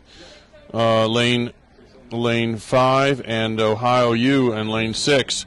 So look, we got some steering here as well. Temple's at 37 strokes a minute. They just made it. Look at the course correction they just made there. Yeah, that's not good. I mean, again, you go halfway across your course lane and back again, you lose 30, 40 feet. This is kind of unusual, Brad, to see these kind of course corrections in the big boats. I mean, you got a coxswain, they can keep themselves relatively even between the buoys, but if they're distracted, in a little turn, that rudder it's not very big, but it can turn that boat.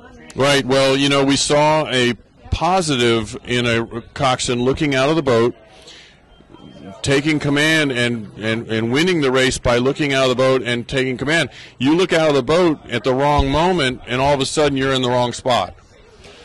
Yeah, so it's 100% concentration out there all the time.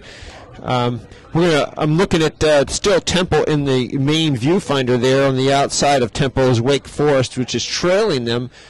Just get a little bit of different camera angle. That's a bow shot of the Temple University with the Owls, their T's on their oars coming down the course. Nice looking crew. 35.5 I got them at. Now, one thing it just says you're watching, look how sharply, their blades are not perfectly the same height off the water as they come on the recovery, but they do strike the water together, and that's what's critical. Yep. And now, again, we had a little bit of a course correction. Look at the coxswain, got his hands on the gunnel or on the sides of the boat so that he's not turning the boat by accident. He uses 2 very fine cables that are connected to a rudder about the size of a matchbook.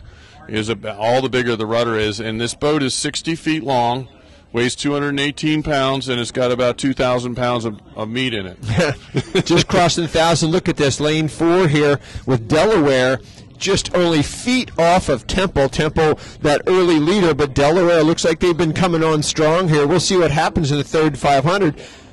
Delaware at 34, and you're exactly right. You've got these crews that are, again, there are almost 2 halves of a race, aren't there? Well, some people break them into halves, some people break them into quarters, some break them down even further than that, and it's really important. That's your strategy. Right. You can't give it all away, and you can't try to win it in the first half either. That's Tulane we're watching there now. I believe that's Tulane that we're watching with the light blue blades there. Hard to tell from this angle. Yeah, I think it's lane 5. I think that you're exactly right. So that's the 1,500-meter mark that just went by. So it is. It was early lead Temple. We don't know yet whether Delaware has closed that lead down, but closest to us. Oh, I think that's Delaware. That's Delaware in the lead. Delaware in the lead. Tulane, Temple is second, but I'd say a deck and a couple seats behind. It's still very manageable. And then you got Tulane in third, is the way I see it. That's the way I see it as well. Now here comes Temple. I'm going to say that Temple is trying to draw even again. Hard to see if we got a distance shot here, but a little bit better from our angle. As they draw back a little bit on that camera angle, you can see that those crews are pretty darn even, and they're not going to let each other out. And Temple just stepped their rating up a notch. They were 34 before, now they're running 35, 35 and a half. So they're feeling that they want to win this, and for them it's an honor thing. They struggled with their program viability this year, and the alumni stepped up and brought it back up to the forefront again. Yeah, actually their program I think was canceled, and the alums said no, you can't. Yeah. And so they got reinstated. So they've had some turmoil in their program. But Temple has a lot of pride, and they've always had a lot of pride. Not saying anybody doesn't as well, but Temple likes to be in this position. All right, and it looks to me like Delaware shut it down. Delaware went down, is now down to 30, 31 strokes a minute. Letting Temple go ahead and do it. Again, that's coach's prerogative and probably strategy to conserve energy. Well, you come down to it, you know, if you're capable of it, you're going to need all that energy, and you can't lay it all out 3 times in a row. You can. It won't be as good. And Temple shut it down now that they see that Delaware did the same thing. Temple's back down to 31 strokes a minute from where they were running 36 to get that lead. Right, right. So they're all testing each other, but they're smart enough to realize that tomorrow's a new day.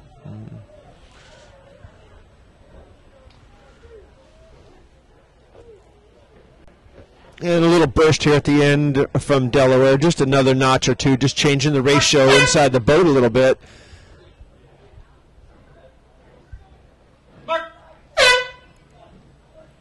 So it's the Temple Owls first, the Delaware Blue Hens second. And Tulane. 2 more crews. One's way back.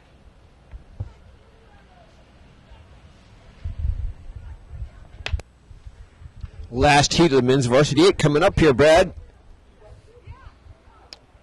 Who's in it? We've got Virginia Tech, we've got Purdue and Virginia, Wichita State and Colorado. Purdue and Virginia, that's going to be a battle, isn't it? It is. Well, they're seated 4th and 5th, so not only is it a battle because they have talent and speed, and they're off the line, Casey. So look at, here they go already. If you look in the monitor, there's Virginia. They're cooking off the line at 42. Yeah, Virginia's kind of easiest spot. Look at the orange blades there. Yeah. But again, they are flat out attacking the water. They are. And look, I mean, it is a chop to the water. Big effort to put that blade in strongly. 40 strokes a minute, Brad. Yeah, and there's some now. They're just starting to shift. Here, that you just saw the shift. They're having a little trouble coming out. Notice that the blades on the right side in the viewer's picture are getting stuck there a little bit. That's another thing, another little signal that is not very good for that Virginia crew. Waiting on times.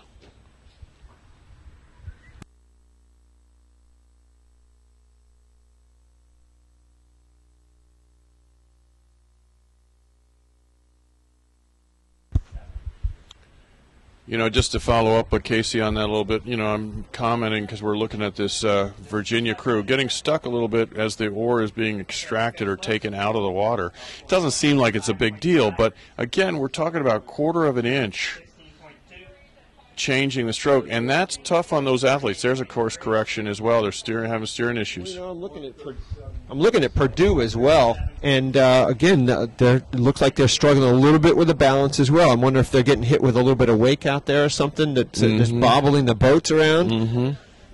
Yeah, the wind from our angle is, you know, just a nice steady down the course. Everything seems to be fair, but it is a little breezier than it was earlier. But you know, this camera angle looks better. Cutting Purdue at 33.5 strokes a minute. Again, they're trailing Virginia by probably a little bit of open water. Yep. Now, if you look down the course, Casey, you know, I can see that Virginia is out, and you can see it here in the camera as well, the video screen. But that is deceptive. It's a length. It's a length, and maybe it's a little bit open water. So the Cavaliers over the Boilermakers, they come into the 1,000-meter mark. Right. Now, notice the blades going in the water nicely there. I mean, that little jumpy on the screen, but the middle of the boat entering the water very, very nicely. So what I would say, that's a half a length down of open water now. We talk about a half a length of open water. That's the distance of water between the two crews. If it's less than that, if it's a closed length, then we'll talk about maybe just a half a length rather than a half a length of open water. Right, so if the length of the boat is 60 feet, you got another half, so we're about 90 feet behind. And, you know, again, we're talking about very, very small margins. We're going to be, these races are 1 mile and 5/16 is what the length of the course is, 2,000 meters.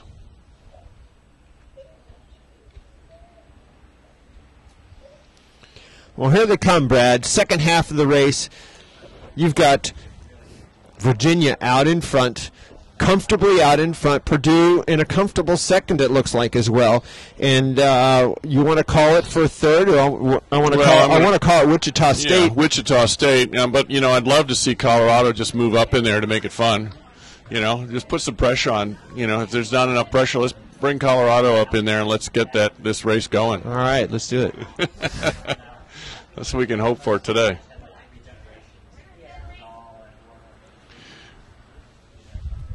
I got Wichita State. Most of these crews are all about the same, about 33, 34 strokes a minute.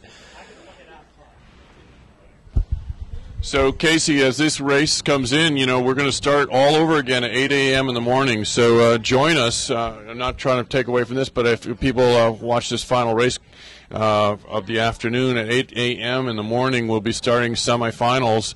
And you can come on board, go to YouTube, and type in U.S. Rowing Channel, and you'll find Casey and myself hopefully together again, and some really great racing. So, and we got one more event after this. This is a men's novice 4 that had to be rescheduled from earlier in the day. So our last race of the day after these final heat of the men's varsity 8 comes through, we'll be looking at one more of the men's novice 4. Okay. Well, here's Virginia. That was aggressive looking catches earlier in the race, still there. And that always tells me if they're strong-looking catches late in the race, they're still within themselves. They may be tired, but they're still in control. I see, looking further back, I see Colorado putting pressure. That's just what we were talking about, wasn't it? Yeah, Colorado's they're not done. On. Apparently Colorado's not done. Now, I can't imagine that their weather has been great this year as well.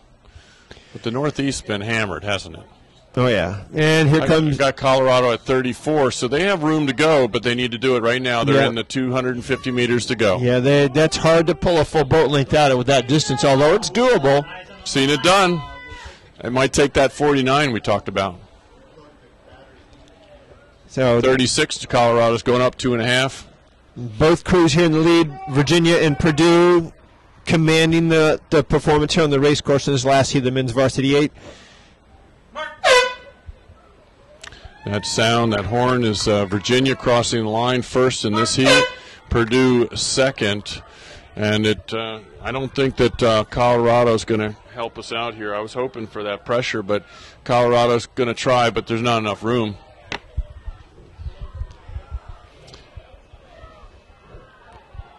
Wichita deservedly getting third to qualify. Wichita doing a nice job on that. Wichita State.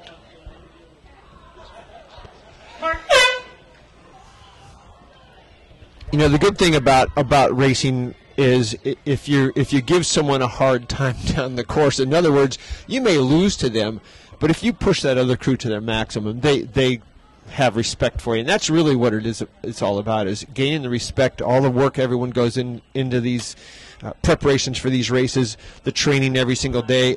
Everybody out here knows that this is not the easiest thing to do. We could go have a lot more fun, go out and play, rock climbing or do some other things, but rowing is a very unique sport.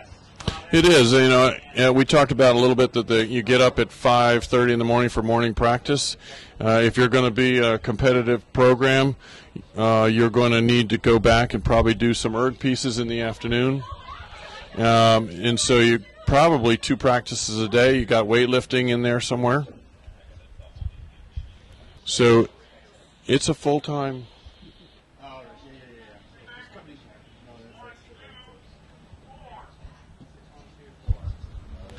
All right, so we got a men's novice 4. This is an event that was event number 11 that needed to be put in, and it's here at the end of the day here, Casey. Have you gone through who's in these lanes here? I have not.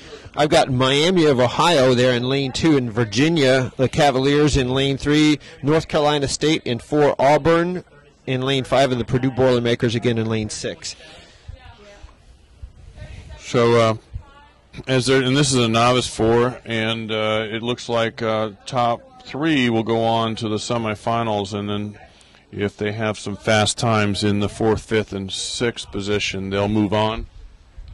Otherwise, they'll they'll be putting their boats on the trailer. Really appreciate you coming out and sticking with us all day. Mm-mm. Working for this War Eagles fast and or everybody. yeah, it's Auburn Tigers and the War Eagles. They have two mascots. The tiger is actually their mascot, the way I understand it, and the War Eagle is a bird that flies around the stadium before the game.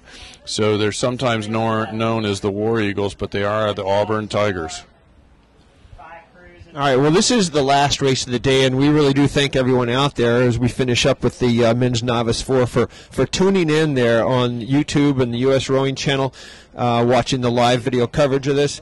And Yeah, and I hope Casey, you and I have added some color to it. I know that you and I as a tandem work much better together than as individuals. Tomorrow we're going to try to split up a little bit. One of us is going to go further down the course, and we're going to try to get some play-by-play for the first 1,000. Yeah, we're going to see if we can get some running along the shoreline there. Although I won't be doing the running, I might be doing some riding. But we're going to do a little live coverage from the down to far end, so we get some movement of the crews when we see people make moves. We can't quite pick it out here on the cameras, but tomorrow I think we're going to give a little bit more.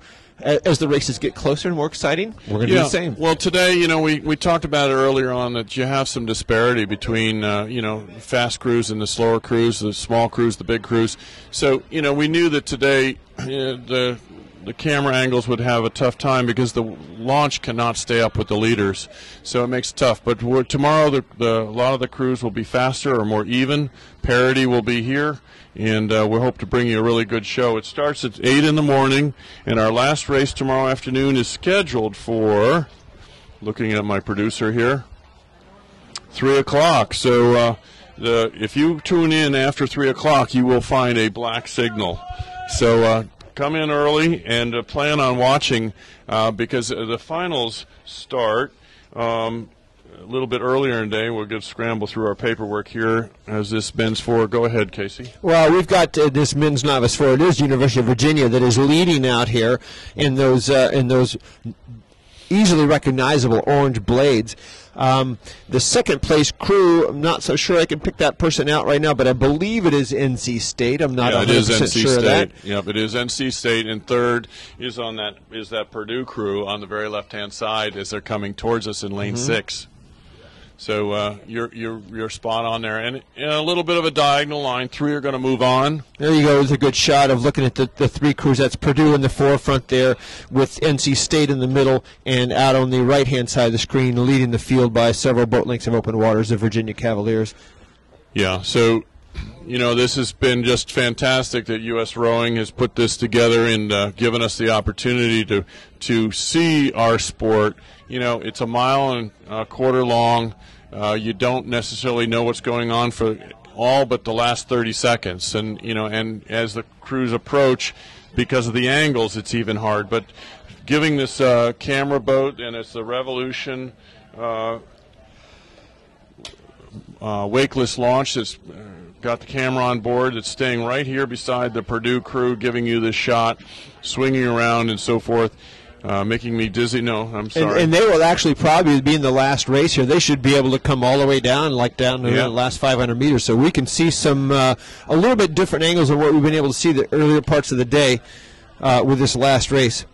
Yeah, it'll be fun, and they have the ability to get away from the race course a little bit and can move up possibly close to the leader here. And it's just a fun situation to really get a better feeling as to what we're really doing on the water there. Again, they're Virginia. 29 strokes a minute on that Virginia 4. Yeah, so they're happy. They're enjoying it. It's going to be interesting tomorrow. When I walked in today, I didn't think about the weather, but that weather conditions this winter may affect how some of those northern crews can race in the finals. Well, they may affect them today, but don't forget this season's not over with, and every day that goes by, today, yeah. every week that goes by. Those of us who have water, we are very much aware of how fast these crews from up north can get, regardless of whether they have. How quickly they do. Oh yeah. How quickly they do. Yeah, and we've if you've gone on to Philadelphia, Dadvale Regatta, there was always a Canadian crew that would do very, very well back several years ago, and they had like their second regatta. So good athletes can adjust quickly. So most of these crews now, these last few crews coming down here, Virginia, NC State, Purdue, rowing low, rowing 29 strokes a minute.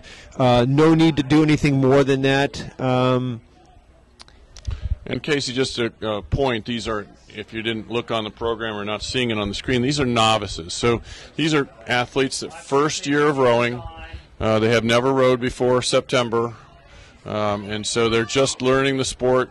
And so there is some disparity, between them. Some have learned more quickly, but some of them actually probably do have some experience from high school.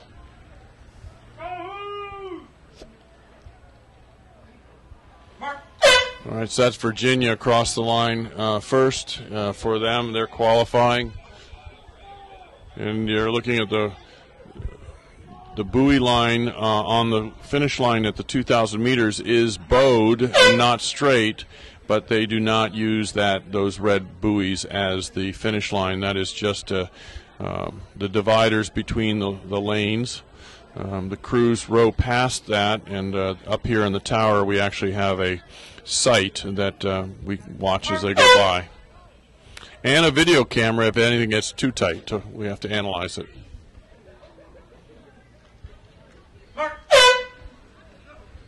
All right. Well, I want to thank all the referees and volunteers that we have out here. Referees keeping the regatta on time today, and of course those up here in the finish line tower recording results and making sure we get accurate things out there for everyone to see. Yes, and thanks for the Oak Ridge Rowing Association that puts all this together. The venue each year improves. I saw today that Comcast was here, and they were putting in Wi-Fi cables, so they're even improving as we speak. Thank you, and have a great evening. We'll see you at 8 o'clock tomorrow morning.